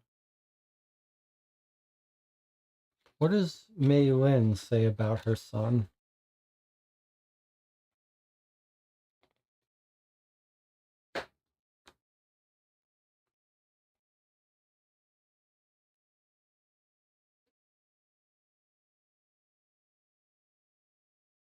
selfish but sensitive. I'd do anything for him, says the sister.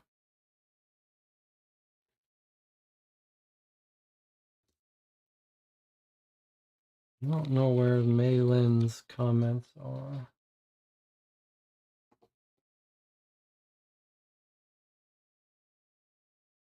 I adopted him when my husband died. Simon's an impulsive young man who needs me. That's all she says. He's an impulsive young man who needs me. And then he had something else to do in Liechtenstein. But impulsive doesn't sound like the person who plans an embezzlement. He could be a gambler, though, but he's not the planner who plans this delicate embezzlement. That's the Thomas.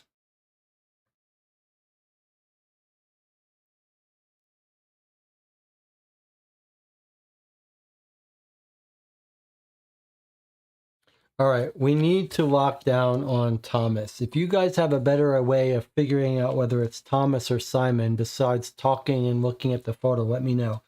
I'm going to look at this photo. I'm not going to be happy if it describes some scene in the background that we can't see here, but I'm going to spend an action to look at the photo because that's our primary suspect. Anything that could tie him to her is important to us.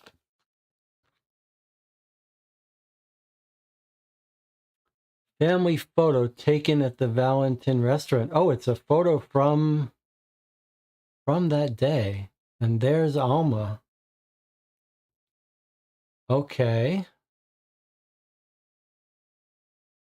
Surely this is giving us some information, but what is it? And that's kind of interesting. What is it giving us?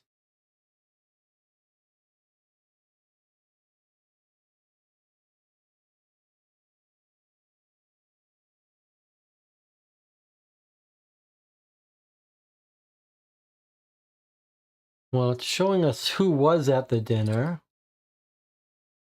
Mylin, Paul, Thomas, smiling and happy, Agatha the wife, and Alma, wearing some jewelry.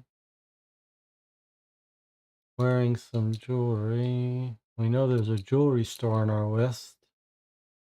Drinking wine. We can't see what wine it's from, though. Okay. And Tina says, I think Liechtenstein's pronunciation follows the same rules as your last name. Okay. John says, check Jesse. Are we supposed to ask who's taking the photo or could it just be staff? I think maybe we're meant to know that we should go to the restaurant. Maybe the restaurant shows these two arguing. I think that's what's going to happen. The restaurant staff is going to have noticed something. That's what I think. We've already heard about Valentin Restaurant, but I think this might be another clue for that. So let's take that bait and let us call up Valentin Restaurant, which Jonathan wanted to do a long time ago, 54. So I'm going to take another cube, go to 54. Ring, ring. A man answers, hoping to be able to gather information about the evening of June 30th. You pretend that the restaurant was recommended to you by Maylin Schneider and that you would like to book a table there. I remember the night of 30 June very well. The table was reserved by Mr. Ackerman to celebrate the departure of one of the Foundation's employees. Mr. de Rochefort particularly enjoyed our Bodenschäffeln. Bodenseefelchen. Our chef serves them with a special secret sauce. When they got to the restaurant, I was given a large package by Mrs. Ackerman.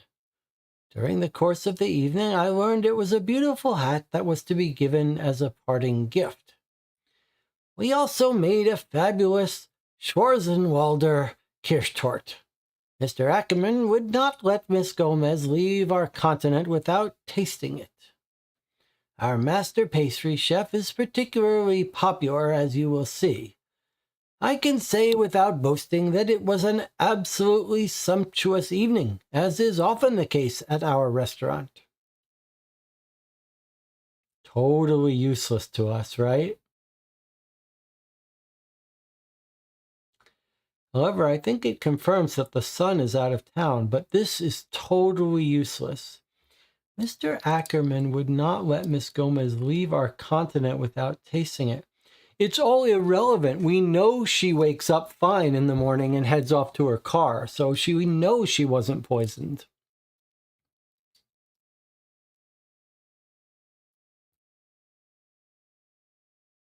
Useless. Agatha bought her the house. Does that add the hat? Does that add suspicion? I don't think this does mean that Agatha bought her the hat. She says, I was given a package, but it's from all of them. Just one person hands it off to her. That's not suspicious. Oh, that's a shame. That seems like a real waste. Okay, 4 more left. Does it say where the wine was made? Why would we... Are these all decoy places? How strange. Well, if we ask him when he last saw Alma, he may say, hey, I was out of town for 2 days. I mean, no, wait. That's not right, is it? He didn't make the restaurant meal with her, but he knocked on her door at 3 a.m. that night, right? That was that night. So we know he got back from his trip. So he wasn't out of town. Right? So actually, him being out of town... Is it the fact that he wasn't at the restaurant should be a clue that he didn't know that the hat would be useful? Boy, that's weird.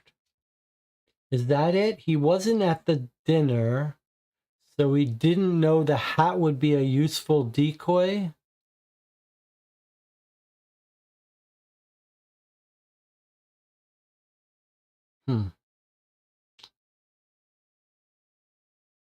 Is there really nothing in that photo that's useful for us?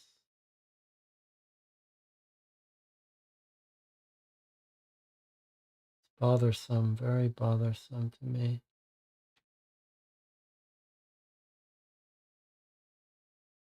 He's kind of looking at the hat as if he's smiling like, I'll use that hat later to decoy her.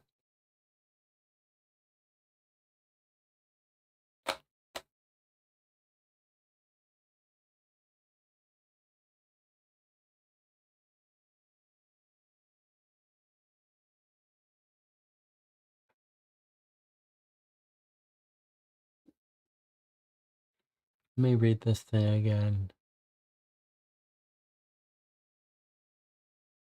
I caught them together once on the shore the night before she left. Yeah, so this guy's back in town. My Rolex read 3:35.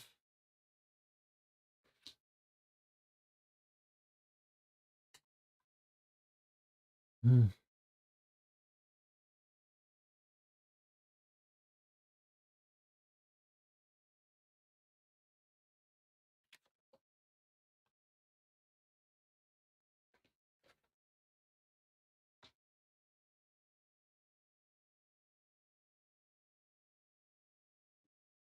You know, who's the smoker?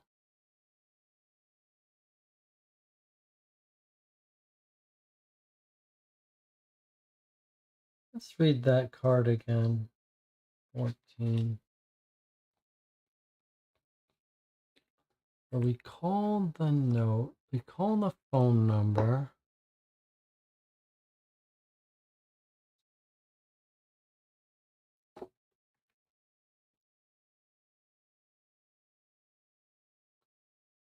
She often received calls on the shared phone. Probably her boyfriend, an extremely polite young man. Unless you get the wrong impression, she never brought him down. One suitcase, she told me she was going to Switzerland a while, leaving Europe for good to live the life she always dreamt of. Yeah, she's robbing them. The Ravensburg Youth Hostel. Ravensburg Youth Hostel. And when we found the divorce note, it didn't mention Ravensburg, right?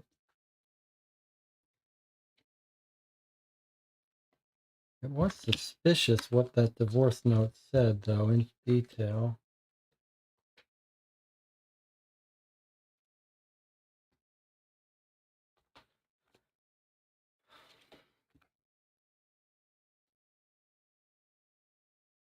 Holidays in Zermatt, dinners at the Mullers, Christmas at your mother's.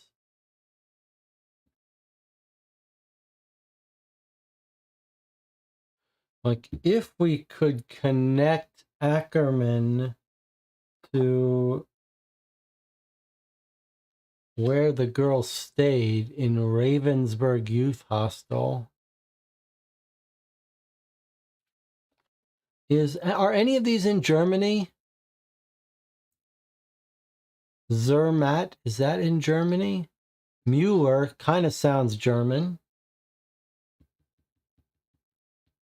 Is it possible that this is giving us a clue that he's from Germany?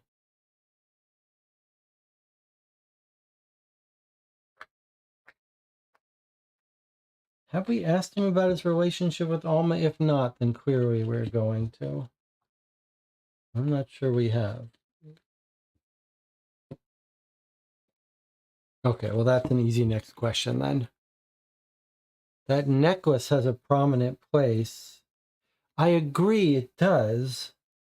But what are we supposed to do? Just waltz into a random jeweler and say, although that's Mueller. Is that the connection? Mueller Jewelers, and we just read in the divorce letter, dinners at the Muellers. Is that our connection? That Ackerman's going to have a connection, but that's Mueller's. And the jeweler is not, yeah, it is. It's just the umlaut is missing. What do you think?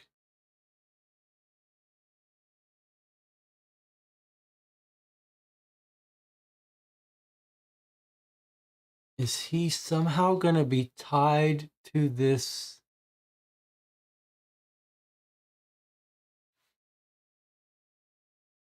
jeweler family? And that's where he bought that necklace for her? What are the thoughts of the channel? Do you think that's the connection? Before we do that, though, I think it's completely natural for us to ask about his relation with Alma. If he bought her a necklace, that might be even more information. And it's also a German name. Okay. So I'm going to ask him about his relationship, and then we'll go to that jewelry shop. I'm going to take up one of our cubes, though, but I feel like we need to do this. We need to hear what he says about his relationship. My professional relationship with Alma was very good. I thought it was a pity she had decided to leave us, as her work was excellent. In particular, she had managed some profitable real estate transactions for us. She told me she was going back to Venezuela to settle some business. She seemed quite concerned about it. I don't know if this helps, but one day I caught her talking on the phone in Spanish. She looked very upset at the end of the conversation. As I didn't understand much of the conversation, I asked her if there was a problem. She was very evasive, but I remember that her face showed signs of stress and she quickly managed to hide.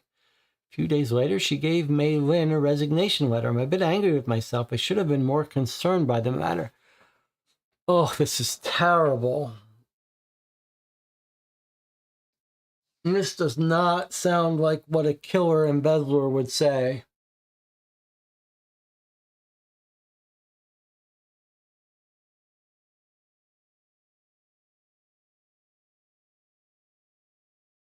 Someone talk me down from this ledge. This does not sound like the killer talking to us.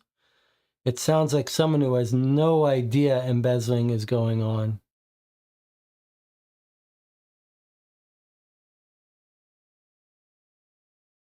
This guy sounds completely oblivious to the embezzling now. Oh, what a tragedy.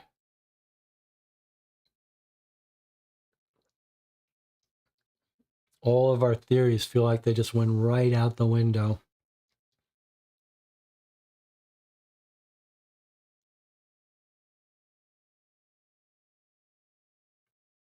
Unless...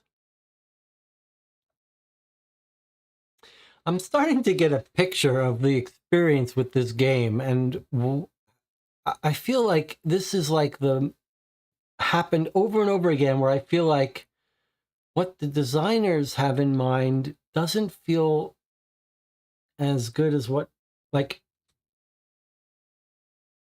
the solutions are, I don't know if they're simpler, but we're told this guy is completely organized and planning and methodical, and he says, oh, I should have been more concerned. Is this a clue that he's lying and he would have checked up on this?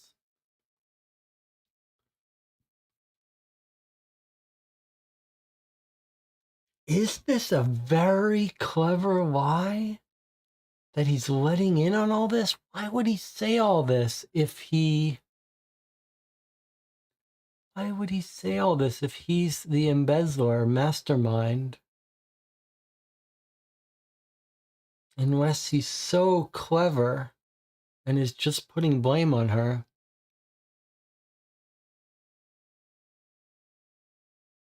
And Tina says Simon is looking more promising by the minute.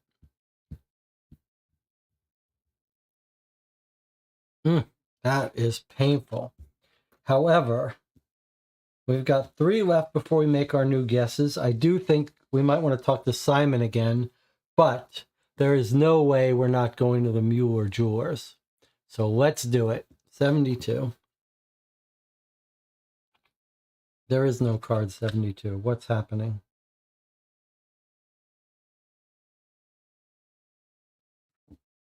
There's no card 72. What?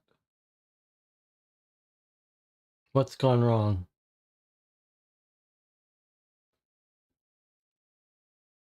There's no card 97, no card 88, 72. The last card in the deck is 50. Well, I won't say what exactly it is, but it's not in the 60s, 70s. So these are not places we can go.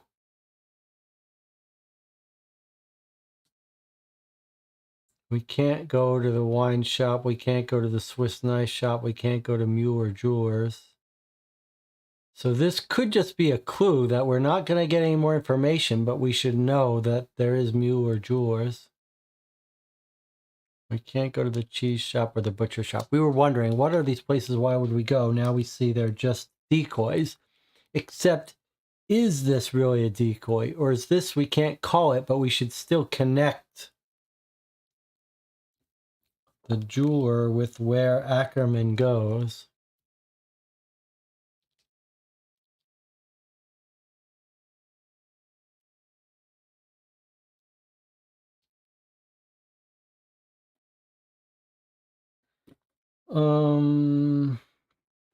Wow, okay.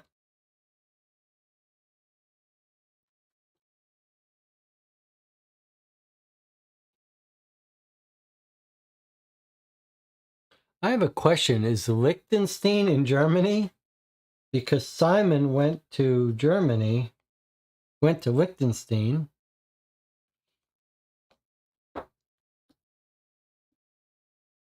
I'm going to read this again.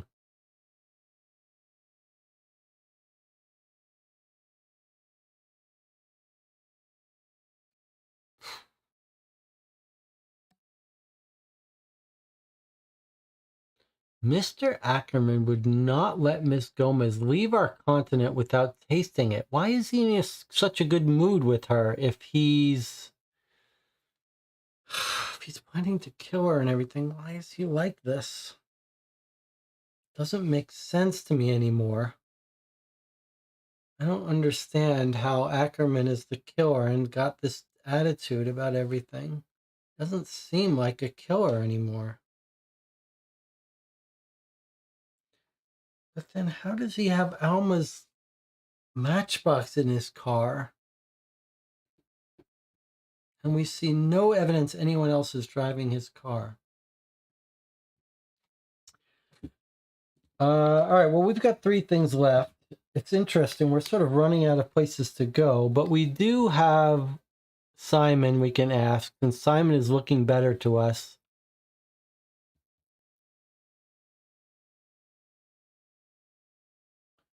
Let's ask about Alma 39.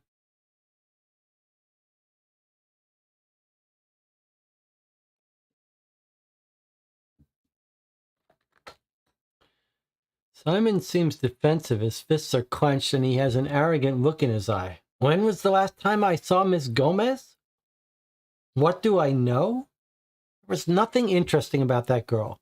Despite her high-class manners, it was obvious she was a fake. You could see her humble origins in her every move. Just what my mother likes, a social climber. That's what Alma Gomez was. That's why I didn't want to go to the restaurant the day before she left. Instead, I went to have fun in the city, which suited me just fine. Last time I heard from her, and this confirms that we had nothing to do with the drowning, was 3 days after she left. I was walking through the foundation's office and the phone rang. My sister and her idiot husband weren't there, so I picked it up. It was Alma, confirming she'd arrived in Caracas. That was it, but the phone call confirms one thing. You're wasting your time. Can I go now, Colonel Harper?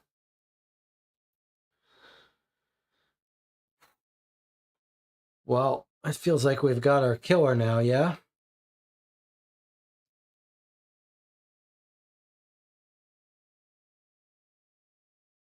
I mean, this is it, right? This is our killer. He's claimed to get a phone call from Alma.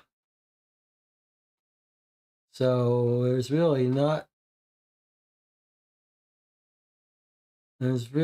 way around it.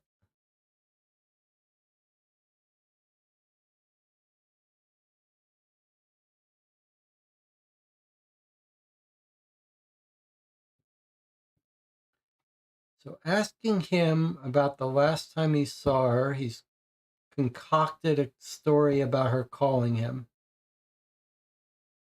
which we know can't have happened, according to our entire theory of her death.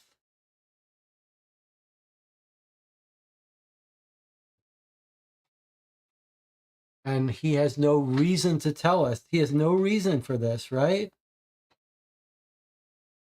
This confirms we had nothing to do with the drowning. I guess he's making up something to tell us why he can confirm they weren't involved.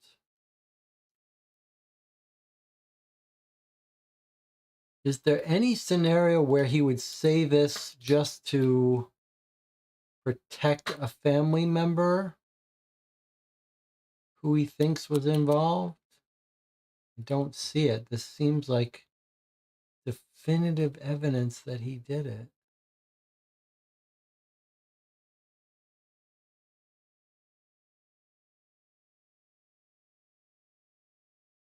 But I don't understand what he's getting, how he could be so reckless.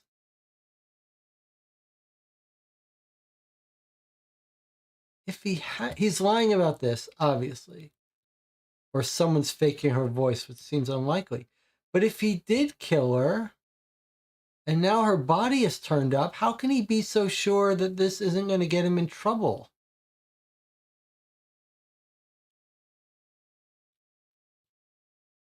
Well, he's very impulsive and not very smart, but doesn't this cut both ways?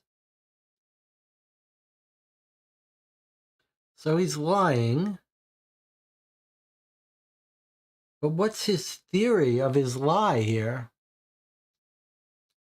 He's so sure she made it back to Caracas. And then what? Come back?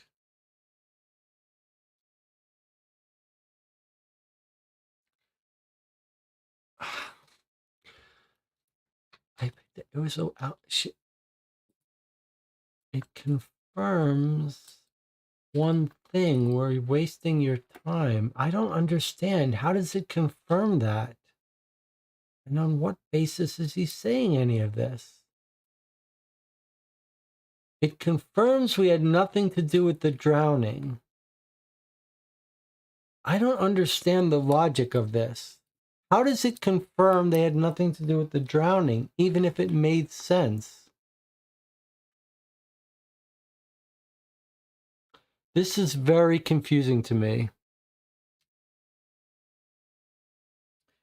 All right, let me check in the chat. He could be the killer. Agatha helped him.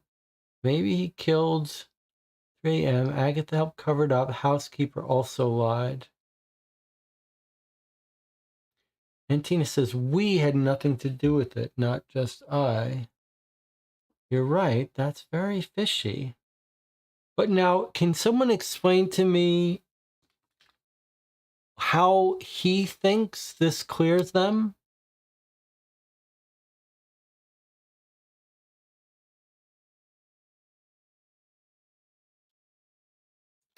What? She's found dead on this island nearby their house. So the theory is then that she left, went back to Caracas, and then came back and died. So is he saying the very fact that she made it home meant we obviously didn't harm her because we would have harmed her before she went home? And that this call proves she went home, then flew back and died while she was working for someone else in Switzerland nearby. It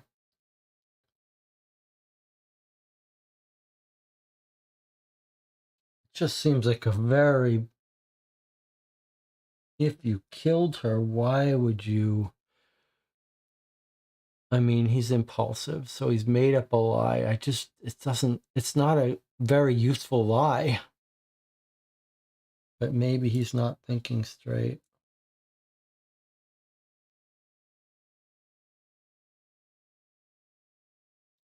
He's adopted. Is the sister really gonna... Oh, she does say she'd do anything for him, doesn't she?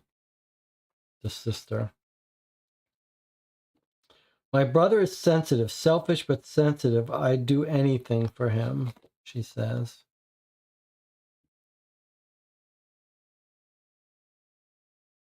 Did we ask her about the last time she saw Alma? No. Yes, we did. Did we ask her about Alma's role? No, we didn't. But we did ask her the last time she saw her, and she says it was at that party.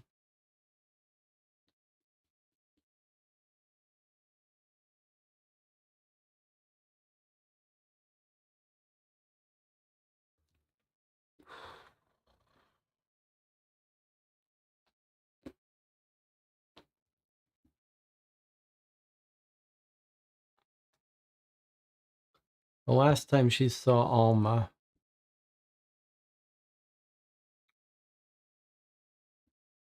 Ackerman booked a table at a restaurant on the German side of the lake.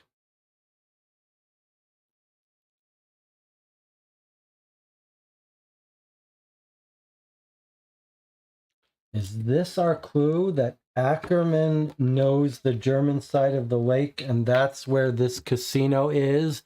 It's on the other side of the lake in Germany. Is that what this is? This lake is Switzerland, German lake. Our girl is in Germany, and Ackerman travels back and forth. That's why he booked his favorite restaurant that he knows well and eats at all the time. And that's why he knows her.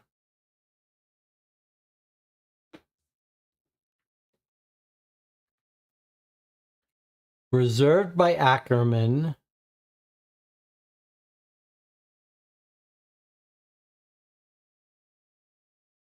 We made our fabulous tort, and Ackerman won't let her leave until she tastes it.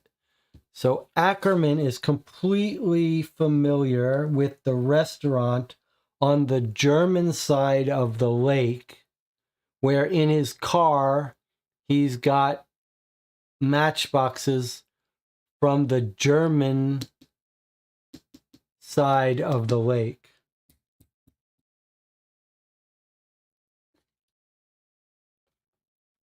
What do you think about that?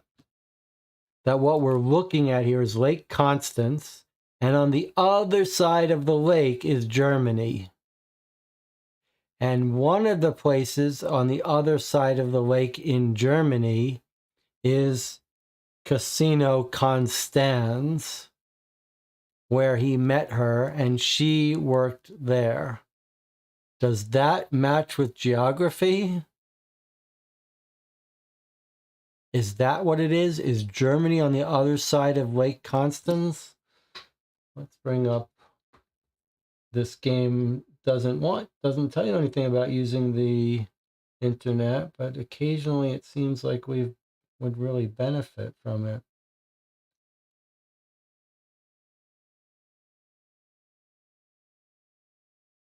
Is this a real place? Lake Constance?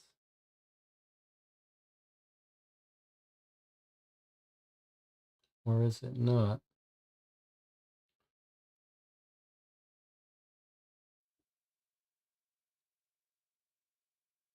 Lake Constance refers to three bodies of water on the Rhine on the northern foot of the Alps. This DuckDuckGo is useless to me.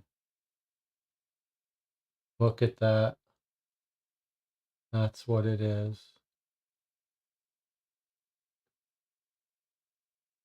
Look at that. So her hostile is in Ravensburg. You see that there? In Germany, on the other side of the lake. So in the Switzerland side, is that right? Yeah. On the Switzerland side there's Zurich. So the clue is that Ackerman knows the restaurant well on the German side of the lake.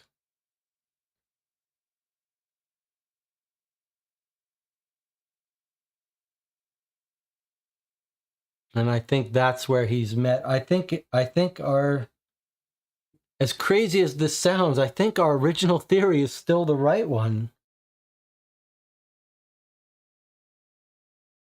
And Simon has just come up with this lie as a way of saying you don't need to investigate us anymore, leave us alone. Here's proof that we're not involved.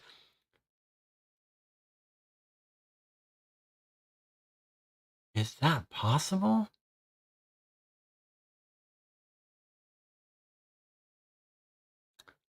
There's two things arguing away from Ackerman. One is his claims about her seem honest, and the other one is Simon seems awfully guilty by admitting this lie, but maybe he's just lying to sort of impulsively tell us, here's proof we're not involved, you can leave us alone.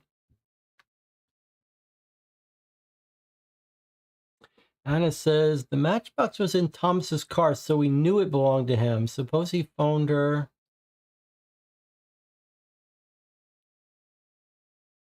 What's new now?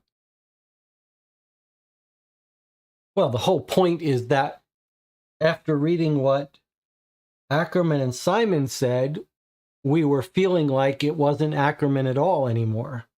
And I'm just saying the restaurant seems to be actually drawing us back to our original theory.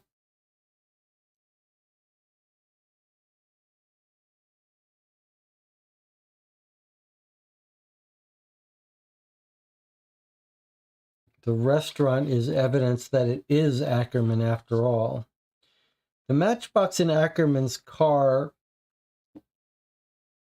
does seem to be strong evidence that he was the one who knew Alma, but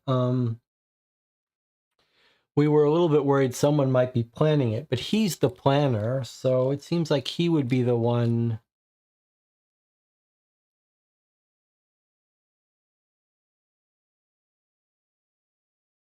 I mean, the alternate theory is the matchbox in the car doesn't necessarily mean it's his matchbox. Like, could someone have dropped it in his car, planted it, etc.?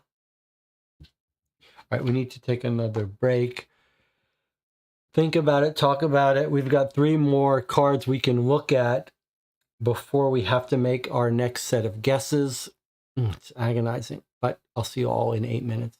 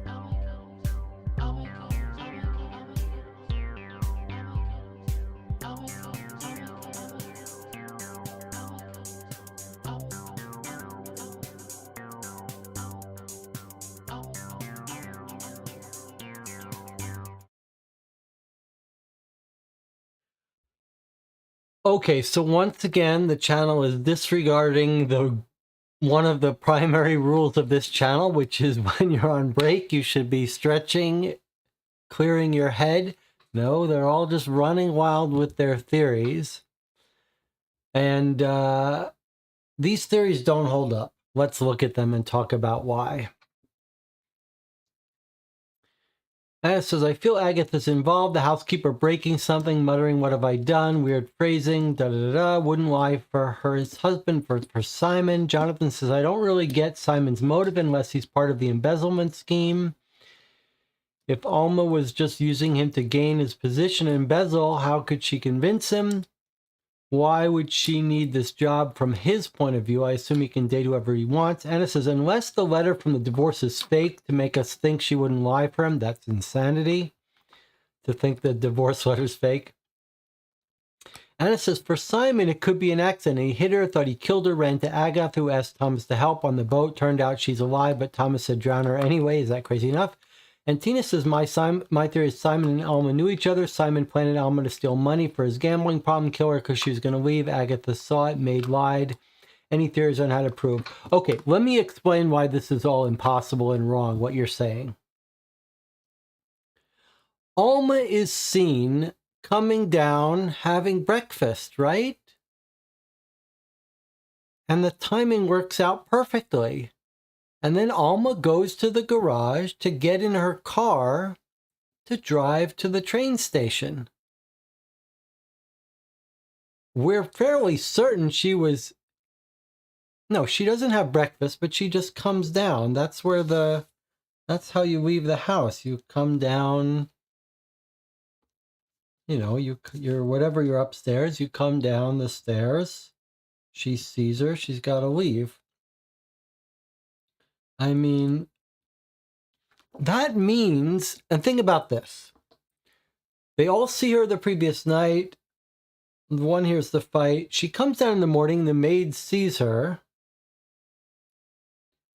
And she leaves to the car. They all have their story pretty straight that she left at 6:30. And then her hat is seen in the car.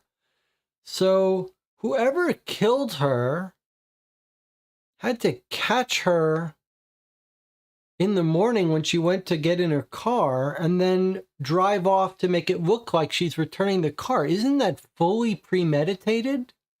That's not an accidental death, run to the sister, say I hit her in the head by accident. Unless you think that the maid is fully lying. Is that what you think? That the reason that the sister is spying on the maid because the maid saw it and is lying? Let's listen to the maid. I want to see how this maid could have come up with the story. But if the maid's not lying, it's impossible because she came down at 6 to get in her car, which is completely consistent with what the plan was. And isn't... Like, then it's a premeditated murder in the morning.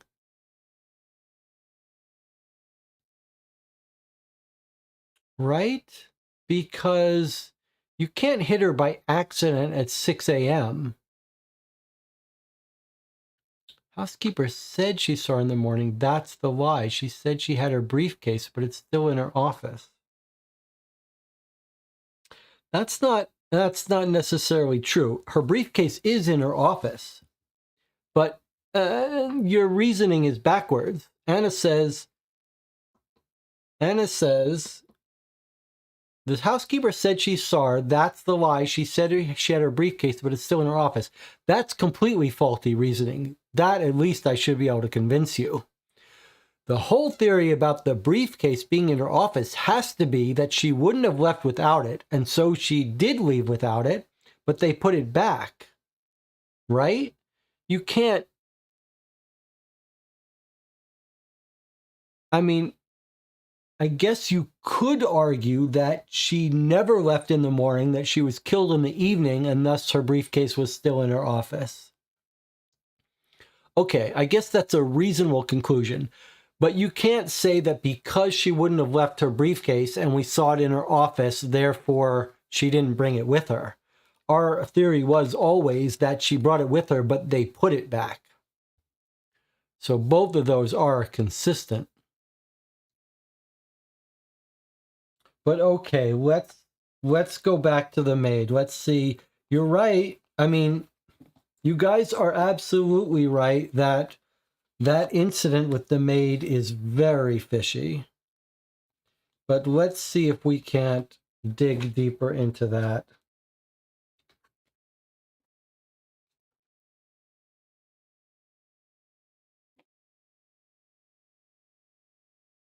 They are very loyal, the man and the woman.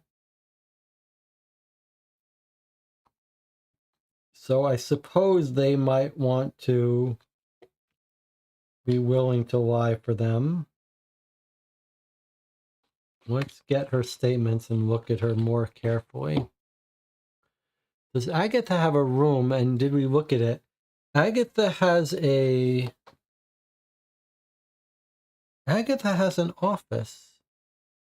I wonder, did we not look at it? I think we didn't look at it. I think we talked to Agatha, but I don't think we looked at her office. Let me check. We haven't checked her office. We haven't checked her office, and we haven't checked the sitting room. Those are two places we haven't checked. Okay, so it sounds like you guys want to do that. Let's look at Ruth and see her statements. We've checked all of her statements. In fact, actually, this also leads some credence to your theory that we could ask her about some lie. All right, let's see. We talked to her first. It's creating tension. It's not good. She says, I don't like this woman. She created tension. I watched her grow up here. He's still a child. He needs to be taken care of. Okay, so we asked her about Alma. She says, everyone loved her. For my part, she was hypocritical. Walking around the offices for longer than necessary. You just had to look at her and understand she wanted to control lots of things. You know what I think? I think she left because she didn't have enough power. She should have known, though. What did she expect from a family-run organization? She wasn't ever going to rise very far in the ranks. It makes you wonder if she thought it through before applying for the job. Also, didn't like her shenanigans or rather cavalier way of prancing around. Does this sound like someone who's covering up a murder? But then she does do something like she's nervous. She drops the vase, repeating over and over again, what have I done? You turn your head and walk away, lock eyes with Agatha, who's standing in the doorway. So I agree, it's compelling to think about the idea that Agatha is watching her to make sure she doesn't slip up and tell the truth about what happened.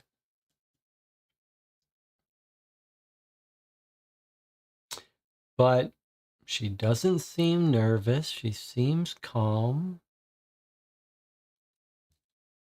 Let's see what she says here. I think I was the last person to see Alma Gomez in this house. Please reassure me. That doesn't make me a suspect, does it? It was 6:30 a.m. on the day she left. I was in the kitchen getting ready to take breakfast to Madame Schneider when I saw Miss Gomez coming down the stairs. So she's talking about these stairs then.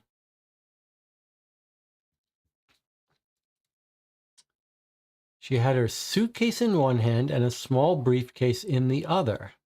That's a very odd fact to make up if it's a total lie. Your guys' theory now is that Alma was killed like the night before. And look at the detail she's coming up with. I saw her coming down the stairs. She had suitcase in one hand, briefcase in the other.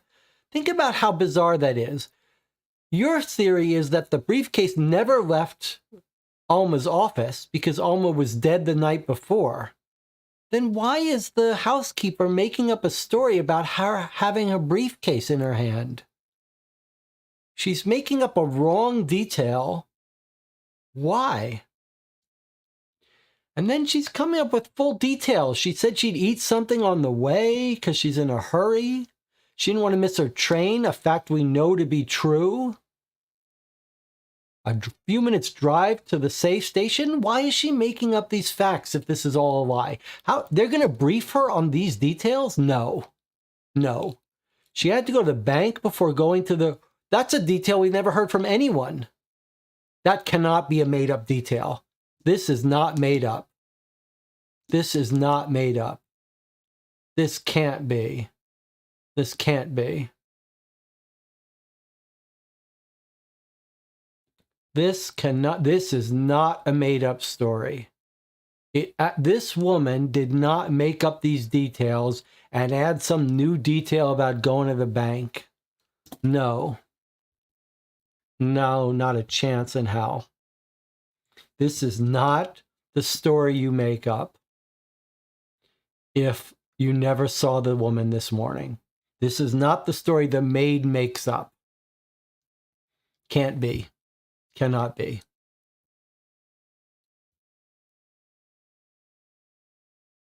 Cannot be. They cannot brief this. This woman has no reason to know any of this. If this is all fake, made up story, they would have had to brief her on these details that she would never remember.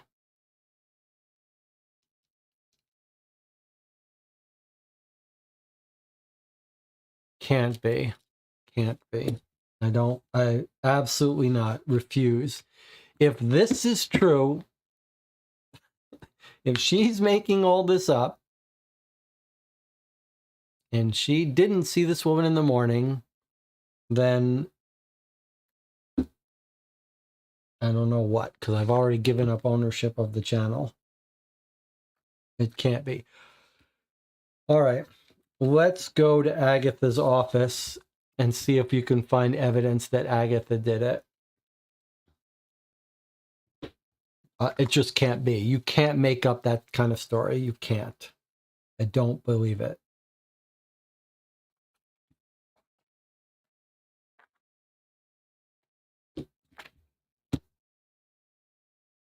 Whoa. Voices in the office. As you walk down the hall, you hear voices coming from Agatha Ackerman's office. You draw close to the half-open door and hear the voices of Agatha and Simon. Simon, take your time. Are you sure you don't remember anything? Nothing. Nothing at all. But it's not possible. I couldn't do something like that. Agatha, what are we going to do? He bursts into tears. Calm down. We'll take things one step at a time. First, I have to tidy up this office. Then listen carefully. Here's what we're going to do. The voice grows louder. Agatha's moving towards the door. She may discover that you're there. What do you do? Keep listening or surprise them. Totally new mechanic in this game.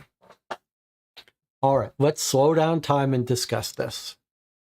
I think what we're finding here is that Ackerman has purposefully drugged the wine, and everyone's sort of passed out. Are you sure you don't remember anything? Nothing at all. Like, I think they don't know who killed her. Like, it does sound to me now like they know. He bursts into tears. This does sound like they've figured out that she's been killed and they think one of them did it. Is that's what happened here? But they don't, he doesn't remember it? None of them remember it, but they all think it might be Simon, so they're covering up for him?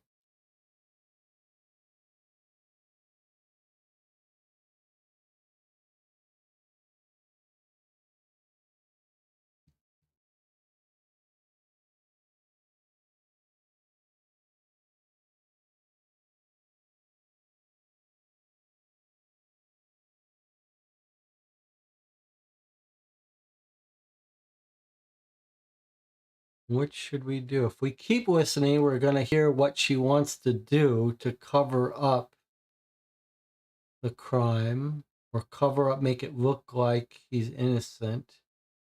If we surprise them, then do they confess something to us? I always think people are going to confess and they never do.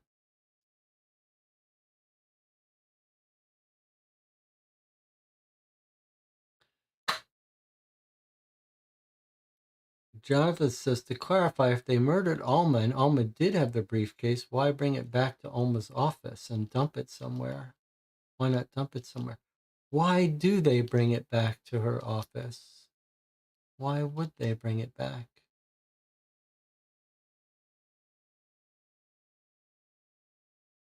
Huh.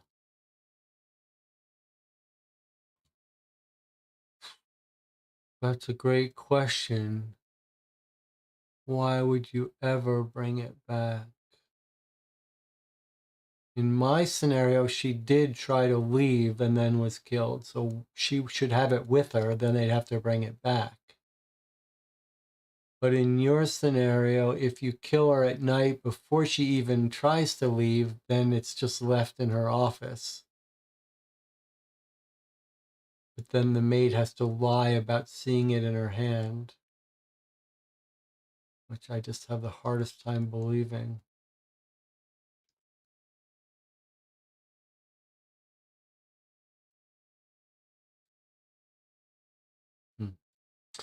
Well, more significantly, what do you think we should do? Well, clearly we're going to have a vote on this.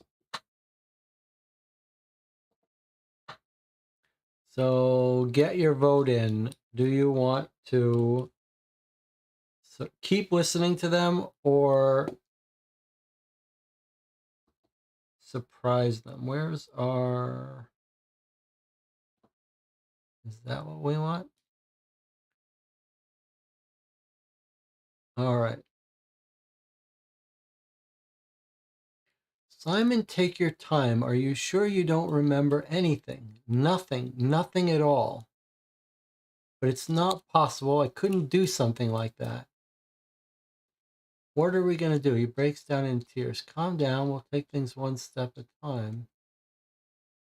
We have to tidy up this office. Why do they have to tidy up Agatha's office?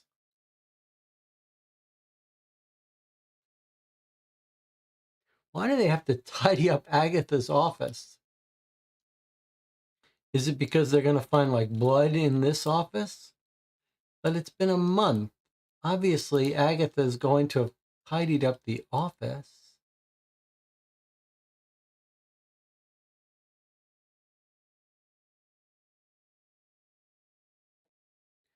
What's happened in this office that they have to tidy up?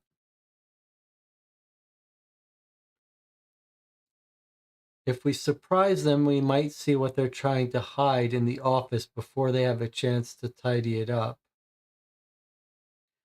But if we wait, they might say exactly what they're trying to do. If we surprise them, we might not.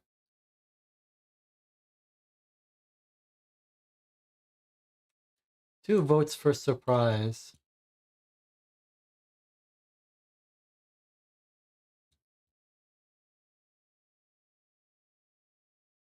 That's a tricky one. I don't think there's a right answer for the game, so I'm not convinced there's any game difference, but in real life, what would you be better off doing?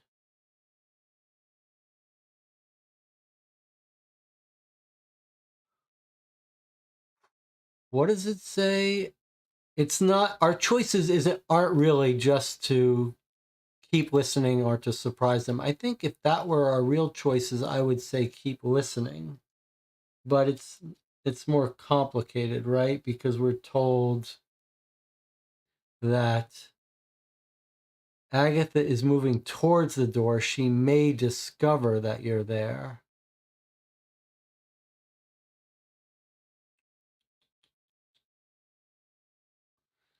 I mean, logically, I guess logically I would... Sarah! Got bit by my cat. Sarah, that's not appropriate. I just got surprised by the cat. I've noticed if you're on the phone petting the cat or paying attention to something else, like the cat somehow knows. There must be something different you do as a human that the cat doesn't like it. All right. Maybe the cat wants to be on camera. It looks like everyone votes surprise. I guess logically we're going to surprise them, but I guess logically I would say keep listening. Like, you might, if you're going to surprise them, why not wait till you're discovered and then say, I heard everything? Why not wait to get more evidence? It's not like they're going to be able to hide stuff you won't be able to see when you walk in there. Why not let them incriminate themselves more and then surprise? Or if they discover you, then come out and say, I heard everything. But I'm willing to surprise. The chat wants to surprise. I can't say I really know what's going to happen. So we're going to surprise here. So next time everyone starts complaining about this not being a democracy, I'm doing what you guys want. I'm surprising you. We only have one more cube after this, though. So we're going to surprise them and draw card 37.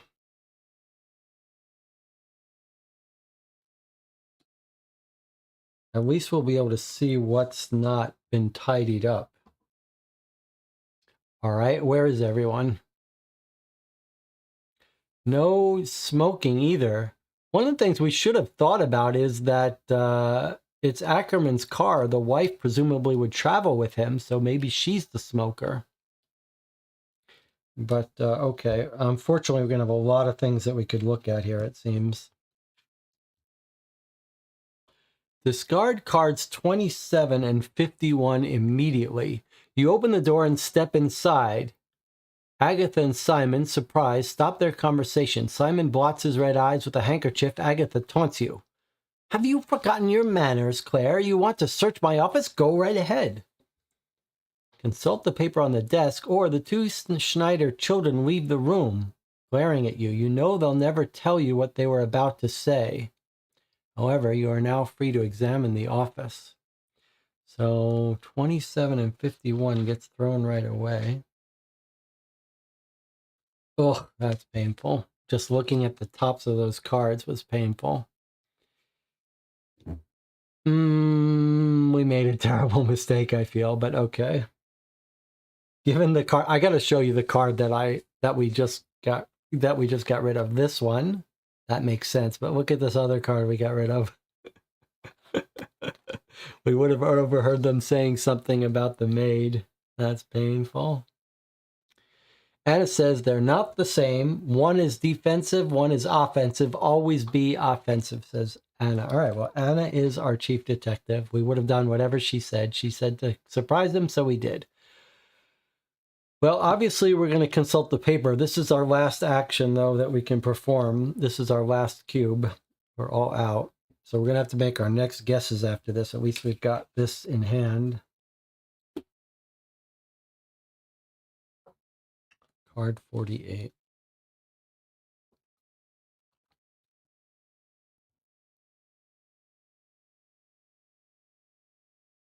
Oh, it's the rental contract, it looks like. Rental agreement. After searching Agatha's office for a long time, only one document seems to be of any interest. So it's got a phone number on it.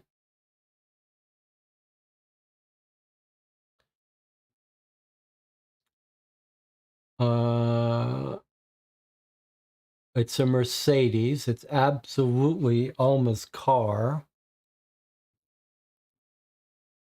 But look who signed for it.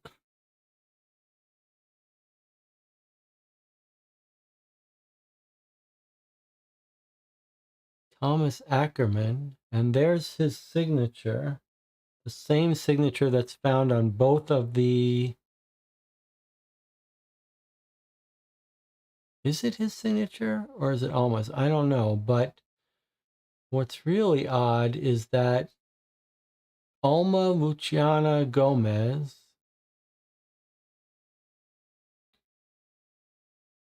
it's her car rental, but he's signed it?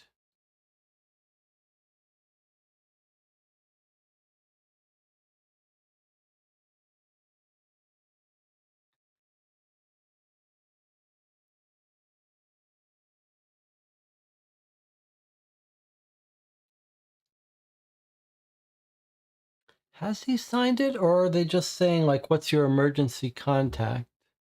It's the same signature. Is that Alma's signature or his signature? The same signature on the documents. All right, help me understand this. We've got a phone number, so I guess the thing to do is to call that phone number and find out who returned the car, what they looked like. But it's a Mercedes. There's the date it was rented for.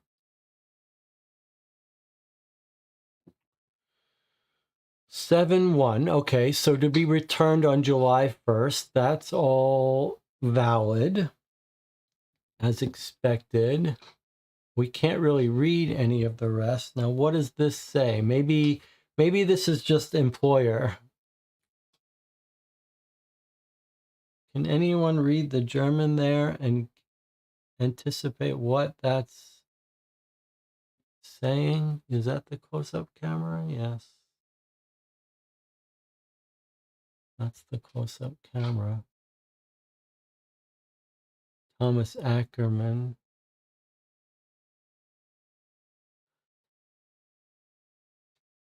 I'm not sure what that information says. Let me see if the chat knows. But if not, I suppose we need to make our guesses before calling the phone number. Yes, we do.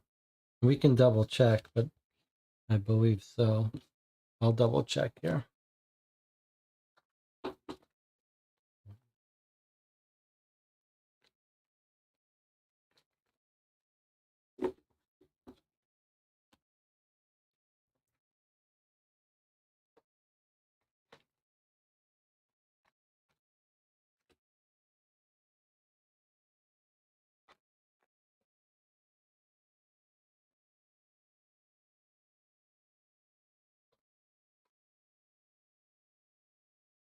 $40.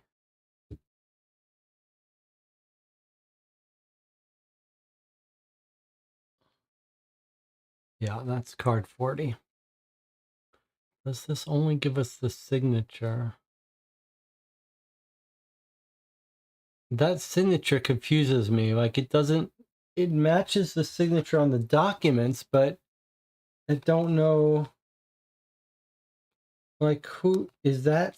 What is that signature? Why can't we make sense of that signature? Why do we not understand whose signature that is?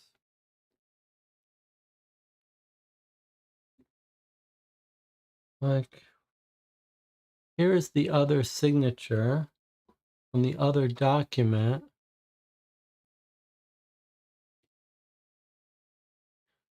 This, who's got the two T's? I don't understand that.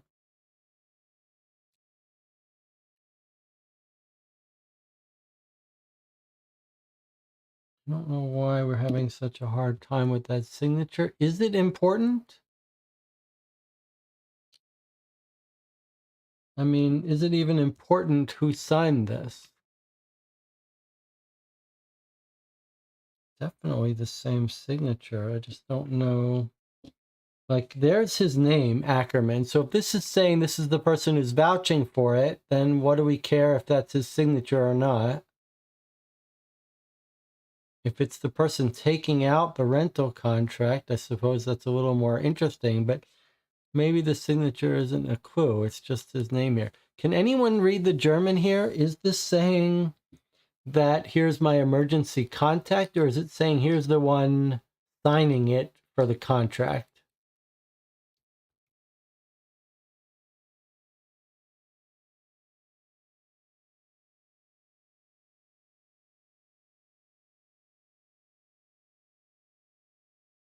Obviously, the game can't care too much. You know what? It feels like it's not important. It feels like when you call that phone number, you're going to get told about it. I don't know why this signature makes no sense to us. Like, is it Ackerman? No, it doesn't look like Ackerman, but it doesn't look like Gomez either. It doesn't look like Alma. What's Alma's middle name?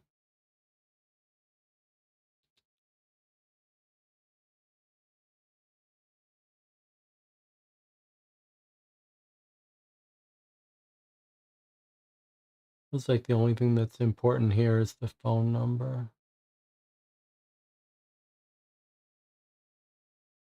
Don't know why that signature doesn't seem to spell out any name that we care about, unless someone can correct me. Alma Luciana.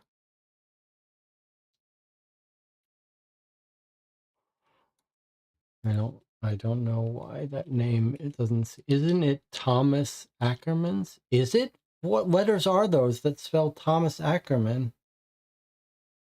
How is that Ackerman?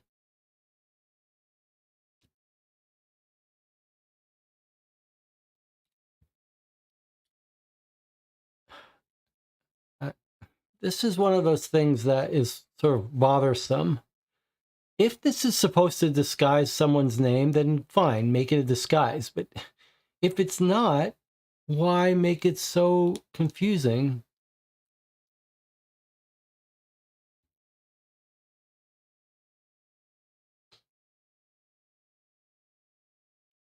And it's hard for me to tell. Is this the person who's vouching for her, or is this the person filling out the contract? We don't know. But when we call the phone number, we'll find out, I guess. All right, but we have to make our guesses according to the rules. A little bit of a frustrating timing, but we've already used our one sort of semi-cheat, so we're not going to do it again. All right, guess two. What's it going to be? Any changes of opinion?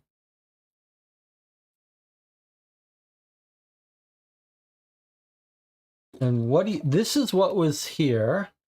And when we broke into when we heard them over talking, she says, "Are you sure you don't remember?" He says, "Nothing, I don't remember anything. It's not possible. I couldn't do something like that." And she says, "Calm down. We'll take things one thing at a time. First, I have to tidy up this office." What is she tidying up? It's already tidied up.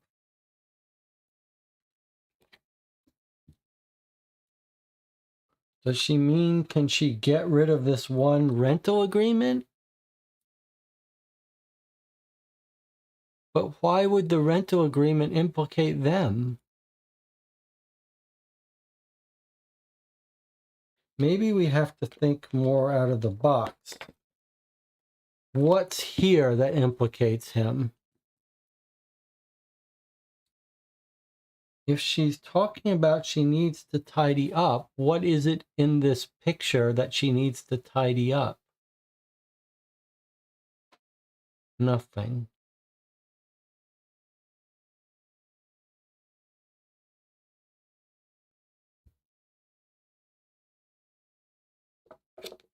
Does she mean she has to get rid of the rental agreement?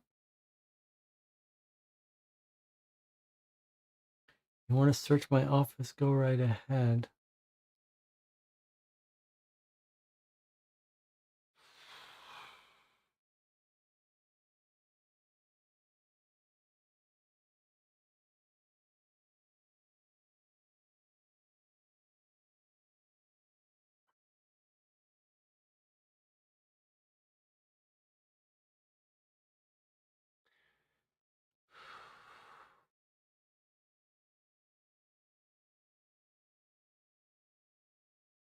First, I have to tidy up the office. What are you talking about?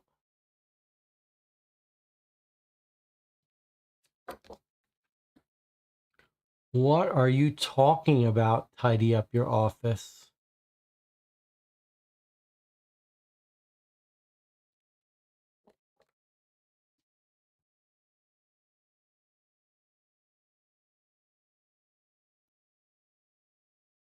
After searching her Agatha's office for a long time, only one document seems to be of any interest. What are they talking about? Tidy up her office.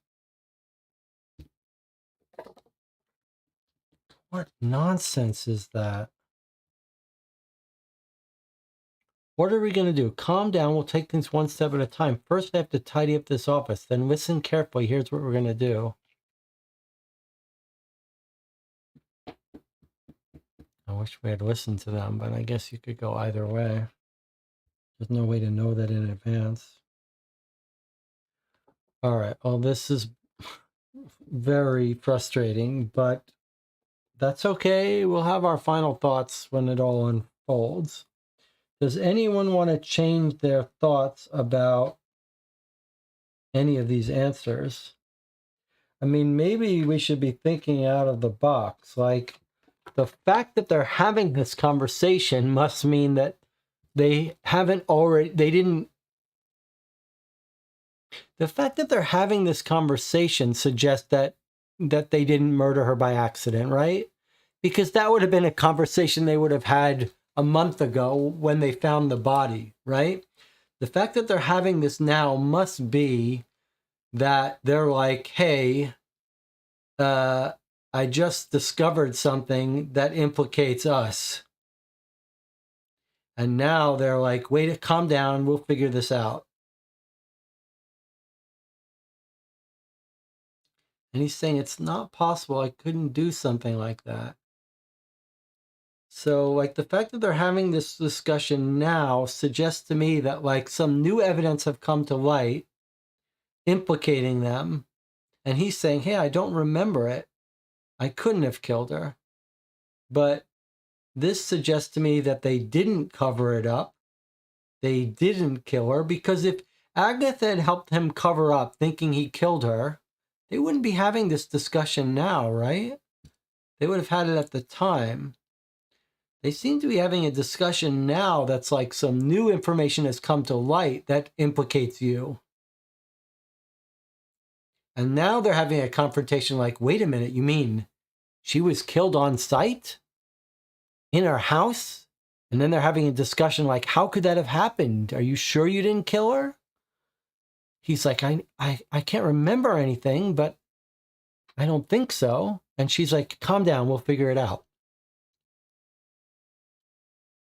Anna says, I think the fact that Agatha had that paper means she returned the car. And Tina says, that might be it.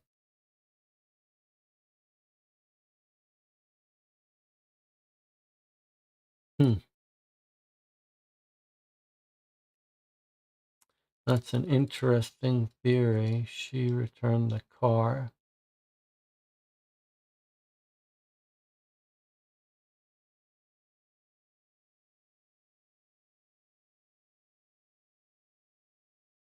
So is your reading that she knows that Simon did it, or she thinks Simon did it, and then she covered up, returned the car, and what is the conversation they're having now? She's saying, wait a second, I assume you killed her, and that's why I returned the car, but you don't remember killing her? Is that the conversation they're having? It does seem like you could have a situation where Ackerman has killed her, but Agatha thinks Henry killed her. So Agatha covered up. Agatha returns the car.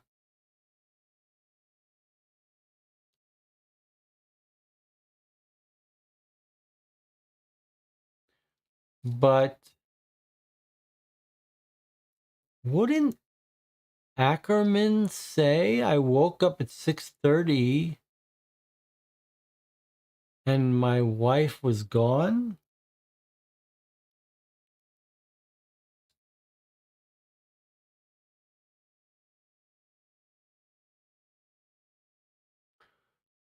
And Tina says that must be it. The woman drove the car. They have the same figure in the photo. Well, that's a very good, clever observation. That's a very good observation that in the photo they look alike. That's very astute observation that the two of them look quite a bit alike.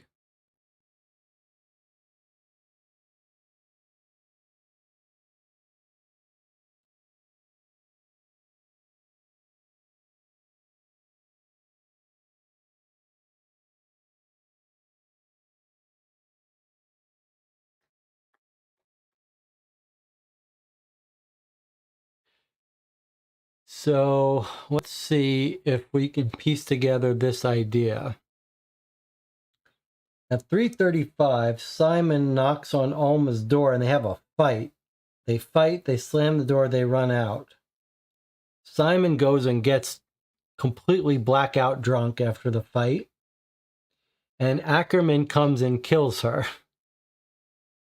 Then Agatha discovers the body and brings it into the car, returns the car, drives it out to the lake, drives the car back, returns it, keeps the return document receipt, then drives back, hides the body, and doesn't say anything more about it. And then eventually, a month later, after the body turns up, she has a conversation with Simon. She's like, yeah, I hid the body for you. And he says, what are you talking about? I didn't kill her. I don't remember anything. And she's like, all right, we're going to figure this out.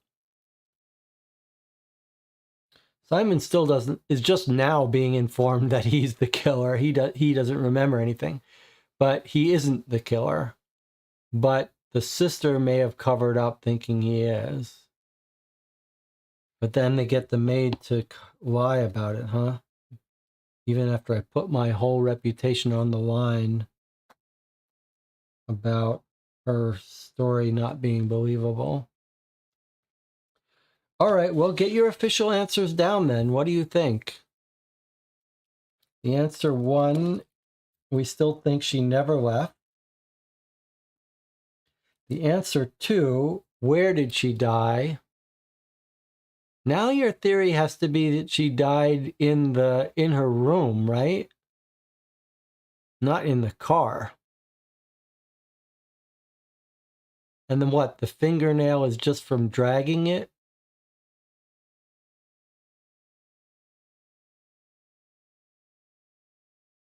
This is the same old story. Are we going to change our answer from the right answer to the wrong answer?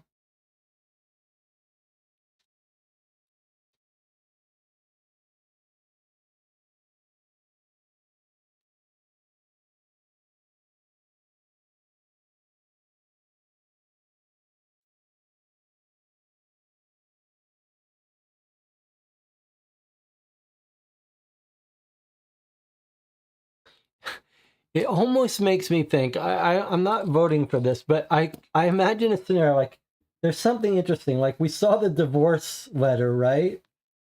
It's not dated, is that right? It almost makes me think that like this is old. And it almost feels like she's saying, I want a divorce like 2 years ago. And then this was James's theory. Like the whole family got together and covered up except Mei Lin. And the husband gets to stay around because he's helped cover up this thing. Like, is that the explanation for why this old, dusty divorce letter never came through?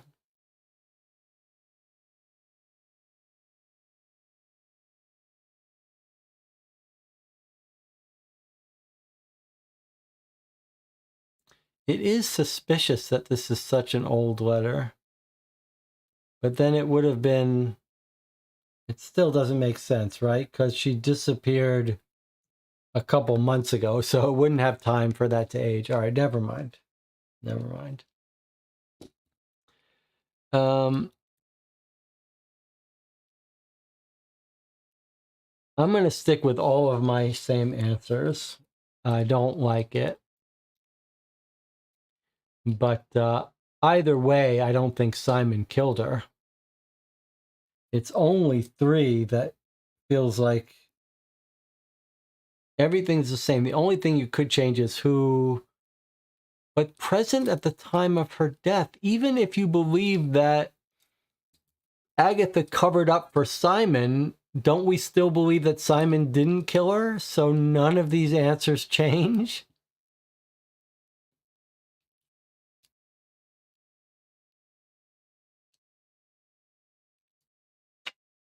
Very strange. All right, Jonathan says, going off gut, she was killed in the rose garden. The person who was present was Thomas Ackerman, and Thomas was involved in the embezzlement with Alma, and the two got in a fight, and Thomas kills her. Okay, so you've changed your location of the murder to the rose garden. I'm not sure when you think that happened, because I think the mother is sitting out in the rose garden having breakfast. And it says, someone suffocated her. Why didn't the doctor tell us about it, not just the marks around her ankle? There are no marks. She must have drowned, though the doctor is ambiguous about that too. Well, don't forget, he's a family doctor, not a professional. So I think it may be hard for him to tell the difference between suffocation and drowning. Boy, I think Antina, was it Antina who made the good point about them looking alike? And so I do think you're right that this really sounds like Agatha returned the car pretending to be her. That would mean Agatha thinks her brother killed her.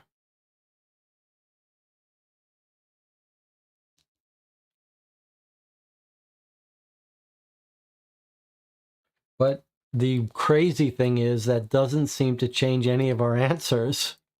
That's bizarre. All right. Everyone got their answers on the record. It's hard for me to keep track of all this. But I'm going to assume if you want to get credit, you've got your answer on the record. Let's figure out. We've got not too many cards left. Well, we've got the whole rest of the deck to go through. 1, 2, 3, 4, 5, 6, 7, 8, 9, 10. 10 or 11 cards left. And Tina says, I think Simon was present.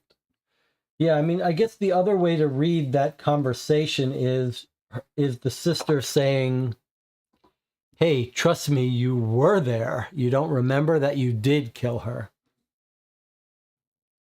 But 3:30 a.m., I don't think everyone is there during the death. So that's weird. I don't know.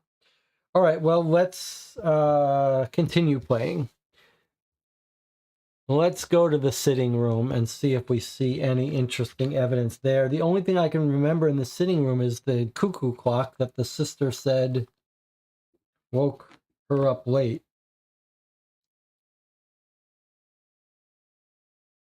Oh, we want to call the car rental. Let's do that first. So that was 43. Okay, this is going to be important. You dial the number, confident in your information gathering tactics. A young woman who seems less than passionate about her job answers. So, if I understand this correctly, Miss Gomez, you hired a vehicle from us and returned it, but you think you left your glasses inside. Is that right? All right, I'll go take a look. No sound comes through the receiver, but you can almost hear her rolling her eyes. Well, so I checked, and nothing is specified on the rental contract. The vehicle is a Mercedes 280 SE Cabriolet, was parked on July 1st in the station car park before the agency opened at 9 a.m. The keys were dropped off in the key box, and no damage was noted, so everything's in order. But there's no note that any glasses or anything else, for that matter, were found in the vehicle. Unfortunately, since this was 3 weeks ago, there's no chance of finding your glasses. This car has since been hired out and your glasses must have disappeared. I'm sorry. All right, so no information here at all. It was just the contract itself that was of use to us, theoretically, and the fact that Agatha has it.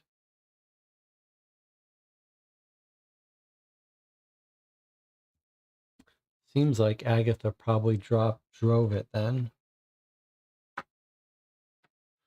to cover up for Henry. I think that makes the most sense. All right, let's look in the sitting room, see if there's any clues for us here. There's the clock that Agatha says woke her up late.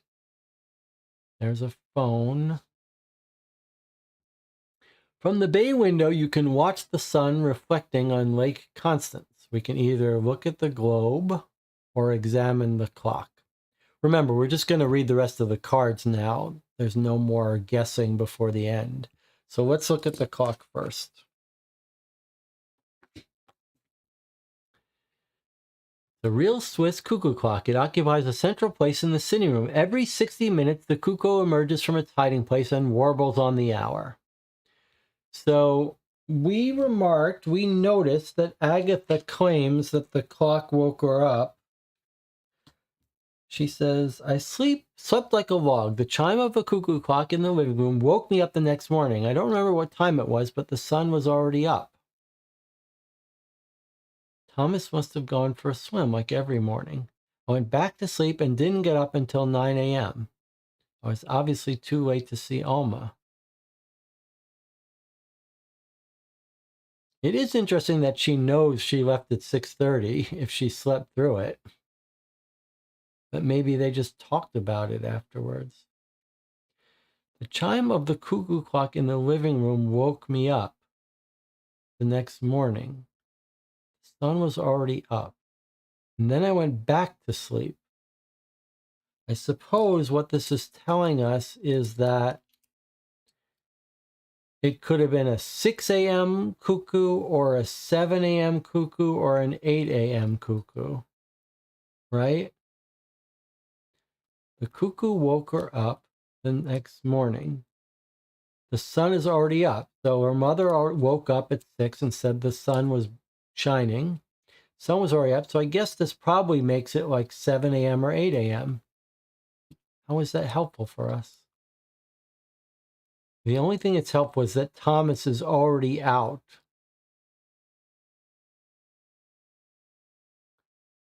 And it is curious that she knows what time Alma left.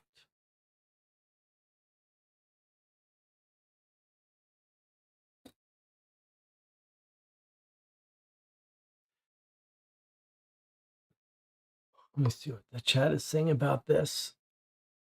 Miss Gomez, Claire lying, she is Alma. In the phone call, yeah, okay, so, but this doesn't really help us. Didn't it say that he goes swimming at 8:30? Is that true?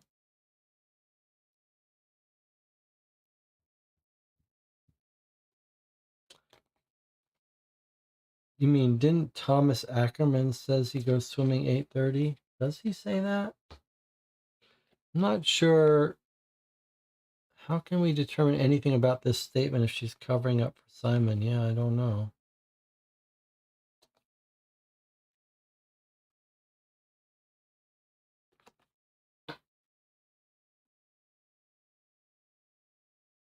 He offers to drive her. I went to sleep. Let's take a look. He offers to drive her. I said goodbye to her for the last time on the doorstep of the villa, and then Agatha and I went to bed. It was 1 a.m. Heard Alma's car drive down the driveway. I went back to sleep. I finally got up at 8:15 for a half-hour swim. He's only gone for a half hour? This is a problem. This is a problem. Something's gone wrong here with these two, because she says the cuckoo clock went off and then she went back to sleep and didn't get up till 9. So the cuckoo clock either went off at 8, 7, or 6. He says he got up at 8:15, but that doesn't work because she woke up at 8, 7, or 6 and he's gone. So she's lying or he's lying, right? We've caught one of them in a lie. Is that right? I believe that's right. She finally wakes up at 9 after she goes back to sleep. So we know the cuckoo must have woken her up before 9. We know it runs on the hour. So 8 a.m., 7 a.m., 6 a.m., 5 a.m. We know the sun rises here at 6 a.m. So either this cuckoo woke up for the first time at 6 a.m., 7 a.m., or 8 a.m. Any of those times, her husband should have been in bed with her asleep. So either she's lying, or he's lying, or both.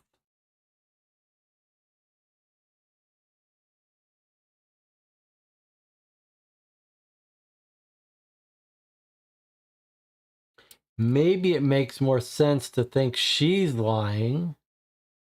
She gets up at 6 or so. She does everything. Is she back in bed by 8:15 when the husband wakes up?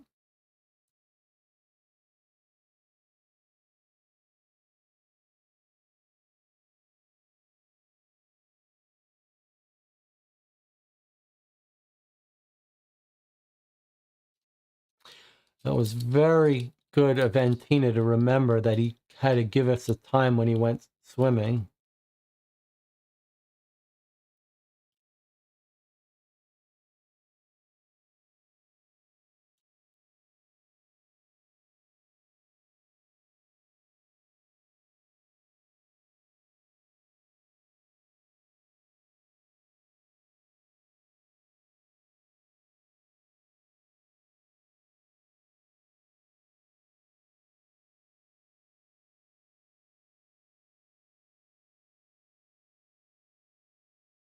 I don't know how we know which one of the two of them are lying, though.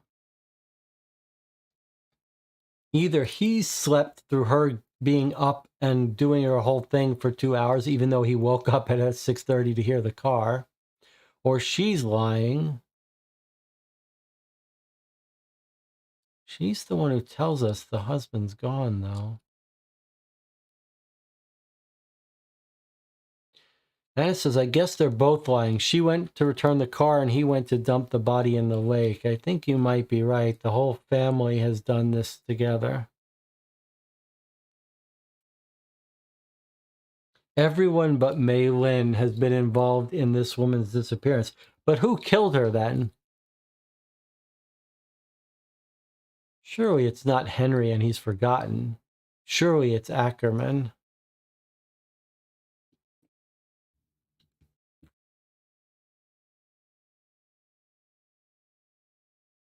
Maybe Ackerman just killed her in her room and figures he's going to get Simon blamed. And then he just goes along with the cover-up plan to get himself in with the family. All right, well, let's look at the globe. We might as well. Mei Lin is very proud of the work she's done, so she regularly puts pins in the places around the world where the foundation has orphanage. You don't see any other pins in South America. I don't know what to tell you about that.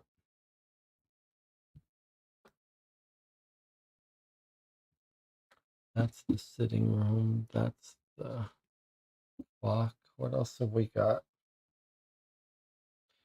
Let's see if we've done all these. Did we do 18? No. Okay, so we haven't asked Agatha about Alma and her role at the foundation.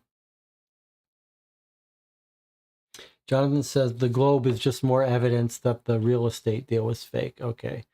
Question Agatha about Alma and her role at the foundation. Alma started working for the foundation at the start of the year as the financial director. In practice, she took over the position of Mr. Breck, who retired. Over the years, Mr. Breck built up our real estate holdings around the world by buying up buildings and turning them into orphanages. He would later sell them when necessary or when there was significant capital gain. This is the foundation's main source of income, along with donations, of course. As for Alma, I was only in contact with her professionally like everyone else. She was very energetic and proactive, the kind of woman who has a nose for business and can really negotiate.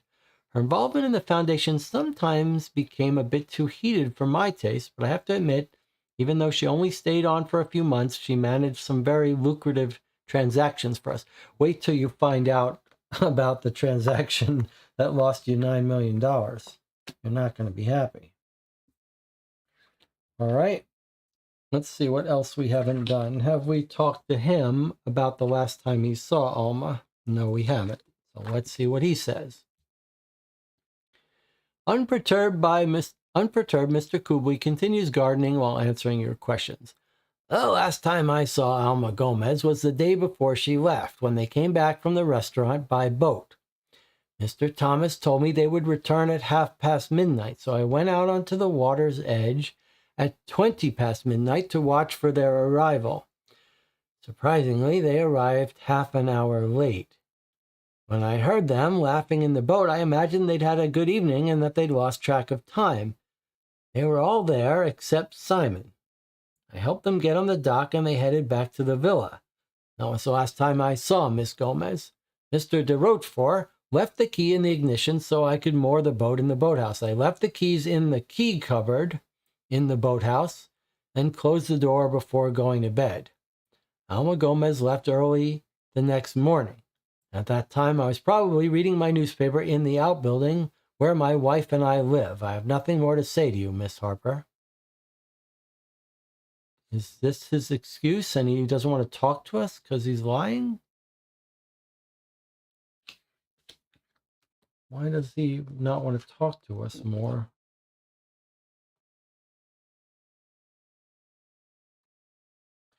Okay, and we still have our garden things that we didn't even bother to look at because they seemed like total long shot.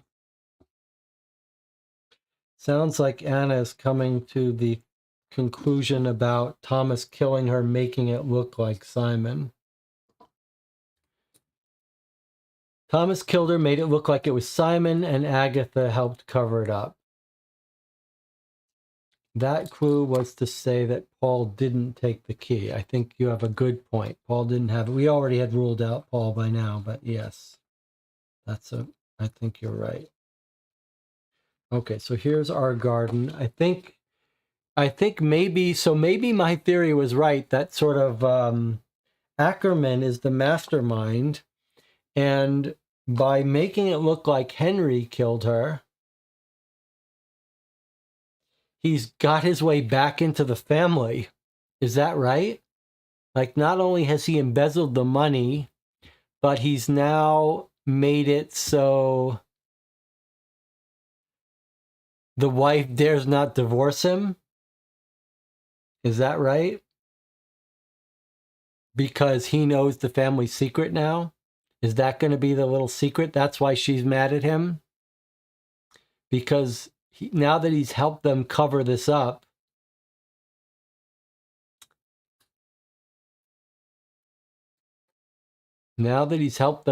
she can't divorce him. All right, let's take a look at the buoy in the distance, which we have no theory about. Is that right? No one has a good theory about this? Maybe just that it might tell us about the direction of the current. Let's see. As you look out over the lake, you see a mooring buoy in the distance. Hans Kubley pauses in his work on the rose bushes to tell you. Mr. Thomas goes out to that buoy every day. He swims every morning. He's a great athlete, you know. He and Agatha won a swimming relay together 4 years ago on the lake. He swims out to the buoy and back in half an hour, and then he goes to breakfast. A healthy and light breakfast. He doesn't go to work until after he's finished his routine. That doesn't help us anything, except it tells us he's a good swimmer. And she's a good swimmer too, though. Our original theory was he returned the car and swam back, but maybe this is telling us that Agatha can do the same thing. So Agatha returned the car and drove to near the lake and then swam back. And then maybe she drove and dumped the body. But then we think Ackerman may have helped her, so I don't know why we care about which one of them did it. But they can both swim. That's the key point, right? Okay, let's look at the roses. I don't know why this should be of any use to us, but let's see. With a view of the lake, simply splendid.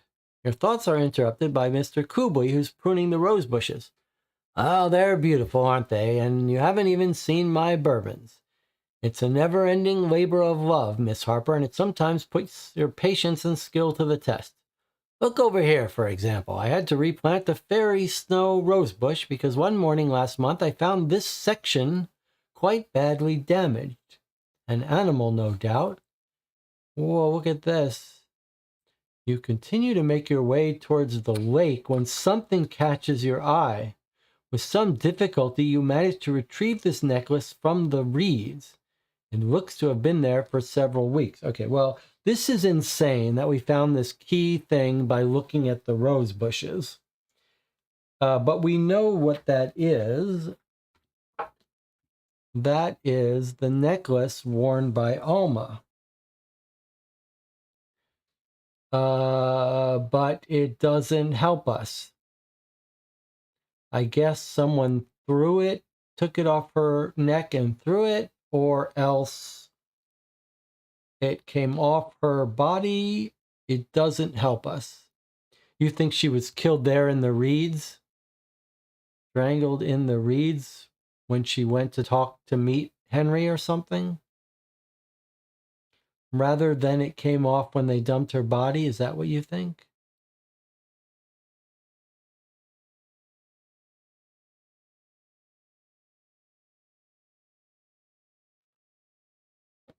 Is it not more likely? I mean, we had this weird thing about who bought her this necklace. Is it not more likely that whoever bought her the necklace or wants to hide the relationship took the necklace off and threw it away separately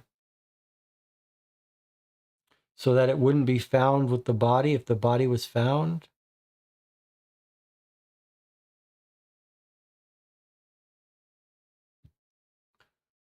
I don't know.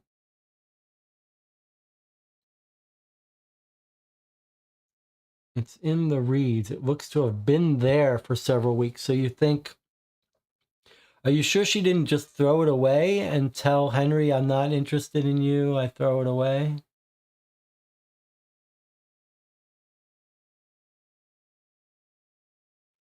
It's been there for several weeks. I don't know how we know it's been there for several weeks, but okay, it's there in the reeds. I guess maybe that does suggest she was killed there. Does that help us know who killed her? It's a romantic place. That sounds like it was Henry. Maybe Henry did get blackout drunk and kill her. Yeah, maybe they met in the rose bushes because it's romantic and he was blackout drunk and he did kill her in the morning. Maybe she came down at 6:30 and he said, let me have one last word with you. And then he strangled her and he was so blackout drunk he forgot it. And none of this has anything to do with the embezzlement or Ackerman. The roses were destroyed, so it looks like a struggle. Okay, that's important. One morning last month, I found this section quite badly damaged. You're right. You're absolutely right. It was damaged a month ago because that's where she was killed. So we were completely wrong about her being killed on the boat or at the car. She was killed right out here in the garden, which now suggests a romantic problem with Simon. But Jonathan reminds us the rose garden is actually Thomas's hangout because he's the horticulturist.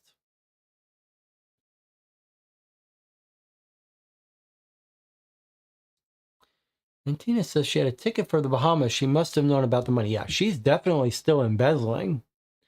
But this is either a romantic place, but as Jonathan points out, it was also Thomas's hangout place.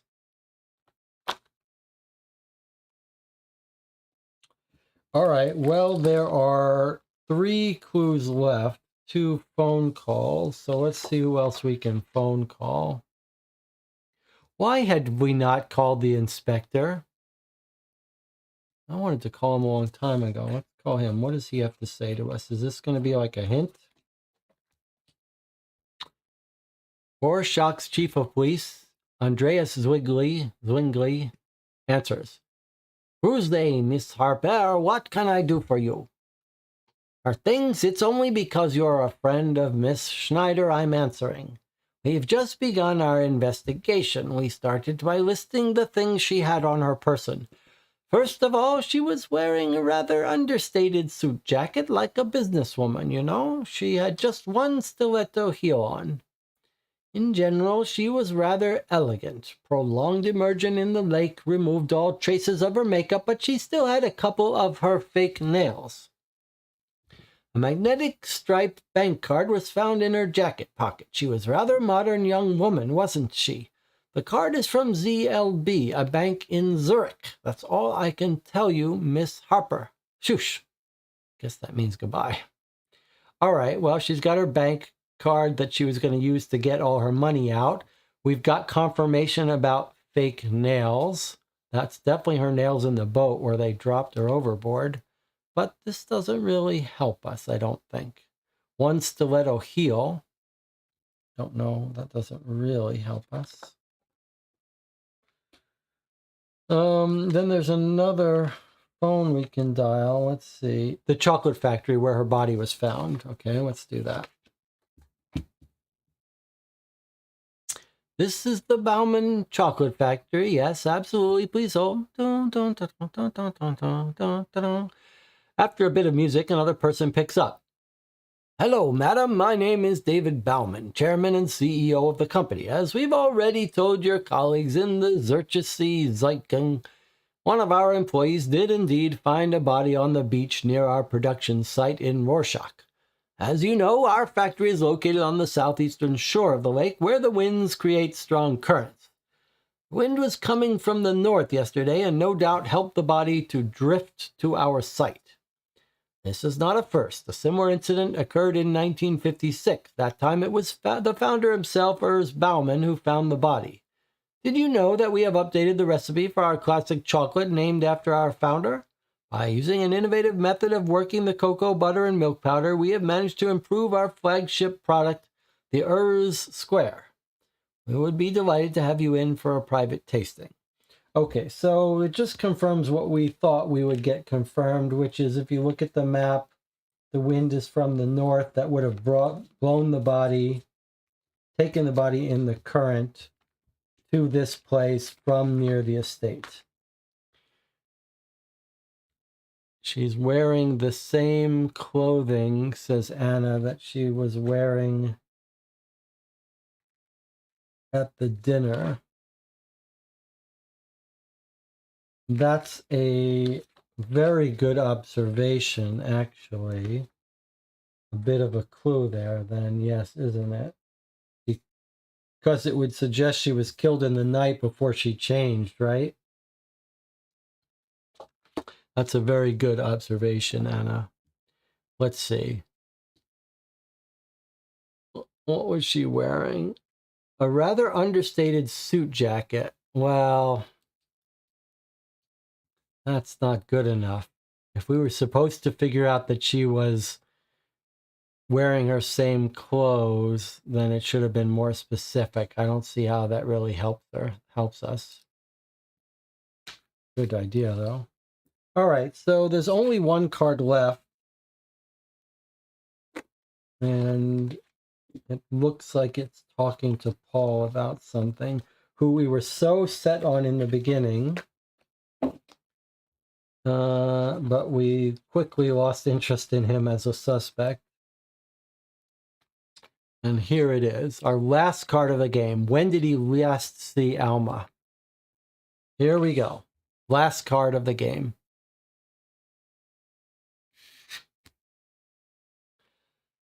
Oh, the last time I saw her, that's easy, June 30th, on her last day of work at the foundation.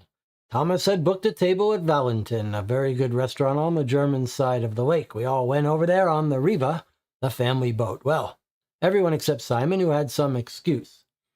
Alma looked particularly happy. I can still see her trying on the big hat that Agatha and Thomas gave her. We laughed a lot, and the meal was delicious. We had Bodenschiffeln fished right from the lake and cooked in a menuiere sauce. Nach Mellerin Art, as the Germans say. After dinner, I took everyone home on the boat. I love driving the Reeve at night. It's a true delight to handle. When we got to the dock, Mr. Kubley was waiting for us. We all disembarked, and I left the keys in the boat so Mr. Kubley could dock the Riva in the shed. I said goodbye to Alma before I went to bed because I knew I wouldn't see her again. She was leaving early the next morning for Zurich to catch her plane. Who could have known she wasn't long for this world?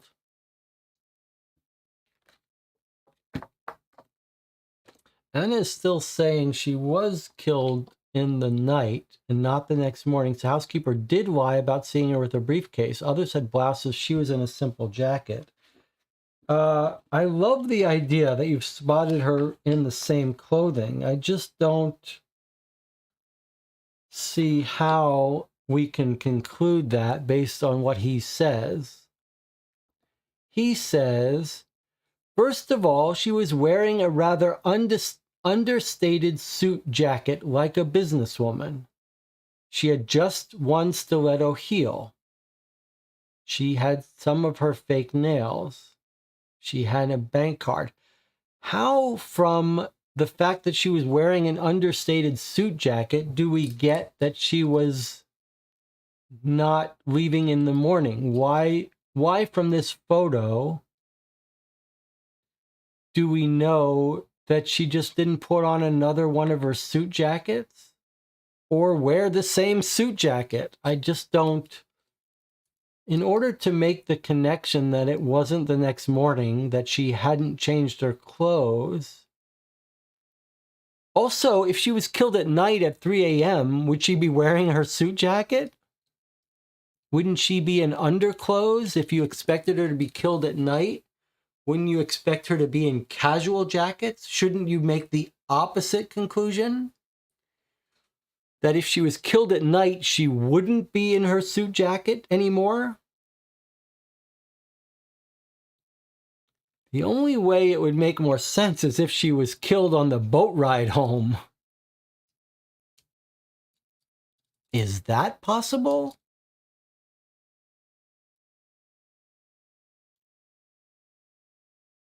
That would make everyone lying. John says they didn't get back till 1, and then Simon had a fight with her at 3, we're told. Yeah, so if your claim is she was still wearing the same clothes, that makes no sense, right? She's not wearing her business suit at 3 a.m. Doesn't that provide the opposite evidence? Doesn't it suggest that she did get dressed and go out in the morning and then get killed? Although stiletto sounds like she was out in the evening. I suppose the stiletto heel sounds like she was out in the evening. Or would you wear a stiletto? I mean, it doesn't really make sense that she's got a stiletto and a business jacket. Unless you just dress her in something, but why dress her in anything if you're going to sink her to the bottom of the lake? All right, well, we've seen all the cards. We know the questions. Let's take a break, and then we'll have our final discussion. It's another 5-hour game. Is it 5 hours, or is it more than 5 hours? Oh, I guess it's more than 5 hours. We're approaching our 7-hour mark. It's just that we had to restart. What time was the fight by the roses? I don't think we know anything about that, but we're going to take a break now. We're going to come back. We'll discuss a little bit, then we'll read the solution. I'm very curious to see the solution, talk about the case and the system. I'll see you all in 8 minutes.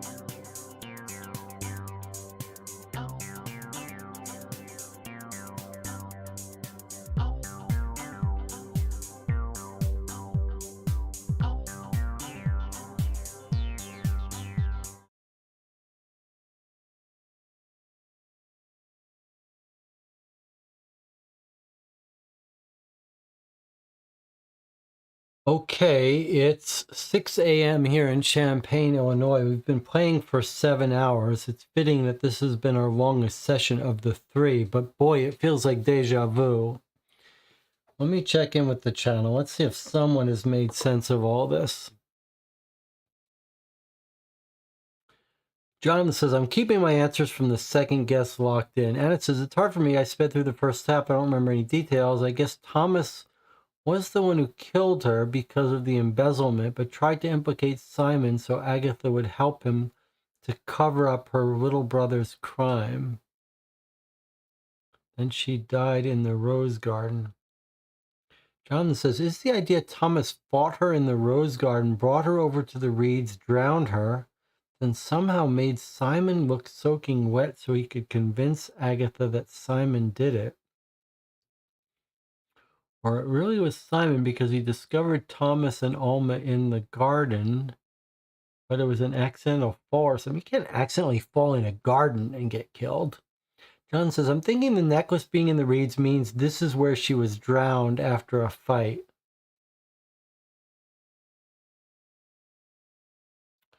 I do agree that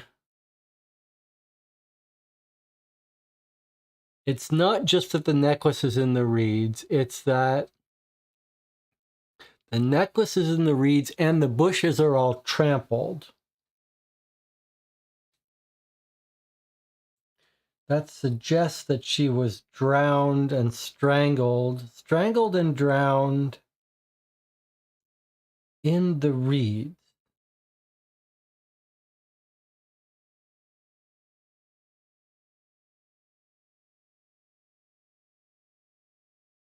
So is it that Ackerman and Alma are in doing this embezzlement scheme, and totally independent from that, Simon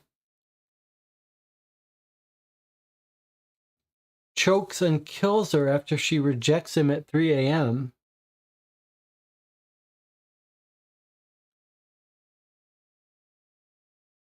And then, but how are they discovering her? When are they discovering her body?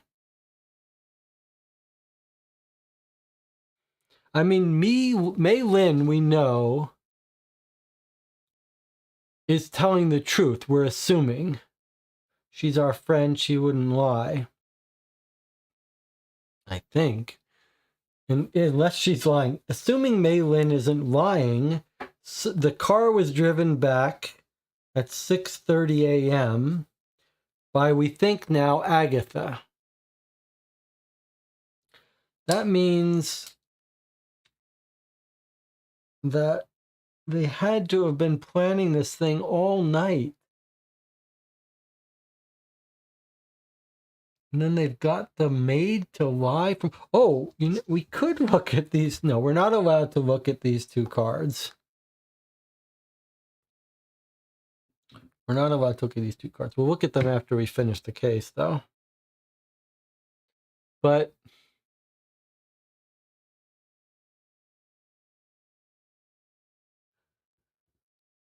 one theory is Thomas Ackerman kills her, makes it look like Simon killed her, and then they take her, then they cover it up. Someone takes her out on the boat, dumps her body.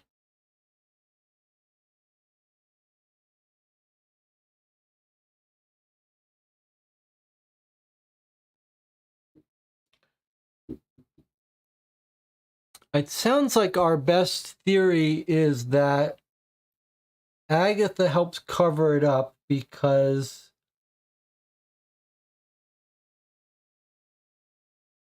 she thinks her brother did it.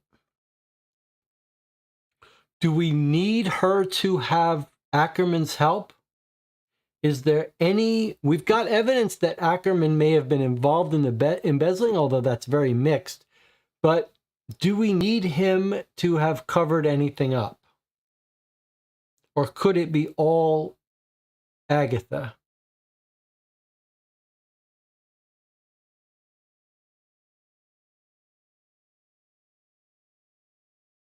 We know one or two or both of them are lying about waking up, but might it just be Agatha?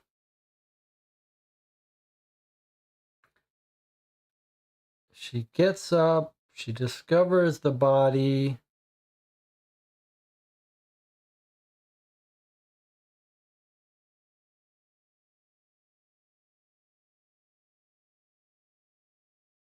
She thinks her brother did it. She drives the car back. She takes a cab back. She swims to the boat. She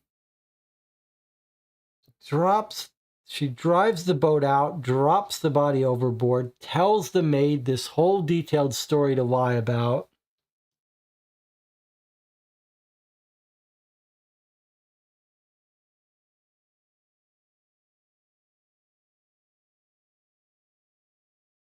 Maybe she gets her husband's help, maybe she doesn't.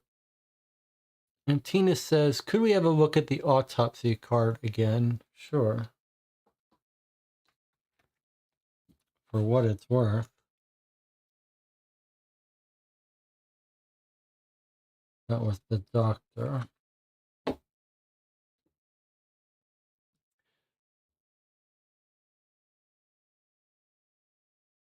They noticed the body. When I got there, they had pulled her from the water. It took me a while to recognize her. That's why I referred the police. Okay, and then 45 for more information on the body.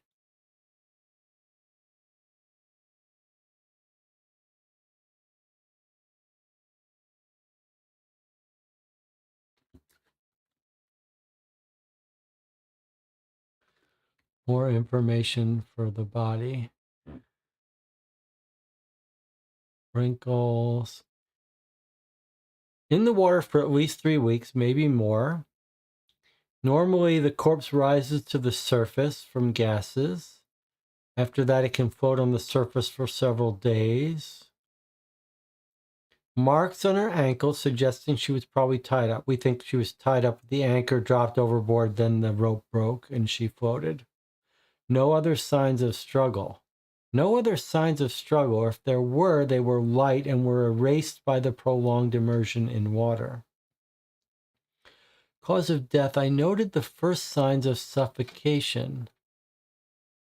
The most obvious cause of death would be drowning, but I can't be sure of it. An autopsy would be needed to confirm this.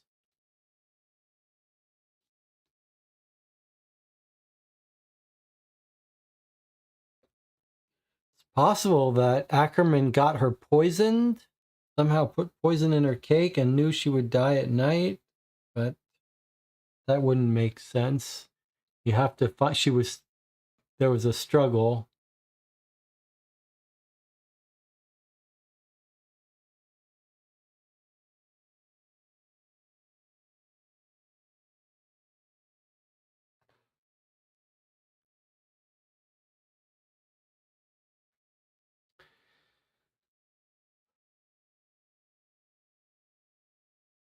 This is an interesting theory here. Let's see. Why doesn't Simon remember anything? Is it shock? Was he drunk? Jonathan says, I'm going to change my answers. The final answer is she never came back. She was killed in the rose garden. Thomas killed her. Simon is a drunk bystander who tries to stop him. Thomas is embezzling with Alma. They get in the fight. At the rose garden, starts to drown her. Simon tries to save her, gets wet, falls. Thomas frames him. Anna says, yeah, the struggle wasn't with Alma, but between Thomas and Simon. How can that be? How can he not remember that part? If Simon got into a struggle with Thomas, he would remember it. Isn't it more likely that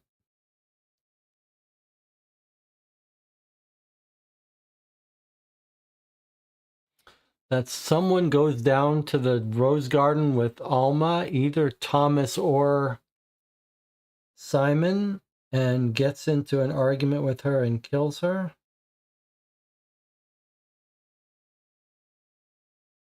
But then what do you do with the body? Explain that to me. That's at night? At 3 a.m. she goes down to the rose garden?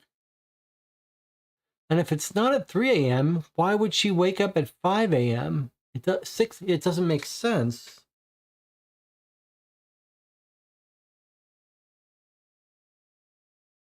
How can there be a fight in the rose garden?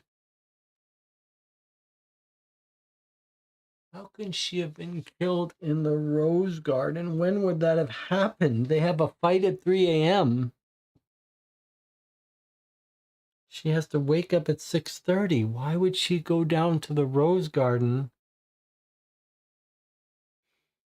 It's a romantic scene, a romantic vista. She could have gone down there at 6 a.m. for a last rendezvous and gotten killed there. Or maybe a last meeting with Thomas Ackerman before she left. That just seems so far-fetched.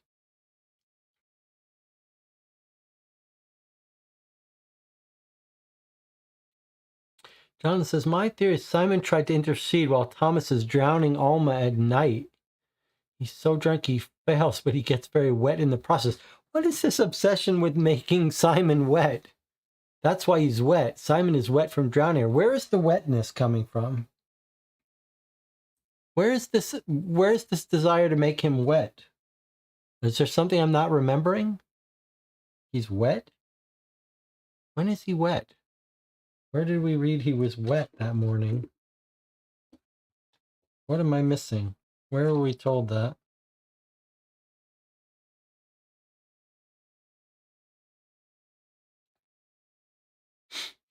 What is this thing about him being wet?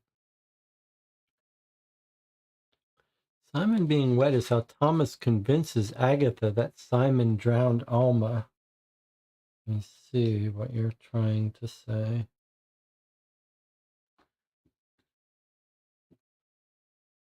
Where's our guy telling us about the fight they had again?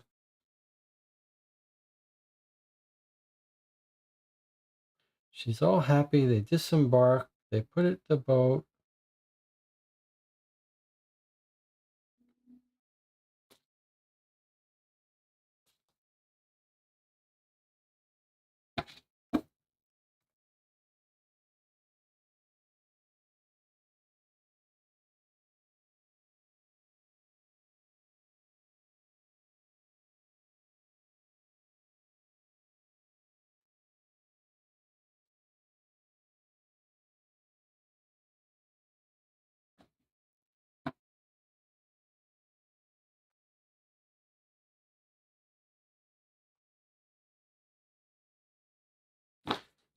Okay, so we think Paul is innocent for the most part, and he tells us about the fight they had.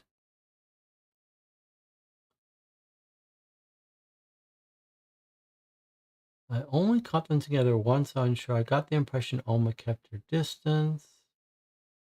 They broke up the night before Gomez left. I heard Simon knocking on her bedroom door. They exchanged insults, and then their fight ended with the slam of the door and the sound of Simon's footsteps on the stairs.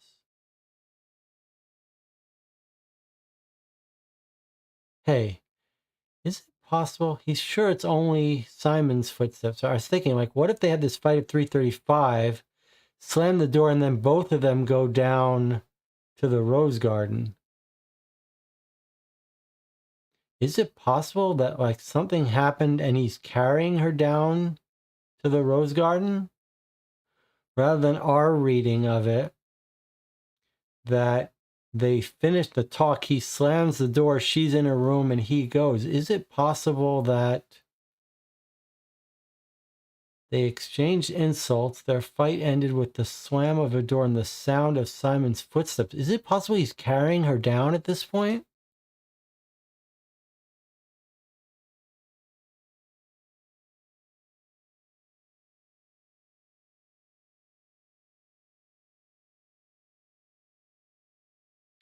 Is it possible he's carrying her down to the rose garden passes out, wakes up, and she's dead.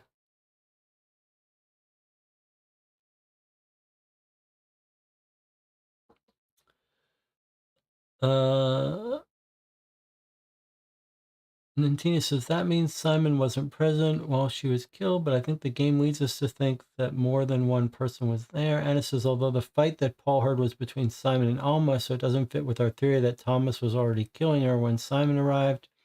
John says, I'm not conveying something correctly. I'm saying that there are 3 people in the shallow water with the reeds. Thomas, the attacker, Alma, the victim, and Simon trying to intercede. They're all wet. In the end, Simon gets knocked out. Thomas drowns Alma. Both Thomas and Simon are dirty and wet. Thomas tells Agatha that he found Simon drowning her. When Simon said we didn't kill her, it didn't seem to imply him and Thomas, but him and Agatha. Anna says maybe Simon and Alma are fighting. Thomas overhears it, jumps on the opportunity, lures Alma to the garden, kills her, but tells Agatha it was Simon he heard them fighting. Well, he doesn't have to tell Agatha that he heard them fighting because Paul says they were fighting. Although Simon...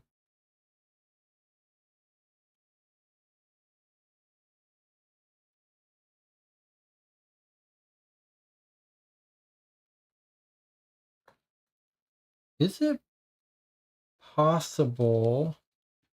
Let me just give you another possibility.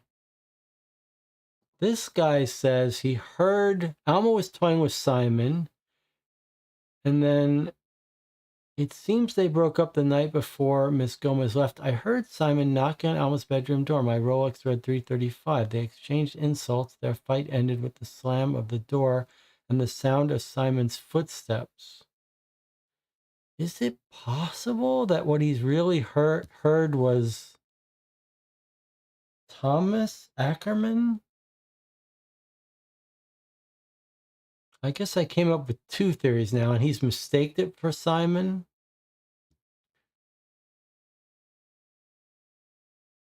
Or is it possible that Simon has carrying her down at this point?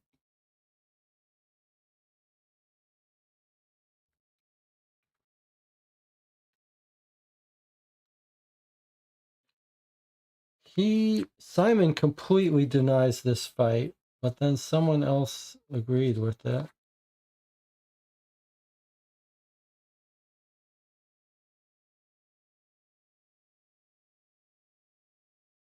I guess someone actually heard Simon's voice.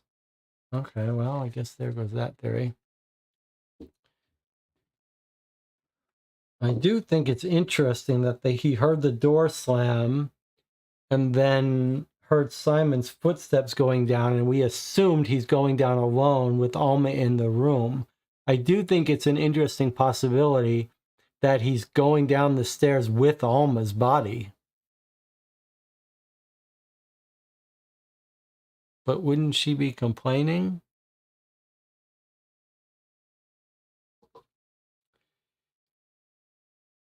Almost dead. I heard your brother yelling at her. Maybe he killed her. What should we do? Maybe Thomas heard them arguing, took advantage. I still think both Simon and Thomas have to be dirty and wet. Did he think he killed her, but she was still alive? It's an interesting idea. They get into a fight.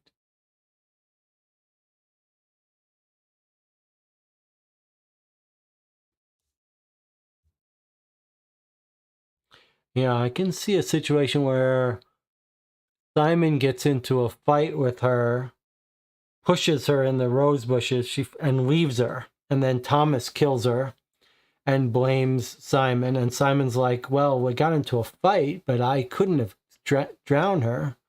I couldn't have strangled her.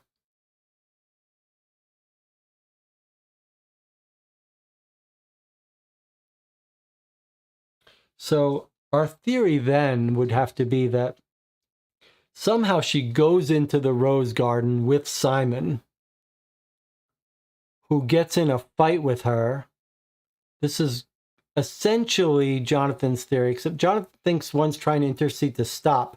But in my thinking, it's that Simon brings her down to the rose garden. They have an argument. Maybe he pushes her and then he leaves. And then Thomas kills her and blames Simon.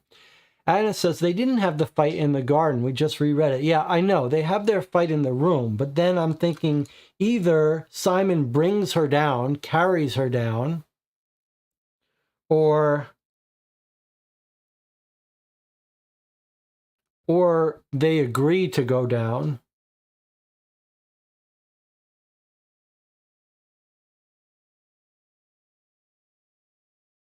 Somehow I have her talking to Simon in the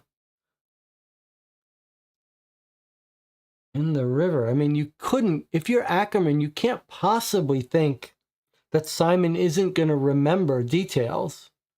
You can't possibly create a murder where you're like, I predict Simon's going to be blackout drunk and won't remember killing this woman. That can't possibly be your theory.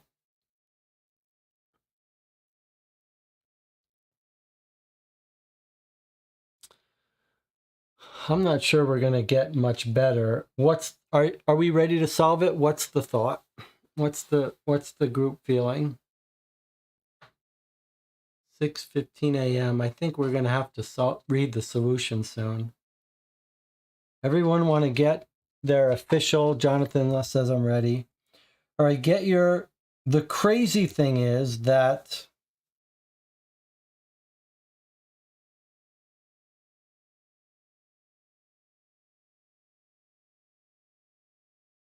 no matter what kind of difference in opinion about whether Simon covered it up, it doesn't feel like any of the answers change. What's everyone's vote here on your final answers? Let's get you on the record. I'm going to stick, given that every time we've changed our answers in the past games, we got worse. I'm going to stick with all my answers. That Ackerman was there when she died. She died because Ackerman wanted to kill his partner so he could have all the money.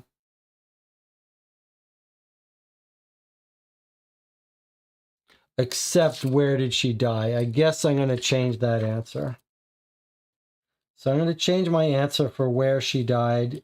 In the first two times I said in the lake underwater. Now I'm going to say that she died in the water by the rose garden. Okay, so I am changing my number 2 answer.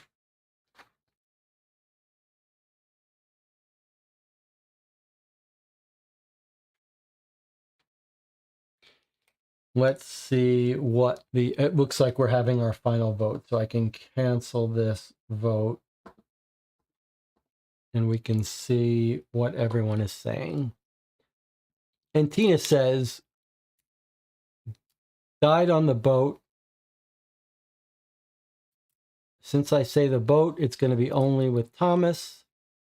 Embezzlement is your 4 answer. Where's my... Okay, so Anna says, never in the garden. Simon and Thomas were both there when she died, and it was about embezzlement. Jonathan says, in the rose garden, Thomas is the killer. Simon is there drunk. Thomas is embezzling with Alma, turns on her. They have a fight. He drowns her. Simon tries to intercede and gets framed. Okay, these are great theories. And we all think that Agatha returned the car, right? And helped cover up, thinking she was covering up for Simon. Am I right that we all think that? And no one thinks that Thomas was doing it.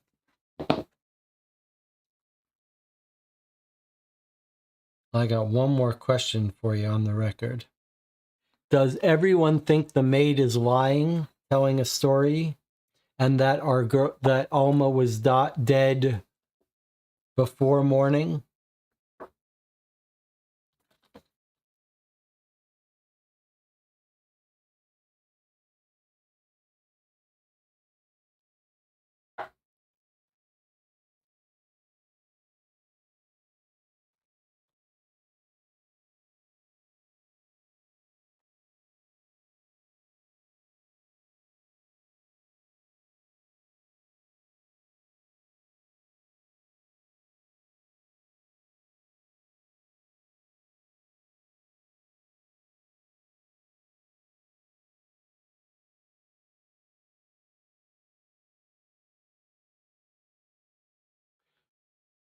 Okay. Well, I'm very curious to see what the solution is, to see the two cards we didn't see, and to talk about the game. Let's read the solution.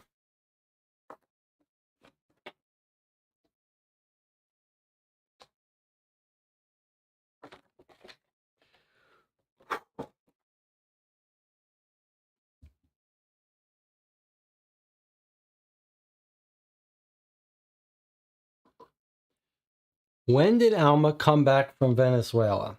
When she quit her job at the foundation, Alma told anyone who would listen that she planned to return to her native Venezuela.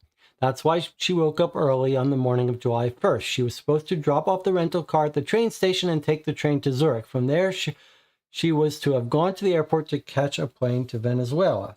But that's not what happened. The airport confirmed she wasn't on the flight. Alma, on the other hand, had in fact planned to fly to the Bahamas, but she did not board the plane. So the answer to the question of when she came back from the Venezuela is never. She never left Switzerland. Okay, we got that right. Where did Alma die? To answer this question, you need to know what happened on the morning of July 1st at around 6:30. As planned, Alma woke up to leave the villa. Two people can attest to this, Ruth and Mai Lin. She was preparing to take Mai Lin her breakfast. Ruth spoke with Alma briefly just before Alma went into the garage. We can thus deduce that Alma was alive at that time. That's my argument. You guys thought the maid was this amazing liar. Mai Lin, for her part, claimed she saw Alma leave the property, but what exactly did she see? A car leaving the property with Alma at the wheel, wearing the hat she had been given the day before. But she didn't actually see Alma's face. She just saw the rear of the vehicle. In any case, there's no way to state with certainty that it was indeed Alma that Mai Lin saw leaving the property by card. Another troublesome detail is the fact that Ruth saw Alma alive before she took Mai Lin her breakfast. However, Mai Lin didn't see the car leaving the garage until after breakfast. If Alma was in a hurry, she would have entered the garage, got into her car, and left the property just a few moments later. But Mai Lin had time to eat her breakfast between the moment Alma entered the garage and when the car left. What was going on during all that time? You guessed it. Alma was murdered in the garage. So, once again, we had it right in the beginning, and we all changed our answer in the end. Although I didn't think it was the maid, but I did change my location of death. Shame on me for not sticking to my guns. Who was present at the time of Alma's death? Agatha, Thomas, Simon, and Paul were all asleep at 6:30 a.m. Hans was reading at home. Only Ruth and Mai Lin were awake. At least that's what they claim. However, a closer look reveals that there's something off about Thomas's schedule. He said he got up at 8:15 to go swimming just like he does every morning, and that he swam for half an hour, which is how long it takes him to swim out to the buoy and back. However, we can be certain that Thomas did not get up at 8:15 a.m. Indeed, Agatha stated she was awakened in the morning by chime of the cuckoo clock in the living room. And the sun was already up. The cuckoo clock chimes every hour, so it must have woken Agatha up at either 6, 7, or 8. We reasoned this. The sun wasn't up yet at 5, and Agatha got up at 9 a.m. However, this doesn't fit with Thomas's statement that he got up at 8:15. He should have been back in bed with Agatha if it was 6, 7, or 8 o'clock. So Thomas lied. He actually got up before the sun, went into the garage, and waited until Alma was getting into her car to murder her. This was my whole point. It had to be premeditated. Someone had to be waiting in her car to kill her. This is my original claim. Alma was getting into her car to murder her. He put her body in the boat and kept the key with him. He couldn't risk someone opening the boat and finding the body. This explains why the keys were lost, then miraculously found in Paul's pockets. Then Thomas got in the car and left the villa. After dropping off the car at the main train station, he took the train to Rietberg. There he threw away his clothes, swam the rest of the way. He did not get out of the water. He did get out of the water at 8:45 a.m., but it wasn't after his regular swim out to the buoy and back. Instead, he murdered Alma Gomez. Later, Thomas took the boat out to dump the corpse into the water after having weighed it down with the anchor. But Thomas clearly didn't tie the knot tight enough since Alma's body floated to the surface. Okay, this is everything we said in the first quarter of the game, the first part of the game. This is every single guess was exactly right in the beginning. How he got home, that it was him, Ackerman, driving the car. The first theory was right. How he put the key back in Paul's jacket, everything. Now notice, however, they say here, this is very troubling. This is the complaint. They're like, hey, Thomas was lying because his story conflicts with Agatha's. Well, we completely figured out that his story conflicts with Agatha, but the game doesn't tell us how we're supposed to decide that it's Thomas lying, not Agatha. That's where we ran into trouble at the end. How do you decide which one is lying? You can know that one of them is lying, but anyway. Here we go. Why did she die? Let's find out. There are a few clues as to the motive because Thomas is a rather thorough person, but if you answered that it was about money, you're right. Alma had no intention of spending her entire career working for Mei Lin. The time she spent at St. Elizabeth Foundation was used to set up a highly illegal operation. First, she contacted Thomas while he was at the casino. At the casino? A phone call to the youth hostel reveals that Thomas and Alma knew each other well before she was hired. Cards 14 and 29. During her time at the foundation, Alma sold an orphanage owned by the foundation for $10 million. However, this orphanage did not exist. It has no address anywhere in the world, and above all, notary who oversaw the transaction is entirely fictional. So it's not even a real place. Just before she quit, the foundation bought another equally fictional orphanage for $9 million from a company whose initials are the same as Alma's. Oh, that would have been nice to pick up, but it doesn't matter. We already knew she was the embezzler. In fact, this was a money laundering operation. Alma had $10 million to launder, so she called on Thomas. This was actually a very specific point that Nicola advanced. He said, this is money laundering. So it wasn't my theory of $9 million profit. It was just laundering money. She had $10 million to launder. She's staying in a youth hostel and she has $10 million to launder? So she called on Thomas. As for the missing million, it's not hard to guess Thomas was to receive it as a commission. But Thomas knew his days at the foundation were numbered. Since Agatha wanted a divorce, he would soon no longer have access. As long as he was doing illegal business, he might as well take advantage of it. By getting rid of Alma, he hoped to keep the entire $10 million for himself. Alma had already converted this sum into bearer bonds, which she had placed in her briefcase. Okay. What about Simon? There is much to suggest that Simon may have killed Alma. First of all, the two had a more or less secret relationship. When Alma announced her decision to leave the foundation, Simon realized that the relationship was over, and Alma had probably never really had feelings for him. Simon was fragile and did not take it well. That's why the night before Alma's departure, he drank more than he should have, so much that he could no longer remember what happened that night. What exactly did he do the day before she left? He did not go with the other guests to the restaurant. Instead, he went to a party in town. Cards 28, 39, and 42. Those cards suggest he went to a party. We were told he's got something else to do and he went to Liechtenstein. Weren't told anything about going anyway.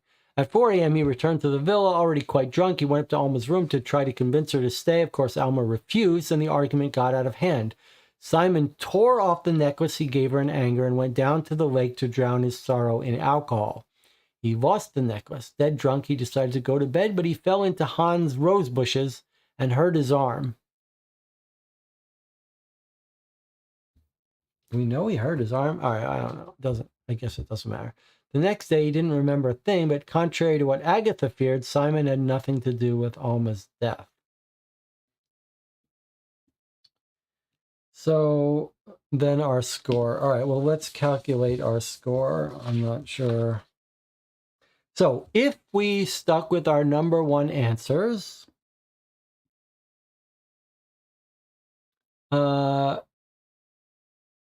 she never left. We got that right. Where did she die? We said in the lake underwater. This seems to suggest she was killed in the garage. So some of you got that right. Who was present? Thomas Ackerman. And he killed her to partner in crime to get the money. So I guess 5055. That's 15. And we never came to the right answer about where she died. Someone may have, though. So 15 points, I think, is the most you could get. And I think we basically got 15. Okay, so this is Maylin thanks you for your help and decides to call the police. Thomas admits that the lure of money was too strong and apologizes. Hey, guys, I'm sorry. For all the harm done to the Schneider family, the bearer bonds are confiscated by the police. Why did Thomas empty the briefcase of bonds, then bring it back to her office?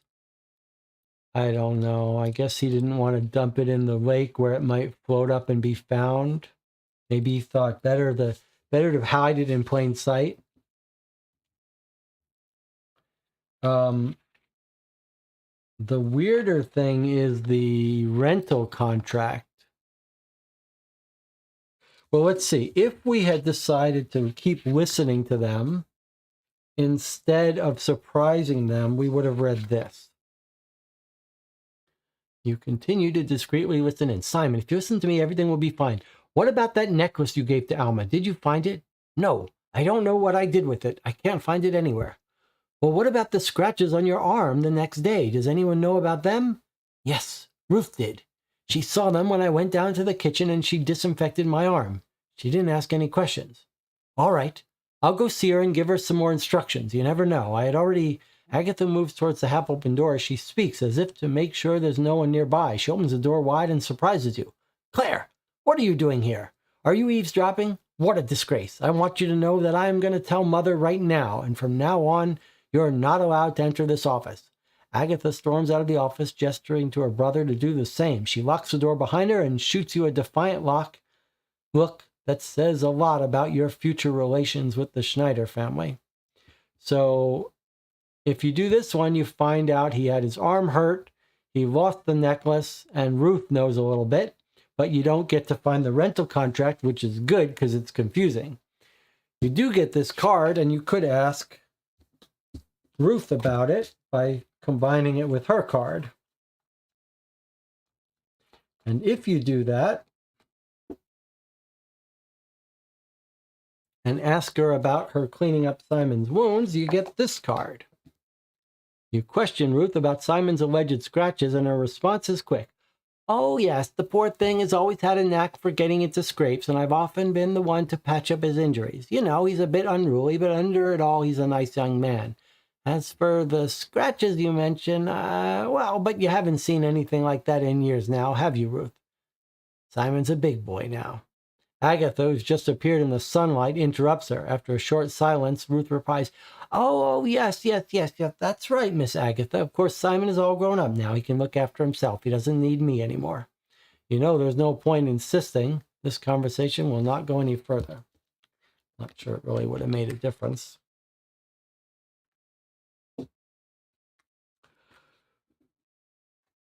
Okay, well, let's talk about it. Let me check in with the chat. Why the garage, not the boat? How could we have figured that out? Why did Thomas empty the... How was she suffocated in the garage? Was she choked out, but the doctor didn't see the marks, but he did see the lighter marks on their ankle?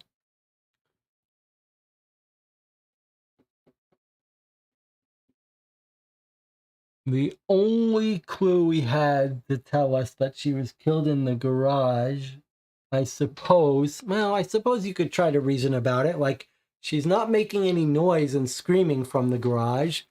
That would be a reason why she would have been killed in the garage, although she could have been knocked out. instead.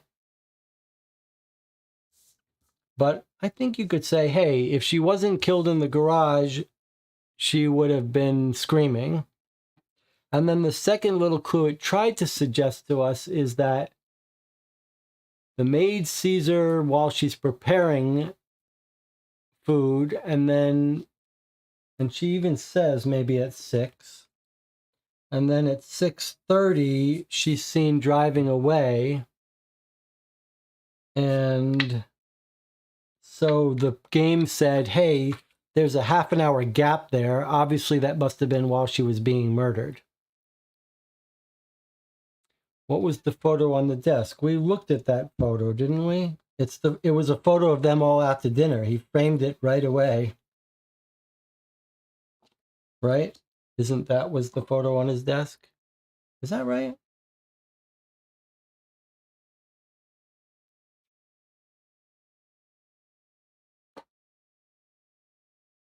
And why was she tidying her up her office? No reason.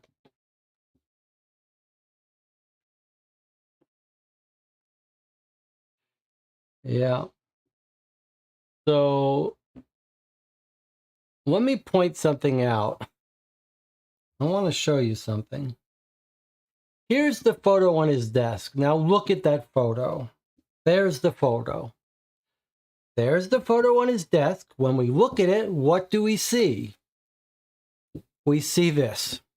Now you tell me how the photo on his desk is that photo is this photo. That's wrong. That's sloppy.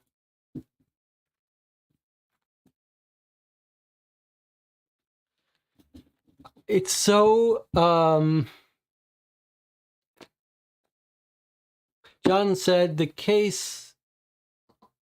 says this game peaked at case 2 for me. That case felt like it had hard facts. You had to make sense to figure it out. This case felt way too much conjecture.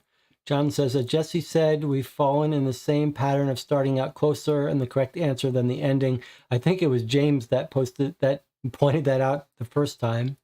Anna says, yes, my gripe is you can't hold back such an important detail as she was choked just to make it harder.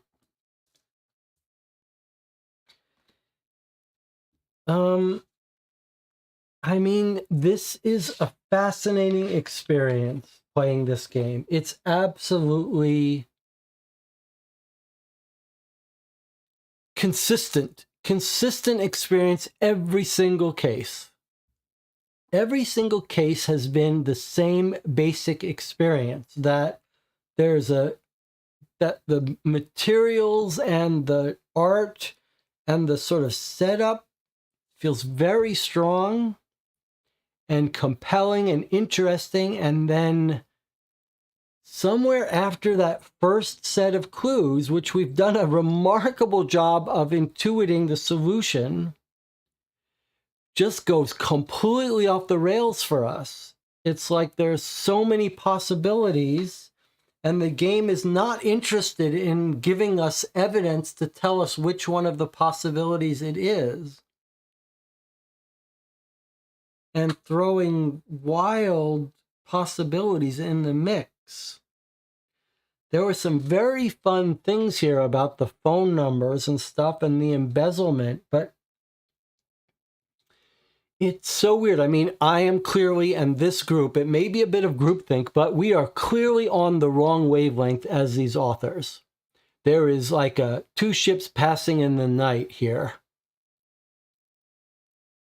And in some sense, I mean, it's almost like an artistic project. You have to respect the fact that there is a vision here that we are not getting on the right wavelength for. Whatever our expectations are of how to solve these cases is a mismatch with the designers. It's too consistently happening for it to be otherwise. Now, is it right and wrong? I mean, to me, it feels like there's something going wrong with this game, but it's happening so consistently. I think you could reasonably make the case that there is a different vision going on here. So if you wanted to defend it, I'd love to hear from the authors what is the explanation? Is the explanation going to be what Gregory Pravat said, another French designer? And I recognize that I'm sort of casting aspersions on a very wide net. But one of the things when we complained about Bureau of Investigation, Gregory Pravat said, I said, how is any group going to get this solved in like 4 turns or however many turns you'd have to solve? And Gregory Pravat said, hey, we play tested this and most of the groups got it in that time. And I can see 2 possible explanations from the designers of this game. And one of them is going to be that. One of them is going to be, you guys are the outliers. We tested this, and when we got to the end, most of the people saw the clues, and you guys just are thinking about it wrong or differently or not on the right wavelength. The other possibility is what Antina is saying in the chat here. The other possibility is the artistic vision of this game is we do not want players to have a high percentage of understanding these cases. That the vision of this game is when you get to the end, after you've seen everything, you should have a 50% chance of understanding the case. And 50% of you are going to construct facts that seem equally plausible but wrong. And I think the question in the last case about who got on the podium, and the game said, hey, it's probabilistic. There's no way to know who's going to get on the podium, but you take a guess, and statistically, you're right 50% of the time. Is that the thinking? Is that the vision here? That you make a case where there are 5 different possibilities that are all can be framed as potentially plausible, and that 50% of the people are going to pick a plausible solution that's wrong and 50% are going to get it right? Is that the objective? Rather than design a case where if you figure everything out, you'll know the answer. It really feels like this is a case where it's very subjective and the game is asking you questions that you can't know, that you can't have figured out the answer to. You can use the clues in psychology to get you a couple guesses. But, and then I think it's just on the face of it, something is wrong that we're figuring these cases out in the beginning and then getting convinced to change our answers.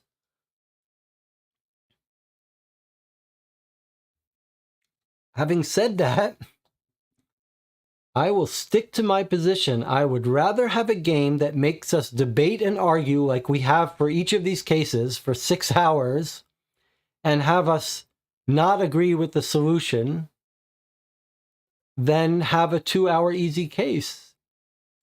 So I think I have to put my money where my mouth is and say, you know, this is almost a glitch mystery.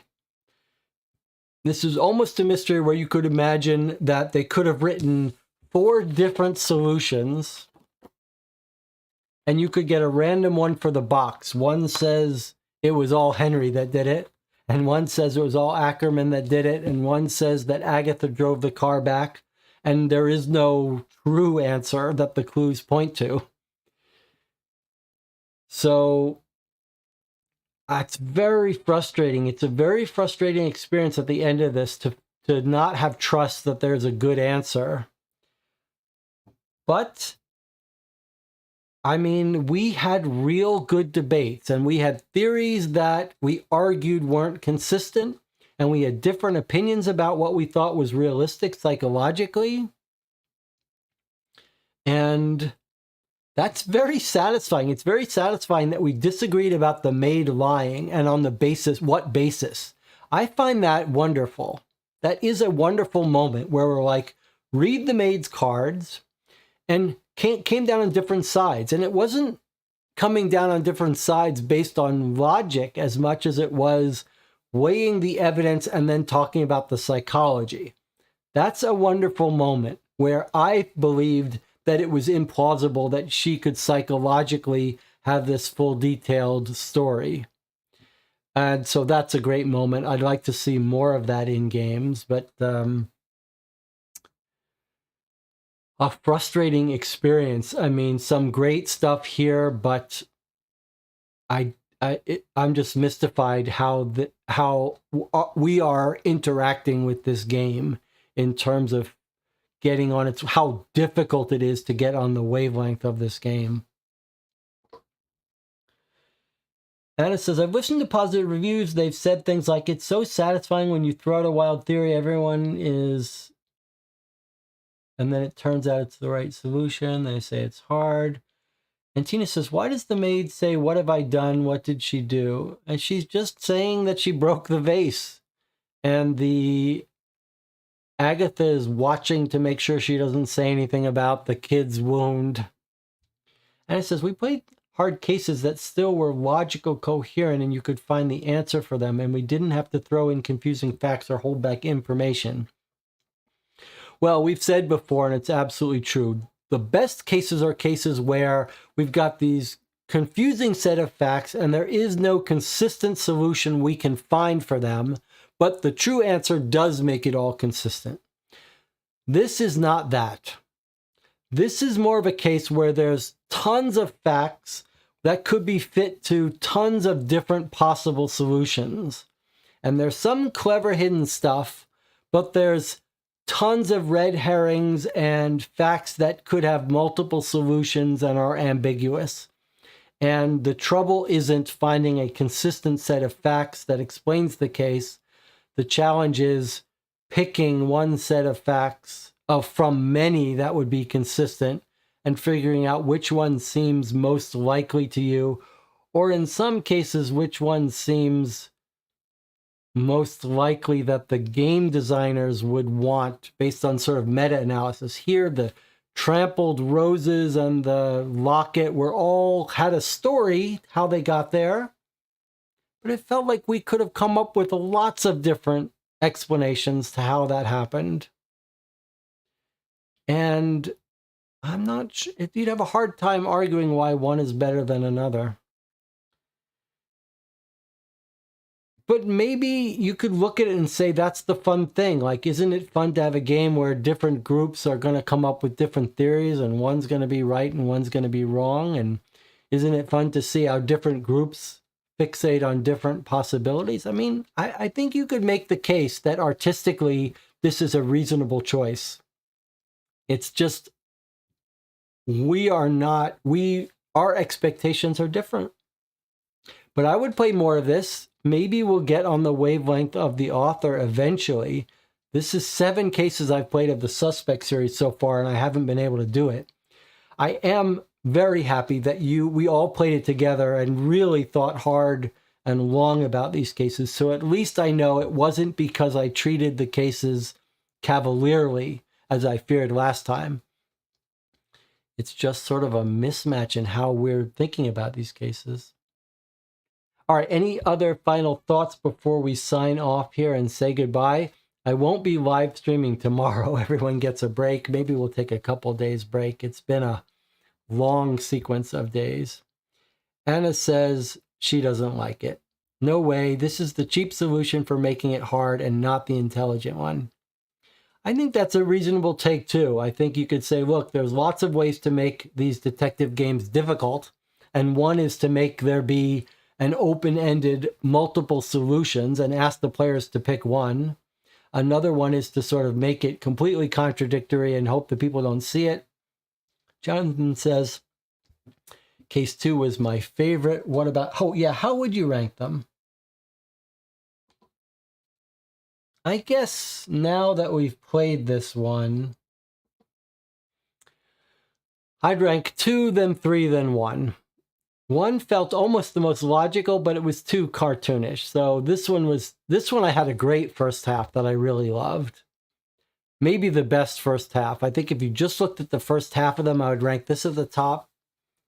But for entire case satisfaction, I guess I would rank chapter 2, then chapter 3 close, and then chapter 1 near the bottom.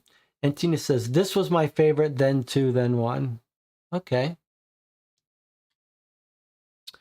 I'll tell you another, though, straight out complaint I think I have, and that's the questions. It is bizarre to me that you could have completely wildly different theories of the case, but get the same score because the question didn't really ask you to understand giant parts. It's almost like the question says, what time of the night was the person killed and what color was their blouse? And you're like, you're not asking me the motives? You're not asking me what the person was really doing? That's very weird. Anna says, I still hate this game, so thanks for making me sure about it. I hated the second one the least. You hated the second case the least. 2, 3, 1, but I agree that 1 is probably easier to come up close to the right solution. Yeah, I think that's right. After today's stream, we're going back to the proper name for this channel. I got some things right. I'm glad I at least was right about the maid's psychology. All right, so we'll sign off. Cannot thank you all enough. This is a great example of a game that would have been miserable to play alone. But playing with the group, at least we got to talk about it, argue about it, debate, make jokes, and in the end, give credit to me where I got things right, take away ownership of the channel from Anna back where it rightfully belongs, and talk about our thoughts about the game and share it. It doesn't get too much better than this. And the fact that we can have so much fun out of a game we disagree about and find problems with, what more do you want in life? I'll see you guys on the next video.